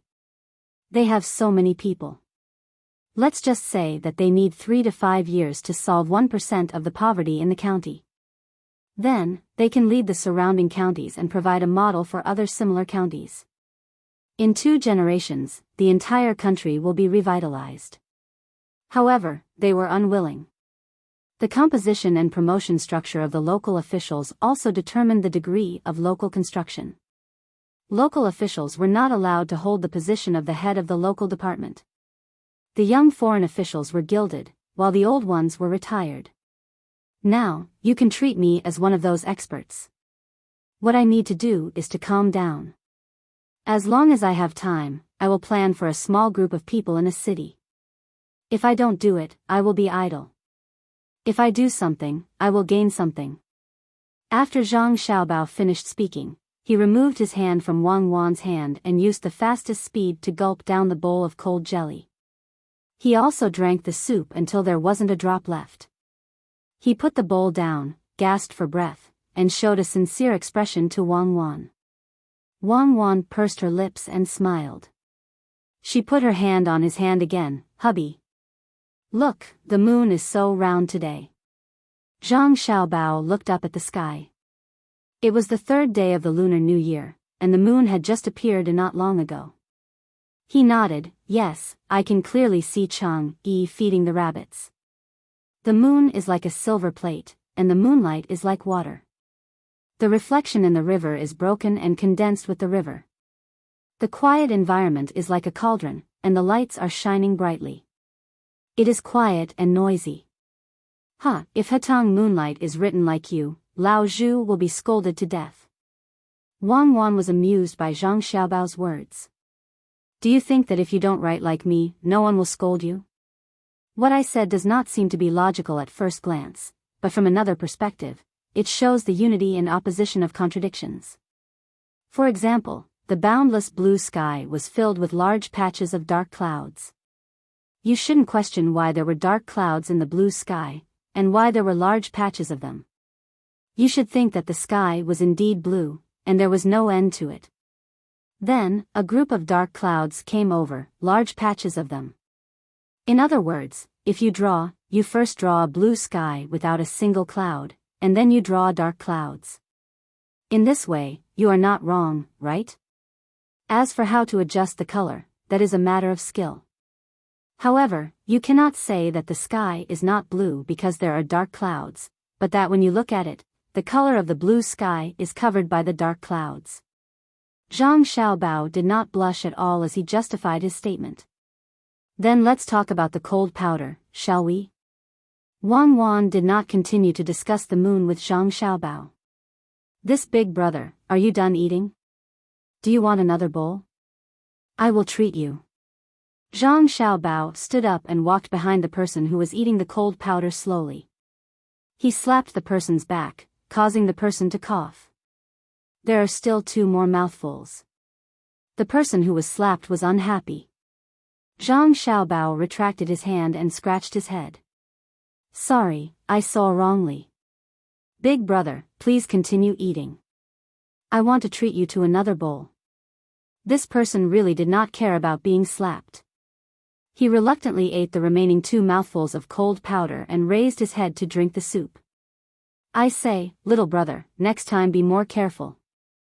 If it is someone with a bad temper who wants to beat you up, with your small physique, you will be beaten up with 2 slaps. Yes, it is hard to find a good person like Big Brother. Do you still want to eat? I will treat you. Zhang Xiaobao did not correct the person's words. If he used weapons, he would instantly beat up such a person. Instead, he asked if the person still wanted to eat. The person shook his head. No, if I continue eating, it will delay my work. If I eat too much, I will not be able to use my strength. Little brother, did you bring your wife out to play? Yes. Zhang Xiaobao nodded.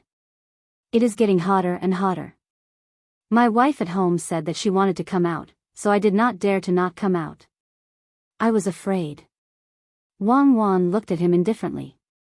She did not explain or hide anything. She wanted to know what Xiaobao was playing at. The person wiped his mouth with his sleeve. No, it is not good to be afraid of your wife. Men do big things. If you are afraid of your wife, it is because she is soft. Yes. Big Brother is right. Just like when Big Brother went to ask for the soup, the cold jelly seller was obedient and said that she would give it to you immediately. At home, she must also listen to Big Brother. Zhang Xiaobao said. No. The person nervously denied. I do not live with Gui. She is not my wife. We are not close. Not close? But I just saw her scrape a few more times for you. When you asked her to add the soup, she first used a spoon to scrape the side to get rid of the little bit of foam. She scooped it gently, afraid that she would hand over the sediment at the bottom. When my wife went to ask for the soup, she did not do that. Zhang Xiaobao was just short of directly saying, you were flirting with me with your eyes, flirting and laughing with me just now. When? The person was anxious. You did not? Big Brother, there were 2 empty seats at the table in front. Why didn't you take them? Why did you have to squat here to eat? And, Big Brother, the bowl you used is different from ours. Our bowl is sawed from thick bamboo. The one in your hand is made from pottery, right? It has been placed next to the cart selling cold jelly. There is a cover on it. Zhang Xiaobao said with a smile. He even winked at the person, meaning that he understood. The person was even more flustered. He glanced at the place where the cold jelly was sold and stuttered, I thought the bamboo was dirty. I saw that there was something to play with, so I used it. I really have nothing to do with Gui. I know. Big Brother, don't worry. You and Gui, have a pure relationship. I understand. Big Brother, listen to me. I am speaking nonsense. Why didn't you take the table? Because you want to leave the table for someone else. Why did you squat here? Because, from this angle, you can see the side of Gui, who is selling cold jelly. It is so beautiful. Zhang Xiaobao continued. If you say that again, I will beat you. The person directly reached out to grab Zhang Xiaobao's collar.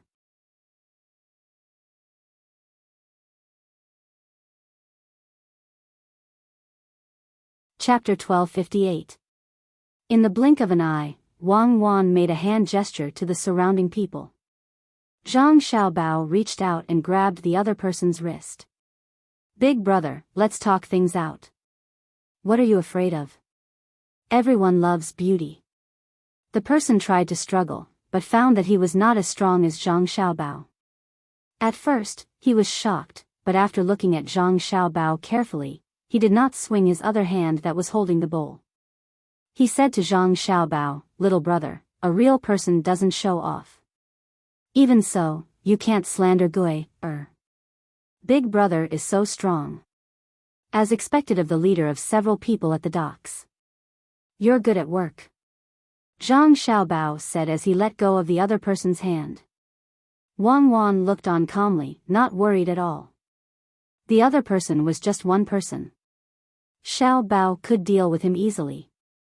If the other person was an enemy, he would have been knocked down in an instant. She and Xiao Bao had a systematic training method. Moreover, they started training from a young age. The nutrition and equipment were all kept up. Not to mention Xiao Bao, she could deal with that person easily. Unfortunately, the training method from a young age was not universal. For example, Xiao Bei and the others did not receive proper training until they were 4 years old. Otherwise, it would cause bone damage. Children were unable to accurately express their body's condition, and did not have equipment to follow up with. They were unlike her and Xiao Bao, who knew when to stop training. If other children were to train like this at 1 year old, they would definitely fail. They did not know how much their body could bear. Zhang Xiaobao did not dwell on the details of the other person attacking first. Instead, he continued to ask in a friendly voice, "Big brother, I'm just curious. At the same time, I have some thoughts. Do you have that kind of relationship with Gui Er? Is she your brother's wife, or is she a widow?" How did you know?" The person was shocked. He lowered his head and sighed. "Sigh. You're right. She's the wife of one of my brothers. She's also a widow. It's been 5 years. That brother of mine has been dead for 5 years. When he was carrying a log, he accidentally fell off the pedal and was crushed to death by the log he was carrying. He left behind a 7-year-old daughter and a 4-year-old boy." Zhang Xiaobao revealed a sad expression and explained softly, "Big brother, I've said something that makes you sad. But I have to say that I don't want to make you suffer. I have a way to make other people's lives better. Normally, when buying starched jelly, there shouldn't be extra soup. Furthermore, it should be a mixture of sweet, sour, and salt. This was used to quench one's thirst and to relieve one's summer heat. Especially starched jelly with broad bean powder. Drinking a bowl of it during normal work would make one feel very comfortable and could restore one's physical strength to a certain extent. She gave you more cold jelly because she was familiar with you. She gave you a special bowl because she was close to you. You didn't take up a spot because you wanted to leave it for someone else. You squatted here because you could look at her when she wasn't looking.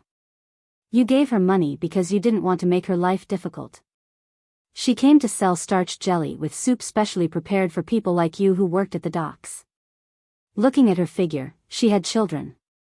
She sold things at a place where a group of men worked and didn't receive any teasing or harassment. This in itself was abnormal.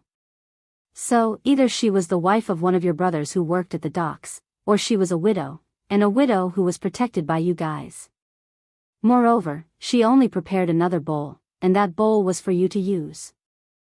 If you say that there's no relationship between you two, who would believe it?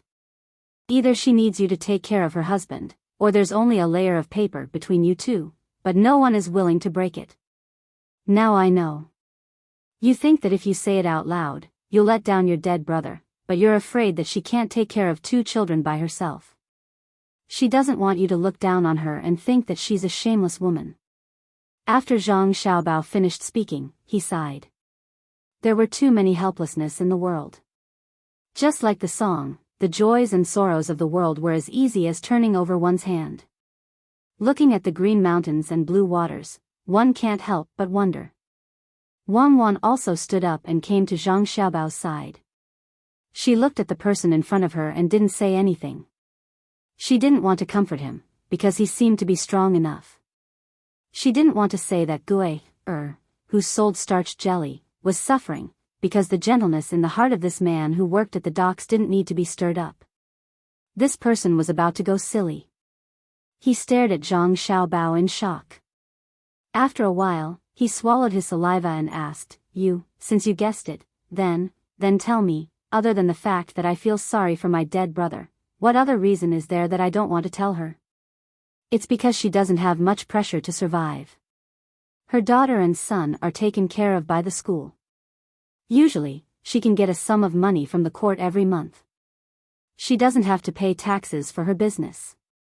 Especially recently, the number of bailiffs patrolling outside her house at night has increased significantly. Zhang Xiaobao replied. Brother, how do you know all of this? This person was obviously stunned by Zhang Xiaobao's words. It was too amazing. How was this possible? The former is the welfare of the court. The latter is because the local officials want to keep their position and their heads. Tell me, when Zhang Xiaobao and Wang Wan were in Yizhou, what would happen if someone knocked on the widow's door in the middle of the night? The heads of the yamen would pay a heavy price for this. Therefore, you feel that she can live well without you, so you don't have the courage to say what's in your heart. She's such a good woman, living with 2 children, doing things quickly, and can support herself. She's also not bad looking. The burden of supporting the family shouldn't be put on her. Otherwise, it's the incompetence of all men in the world, right? Zhang Xiaobao said again. This person nodded repeatedly. For a moment, he was at a loss. He felt that this person, who was younger than him, was too terrifying. What did he usually do? Wang Wan, on the other hand, had a blissful look on her face. It couldn't be like this. Why did Xiaobao always give people the impression that he was so smart and considerate? It was just eating liangpi, a very normal thing, but it actually gave him so much information. It seemed that those who were cheated in the past were not wronged at all. Your opponent is too strong. It's not your fault. After Zhang Xiaobao finished speaking, he turned around and was about to leave. This person reached out and grabbed Zhang Xiaobao's arm. Brother, my dear brother, give me an idea. You said that you would help me just now. Like you said, I really like Gui. In fact, many of my brothers know. They even advised me to take the initiative when we were drinking. But I don't dare. I haven't married yet. I always feel that I am not good enough for Gui. This woman is really too good.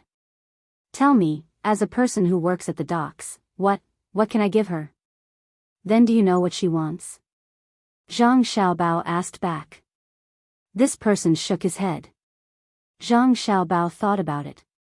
He did not tell this person that Gui wanted a shoulder and someone to rely on. Instead, he said to this person, I hope that you can continue to work at the docks and lead a group of people to do things well. Also, gradually expand the team. Do the children in her family like you?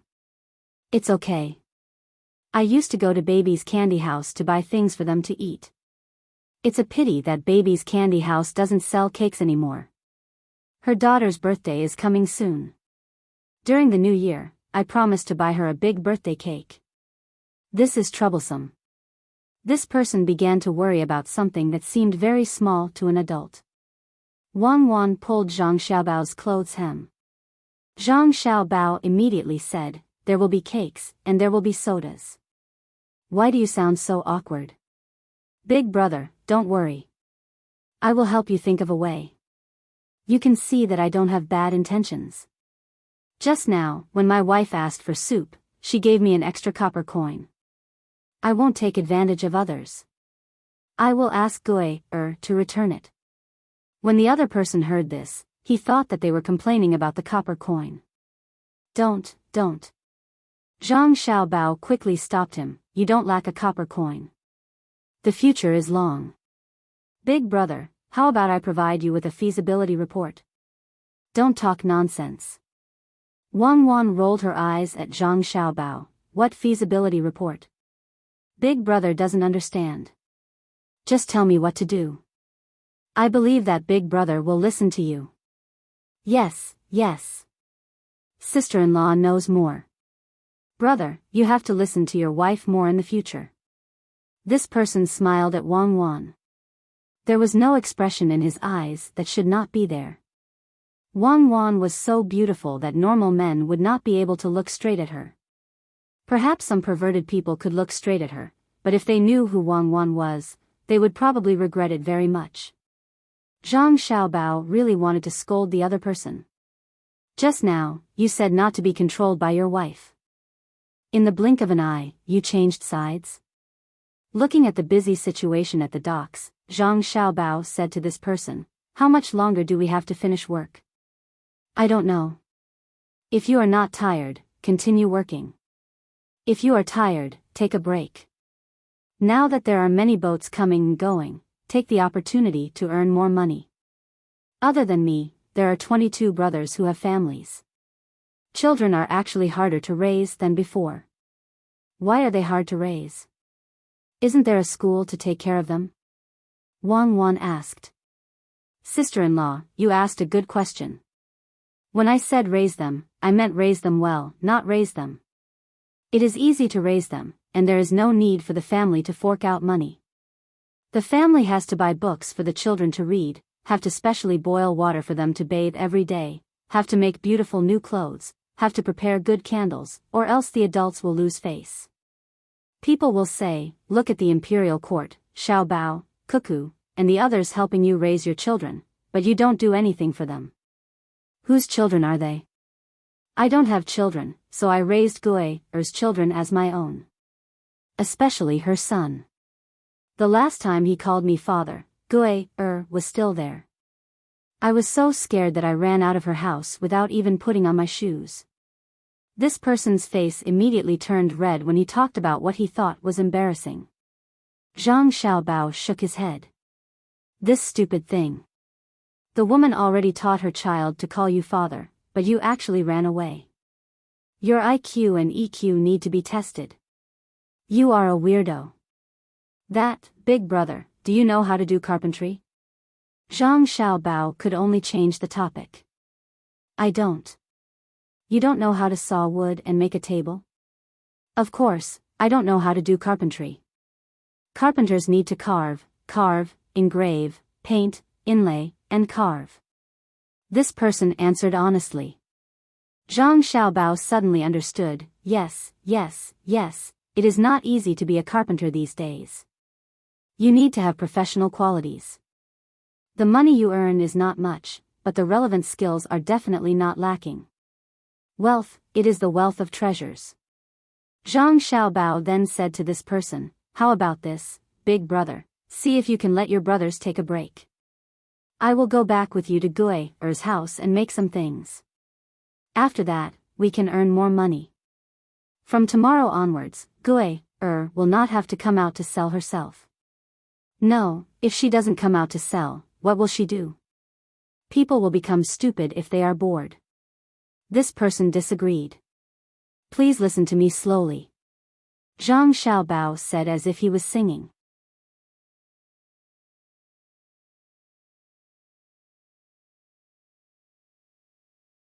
Chapter 1259. Brother, I still don't know your surname, the other party asked Zhang Xiaobao. My surname is Zhang, and my name is Xiaobao. What's your surname, big brother? Zhang Xiaobao replied. Brother, don't joke around. My surname is Lu, and my name is Pan. My father found someone to give it to me. He said it means tenacity or something. Anyway, my life is very tough. What's your name? The person who called himself Lu Pan asked again. My name is actually Zhang Xiaoyu. Brother Lu, shouldn't you find someone to come back? Zhang Xiaobao had no choice but to make up a fake name. Come back. Little brother Zhang, do you really have a way to make money? Lu Pan was still hesitating. Really?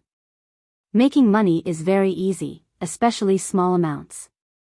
Zhang Xiaobao had a confident expression. Lu Pan was still worried and hesitant. Zhang Xiaobao simply took out a handful of money and stuffed it into Lu Pan's hand. Brother Lu, here. Take it as a deposit. If I'm wrong, the money is yours. Lu Pan glanced at the money in his hand and was shocked. He looked at the denomination of the notes. They were all 10 strings of coins. Yi Luo estimated that there were at least 300 strings of coins. He quickly stuffed the money back. I believe you. Wait a moment. Sister-in-law Gui, take it too. I still need her help. Zhang Xiaobao reminded again. Okay, I'll take it all. Lu Pan saw that the other party took out a lot of money and thought about himself. He realized that it was not worth it to be cheated once. Lu Pan first ran to the stalls selling liangpi and told Gui. He threw down the bowl and ran to the dock to discuss the handover. Under normal circumstances, it was not easy to find someone to take over the work halfway. If the work was not done well, for example, there was a problem with the stacking, and the person behind took over, earned a portion of the money, and took all the responsibility. That would be stupid. Lu Pan probably wanted to give up all the money and then use his reputation as a dock worker to give the benefits to others. He would then be able to recruit his brothers back. Xiao Bao, what are you trying to do? Wang still did not understand. She only knew that Xiao Bao thought of a way to make money with liangpi. To her, it was normal. The question was whether the return was proportional to the effort. What else can we do? Give a demonstration. As the saying goes, I'll make an example and let everyone see that a simple industry can also play well with the 12 national policies. Most of the people are still observing. When they see that I'm successful, they'll be willing to follow suit. Under normal management, the role of the leader was very obvious. Many things were actually ruined by the officials. Some of the officials were kind enough to govern the area, but the other officials were not thinking about the situation of the area, but how to cause trouble, and thus determine their own position. In the end, when someone raised a contrary opinion, not only did this group of officials not humbly accept the correction, but they also talked about great principles. For example, if they wanted to do more, they had to protect their position and let themselves be in a better place. Or they might say something like, in the Jianghu, one has no choice. Well, you are in the Jianghu. In order to do more things that benefit the common people, you first have no choice but to embezzle, accept bribes, flatter, and speak empty words. All along, you have the idea of doing more for the common people in the future, and all along, you did things against your will. Others who wanted to do things for the common people were eliminated by you. You finally reached the position of the head of department, and then. Don't, Xiao Bao, in the Great Tang, there is no head of department, nor is there a situation where the municipal party secretary is a vice minister of the standing committee of the provincial party committee. Let's talk about the current situation. Wang interrupted Zhang Xiaobao.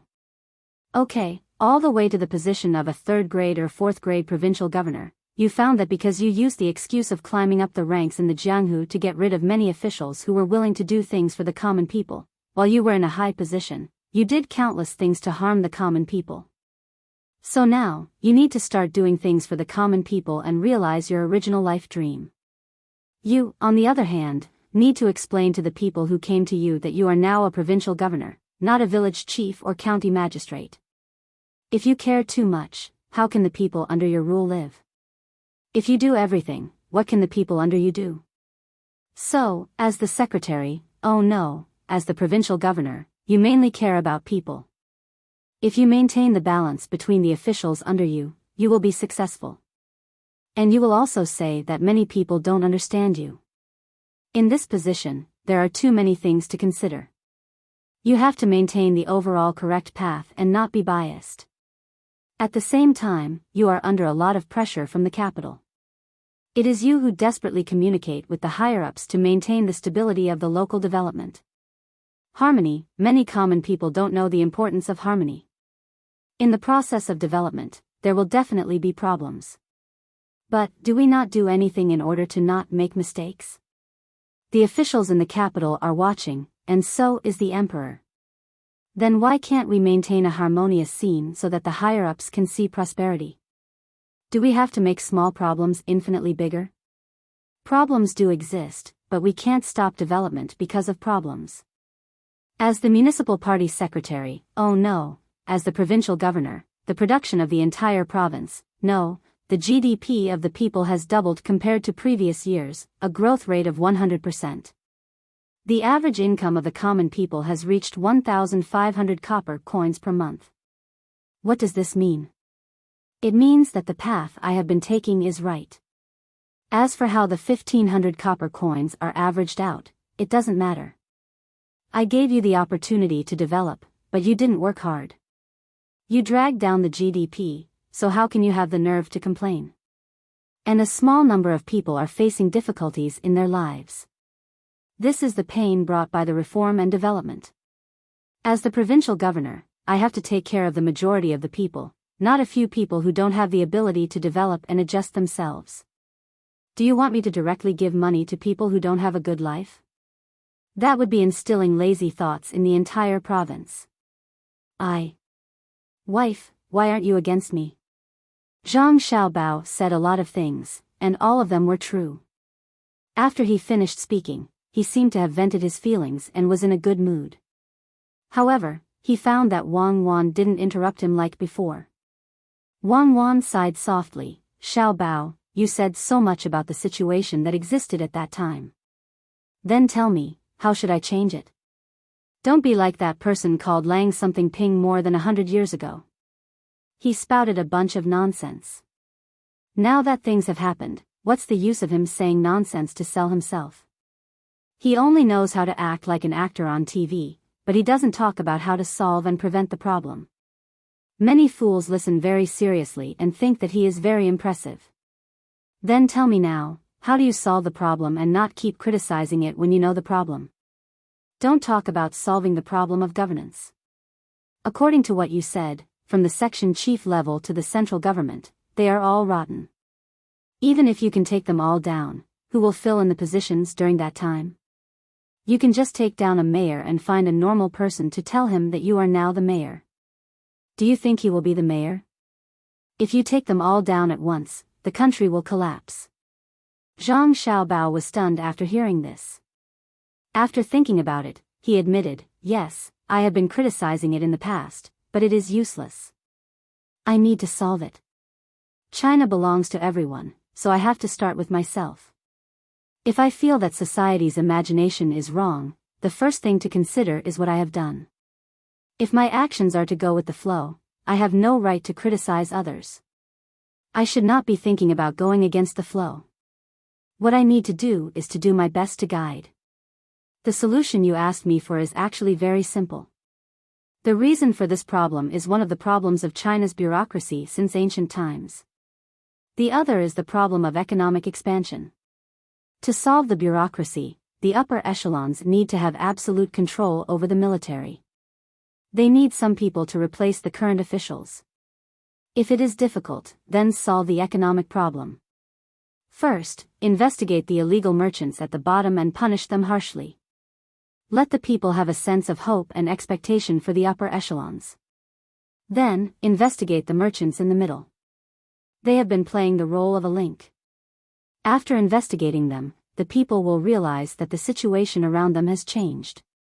Then, it will be a political game to get rid of the illegal upper echelons. At the same time, strengthen the country's military in advance to prevent a large amount of money from flowing out and being protected by other countries. Then what if there is a protective umbrella when investigating the merchants? Wang Wan nodded and asked. Protective umbrella? Let their opponents deal with them. The upper echelons only need to take down a small portion of the officials under the protective umbrella.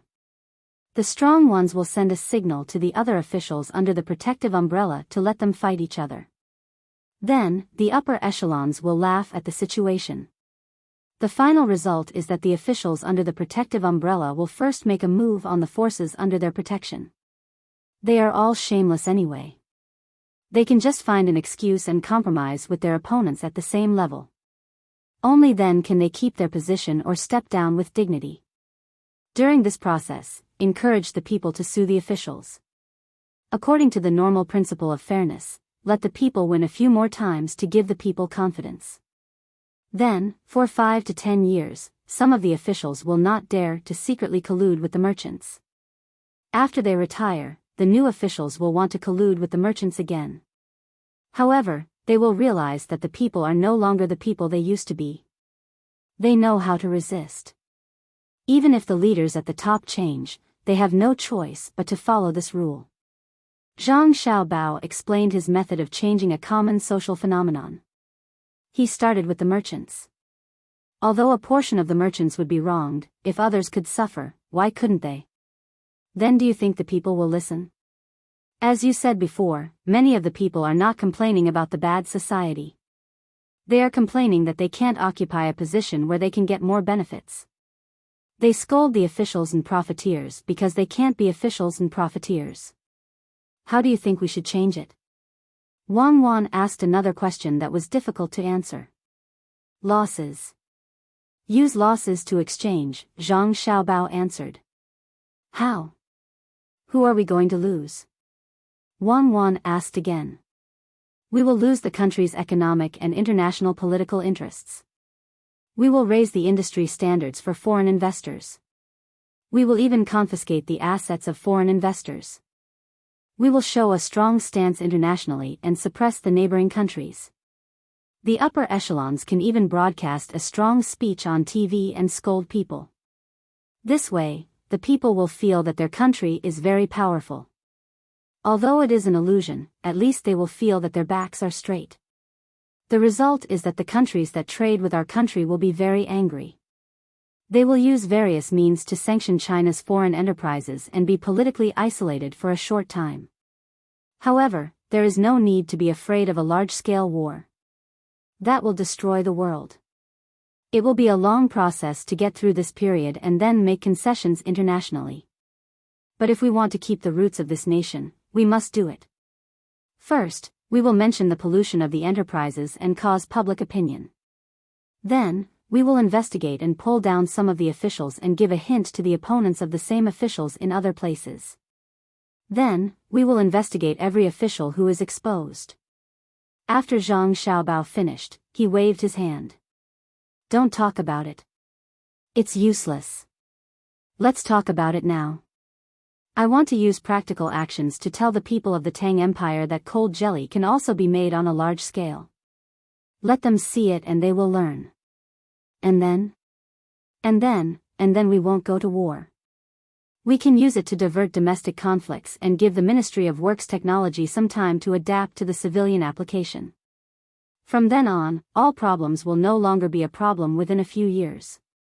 Zhang Xiaobao liked the current system more and more. The emperor had so much power. It was so easy to do things. Wang knew that Xiaobao might not attack the previous system in the future because he knew it was useless. But Xiaobao's words were worth thinking about. If the upper echelons had the same idea at that time, they might have handled it better. They were playing this game. Thinking that there would be a period of peace on this matter in the future, Wang was in a good mood. Suddenly, she thought of a question and asked, "Why did you start with cold jelly? Was it a coincidence?" Because there are more broad beans in Sichuan. I can always be stupid and find something that doesn't exist in the area to make a sample, right? That's pure idiocy. Zhang Xiaobao winked at Wang.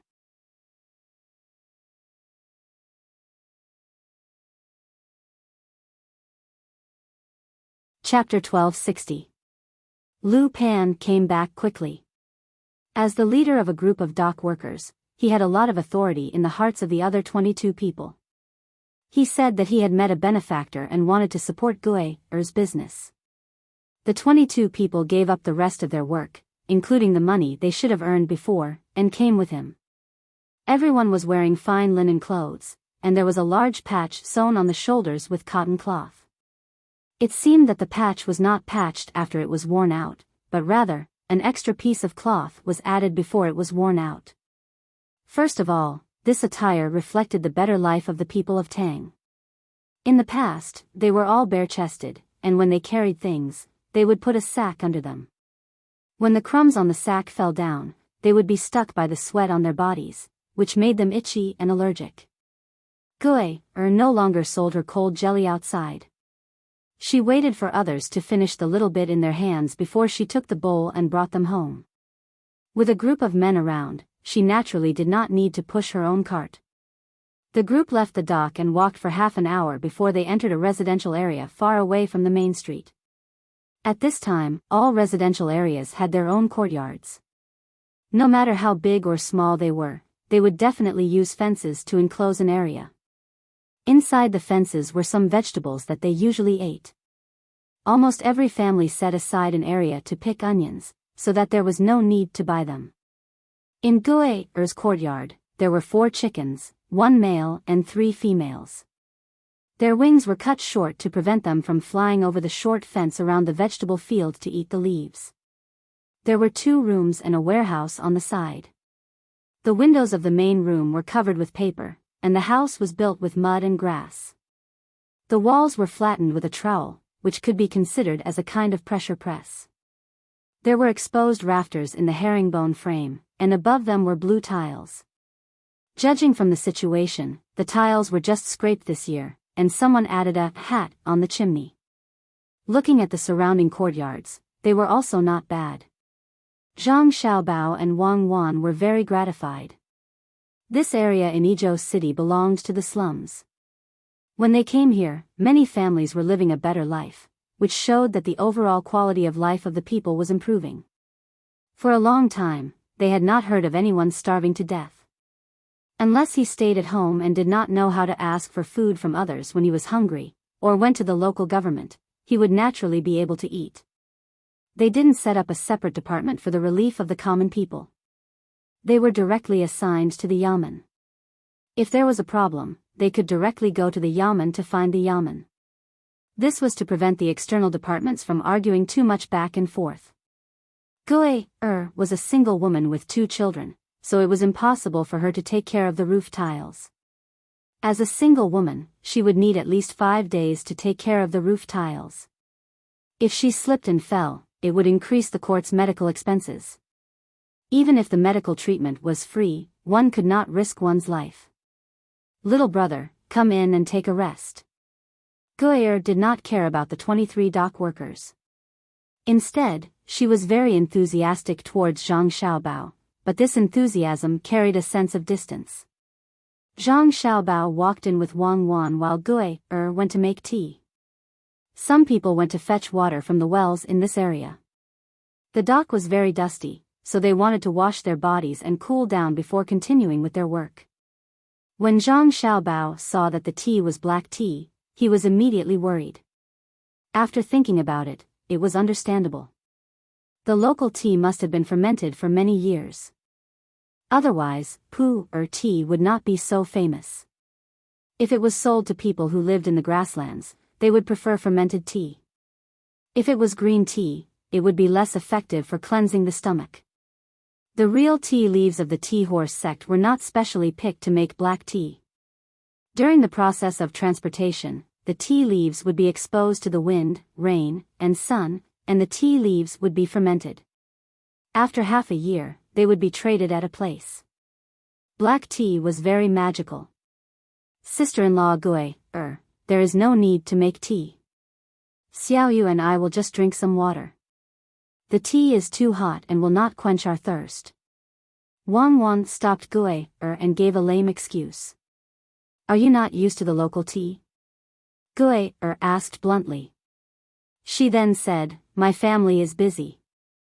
They have been coming all the time, so I did not prepare other tea leaves. Wait a moment, I will go and buy some. Wang Wan grabbed her arm and said, no need, no need. We are here to discuss business. We do not lack tea. If we buy more tea, we will have to spend money. It does not cost much. You can see that we live in a remote place, but our living conditions are not bad. We can save the money to raise the 2 children. The 2 children have school to take care of them. The elder daughter is good at her studies, but is not as naughty as the younger one. The school gives us many candles. In the past, if there were outsiders coming, I would feel embarrassed. I always felt that our family was poor. But now, I am not afraid. We have clothes, food, and food. As for me, I am not afraid of you laughing at me. I am a single person, raising 2 children. The yamen gives me many benefits. My house costs a lot of money every year. I told them that I do not need it, but the yamen runners insist. No one can compare to this house. Usually, during the new year, the yamen will give me vegetable oil and noodles. The meat is all thick with fat, and the little ones do not like to eat it. Gui no longer went to buy tea. She also pulled Wang Wan and chatted with her. Her face was full of happiness, but she would occasionally roll her eyes at Lu Pan. Obviously, she had her own goals now that her life was better. Wang Wan listened to her, and her heart was sweeter than honey. Everything in front of her was forcefully promoted by her and Xiao Bao. Free medical care, free education, and extra care for special groups. When it was implemented, there was no resistance. It was not that people did not want to, but that they did not dare. When it was implemented, it was like holding a knife in one hand and a pen in the other.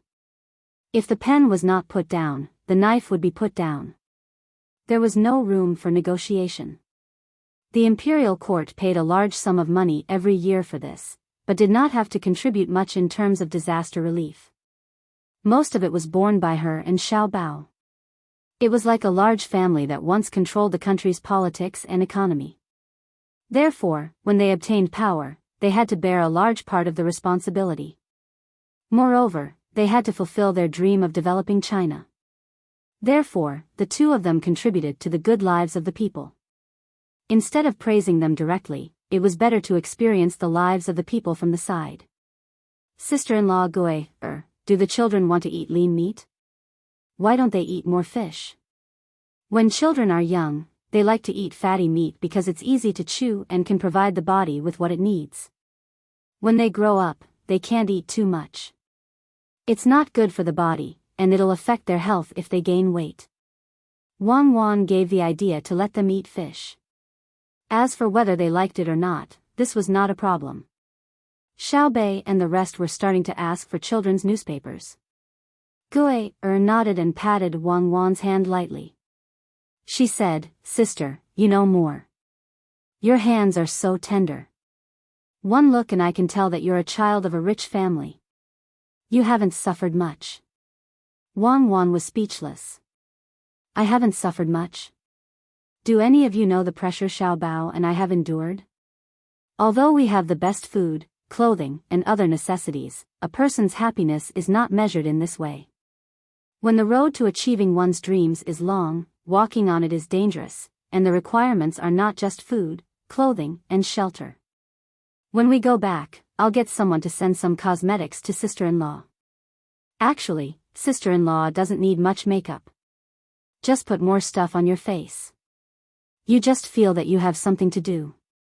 Wang Wan touched Gui's hand. It was indeed rough, but it was work, so it had to be like this. "Sister-in-law, you can't accept things from younger sisters. Younger sisters need money to buy them. If you give them to sister-in-law, sister-in-law will feel bad. When sister-in-law has time, you can buy them yourself. Do you also buy for younger sisters?"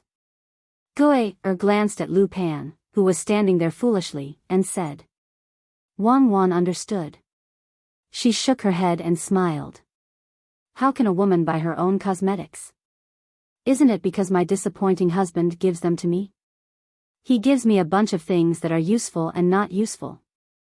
Not to mention that it's a waste of time, I also don't need them." Zhang Xiaobao very wisely cooperated. Of course. Regardless of whether they are useful or not, it has nothing to do with whether I give them or not. It's the reality that you don't need them. Whether you give them or not depends on your attitude. A man who doesn't buy new clothes and cosmetics for his woman is not a good man. Lu Pan, who was standing not far away and listening to their conversation, blushed.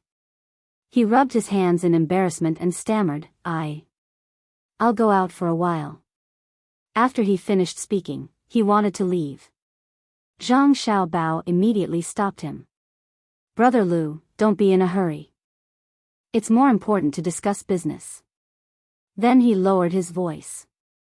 "I have some cosmetics with an internal price. When the time comes, I'll give you a few sets. It's not worth it to buy them now." "What's the internal price?" Lu Pan also asked in a low voice. "It's the price to sell to the management of the cosmetics. For example, the most expensive beauty set of whale oil moisturizing skin care series is sold for 760 strings of coins. Moreover, there's a price but no supply. Even if the price is listed, there's no stock. The internal price is cheaper, 300 copper coins per set. Zhang Xiaobao explained. Lu Pan's eyes almost popped out. Brother, don't lie to me. Is 300 copper coins enough for the cost? It's not like I don't know anything. You really don't know anything. Zhang Xiaobao blinked his eyes with an "I know very well" expression. He thought to himself, do you know how much the cost is? A whale has a lot of oil. The ships guarding the sea can catch it while they're at it. But he couldn't say that. Instead, he said, the cost is not equal to the internal price. Does the cost have anything to do with the internal price? For example, if you have a cold, you can go to the clinic and get the medicine. It's free. Don't tell me the medicine has no cost. For example, if you go to another place and you're penniless and hungry, you can go to the local yamen. They will treat you to braised pork, 2 tails of wine, steamed buns and rice. Do you need money? No cost? Is there wine? Lu Pan was really honest. He directly followed the words and thought of the free food and drink provided by the yamen for outsiders. It depends on the situation. There's definitely no wine on a hot day. If it's rainy and humid, not only will there be wine, but there might also be wine soaked in ginseng. In the past 2 years, there have been more ginseng cultivated by humans. Every yamen has prepared a lot. Brother, do you understand what I mean? The internal price should be lower than the cost. Zhang Xiaobao finally explained the situation. The person opposite him was a blockhead. No wonder he couldn't take a step forward in protecting Gui. Lu Pan thought about how he could buy over 700 coins worth of cosmetics for 300 copper coins. He was finally tempted. But he still hesitated and asked, little brother Zhang, how do you want me to repay you? Zhang Xiaobao patted Lu Pan's shoulder and said, live a good life, be hardworking, be loyal to the Tang Dynasty, abide by the law and abide by the rules.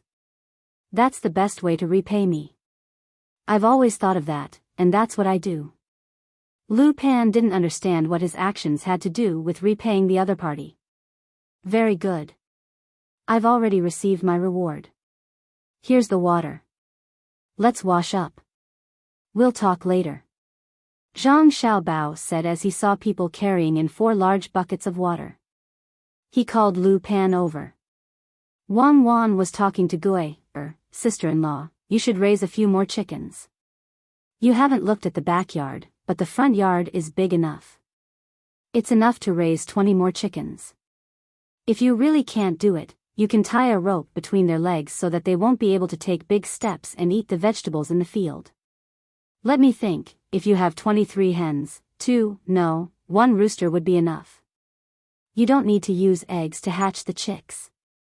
It's just eating eggs. The rooster will guard the hens, and it won't be a problem if it crows normally. Gui, was very surprised. She lowered her head to look at Wang Wan's hand, then looked at the size of the yard. She looked at the 4 chickens that were not afraid of strangers and asked in surprise, Big sister, you know how to raise chickens? Aren't you from a rich family? I raised 6 hens in the past, but they didn't lay eggs. It wasn't easy for them to lay a soft one. How could there be eggs to eat? Wang Wan didn't explain why she knew how to raise chickens. She said to Gui, sister-in-law, it's easy to solve the problem if the chickens don't lay eggs or lay soft eggs. There are river snails and shells nearby. You can take a rake and rake a basket of them back for the chickens to eat. The chickens will eat the meat inside. You can crush the shells with a roller. It's best if it's small and scattered on the ground.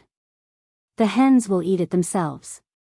Not only will it replenish the nutrition of the chickens, but it will also replenish the calcium. When the time comes, the eggs will be laid one after another. With 23 hens, you can at least provide about 20 eggs a day. My chickens can sometimes lay 5 eggs in 4 days. Sometimes, but it's definitely not a problem to say that they can lay 4 eggs in 5 days. Gui, was tempted. It was said that rich families were very capable. Normally, they could lay 4 eggs in 5 days. At that time, whether they sold it or kept it for themselves, or made into salted eggs, it would be good. Younger sister, what did your chickens eat when you raised them? Sister-in-law, it's not suitable for you to use that method. Just a little less is fine. For example, 2 eggs in 3 days. My chickens eat fish bone powder, earthworms, rice grains, vegetable leaves, and the fermented products of the stalks. When the sun is high, there's a place to shelter them. When it's cold, there's measures to keep them warm. We also feed them running water and fine grains of wheat rice stone. The chicken dung is cleaned every day. The temperature is low and the temperature is low. Sister-in-law, you don't have to do this. The cost is too high. My family's poultry is mainly responsible for the imperial court's research. In fact, they can lay more eggs, but we need to add other things. We thought about it and gave up. Wang Wan explained in detail. If she let other people raise them like this, the cost was too high. Gui understood and said, then I'll feed them some vegetable leaves and officials. When the time comes, I'll go to the river and get a basket of shelled things. 2 eggs in 3 days. It's not a small amount. I didn't know in the past. Younger sister, you've helped sister-in-law today. Wang Wan was not satisfied when she heard this. The government didn't tell you how to raise chickens? What kind of bullshit government office are they? Are they all freeloaders? The government does? Gui asked, puzzled. Yes, of course they do. The imperial court pays for things that affect the people's lives. The information is free. Moreover, in important places like Izhou, there are specialized technicians in charge of answering questions. It seems that either they don't have the printing materials or they don't advertise. It's too unreasonable to teach them a lesson when we go back. Wang Wan said angrily. The more she thought about it, the angrier she became. The people didn't know how to raise livestock and poultry. It was definitely the government's responsibility. Wang Wan was angry. When it was Gui's turn, she was shocked. She looked at Wang Wan and asked, You can control the government? The government also needs to be reasonable, right? We'll make money in 2 days. Moreover, we don't need to do things by ourselves like now. Sister-in-law, you can wait to get rich. Wang Wan didn't reveal her identity. Once she did, she wouldn't be able to find the right atmosphere to talk. Although others looked normal, their thoughts would definitely be different. Gui was happy and confused. She asked, Sister, how do you think we can get rich? Ask him. Wang Wan pointed at Zhang Xiaobao. Zhang Xiaobao turned his head. Wait a moment. When everyone is done, we'll start talking about the plan to make money. There's no need to get loans or find investors. There's only 24 of you. It'll be enough if each of you pools some money. As soon as he said this, the people who were still pouring water on themselves suddenly sped up. After they finished washing themselves, they came over shirtless. They didn't care if their pants were wet or not. Little brother, we'll listen. As long as you really come up with a good plan, we'll definitely support you in the future. We'll listen to whatever you say. Lu Pan expressed his attitude. You'll rebel even if I ask you to? Zhang Xiaobao asked with a smile.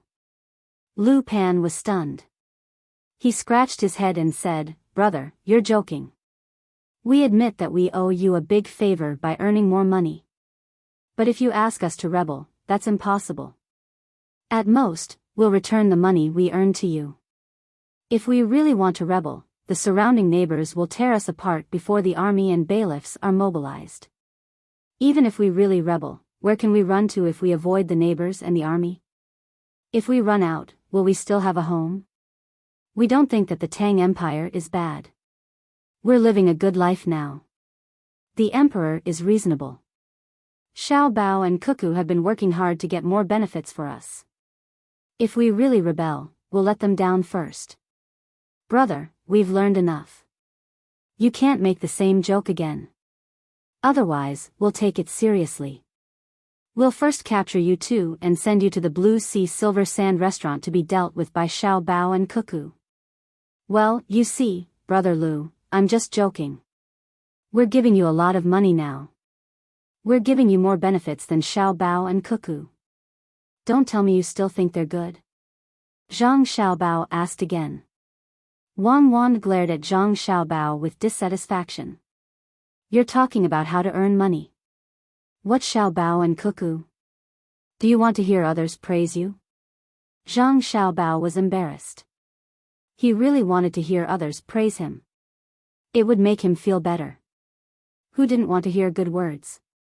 Moreover, it was praise in front of others when they didn't know who you were. At this time, Lu Pan waved his hand at Wang Wan.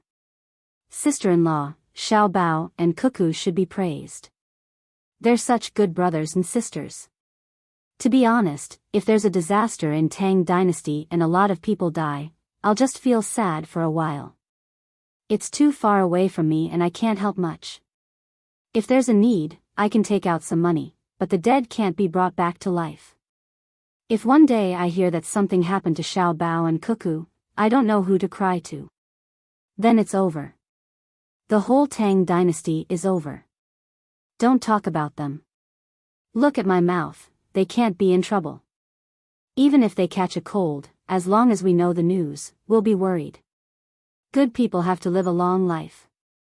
I'd rather get sick and suffer for them than. Brother Lu, come, let's not talk about that. They're doing well. Let's talk about business. Can everyone take out 5 strings of coins? Zhang Xiaobao's eyes turned red and he quickly interrupted Lu Pan.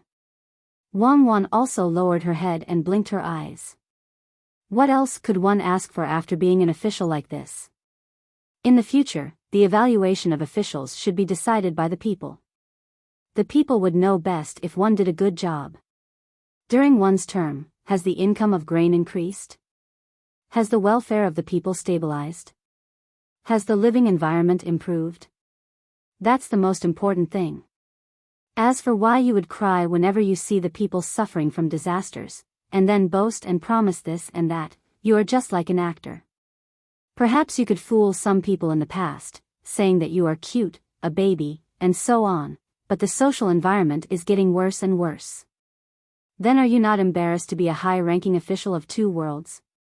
You might say that you have a lot of helplessness. For example, when you can't control the military power during the disaster relief, you can only shout, "Who raised you?" You're not the leader and you're being suppressed. If you can't do it, you should take the initiative to step down. What's the point of occupying a position? Wang Wan started to get angry again. As she thought about it, she suddenly realized that Xiao Bao wasn't criticizing her, so why should she? Sigh, they were all in the same class. Why should she be so anxious to attack each other? She shook her head and wanted to throw away the bad thoughts in her mind. She looked at Xiao Bao and waited for him to play his role again. Every time this happened, she would feel the most comfortable. This kind of description of economic operations was as long as an ink painting. Every time this happened, Xiao Bao would always look very, very handsome.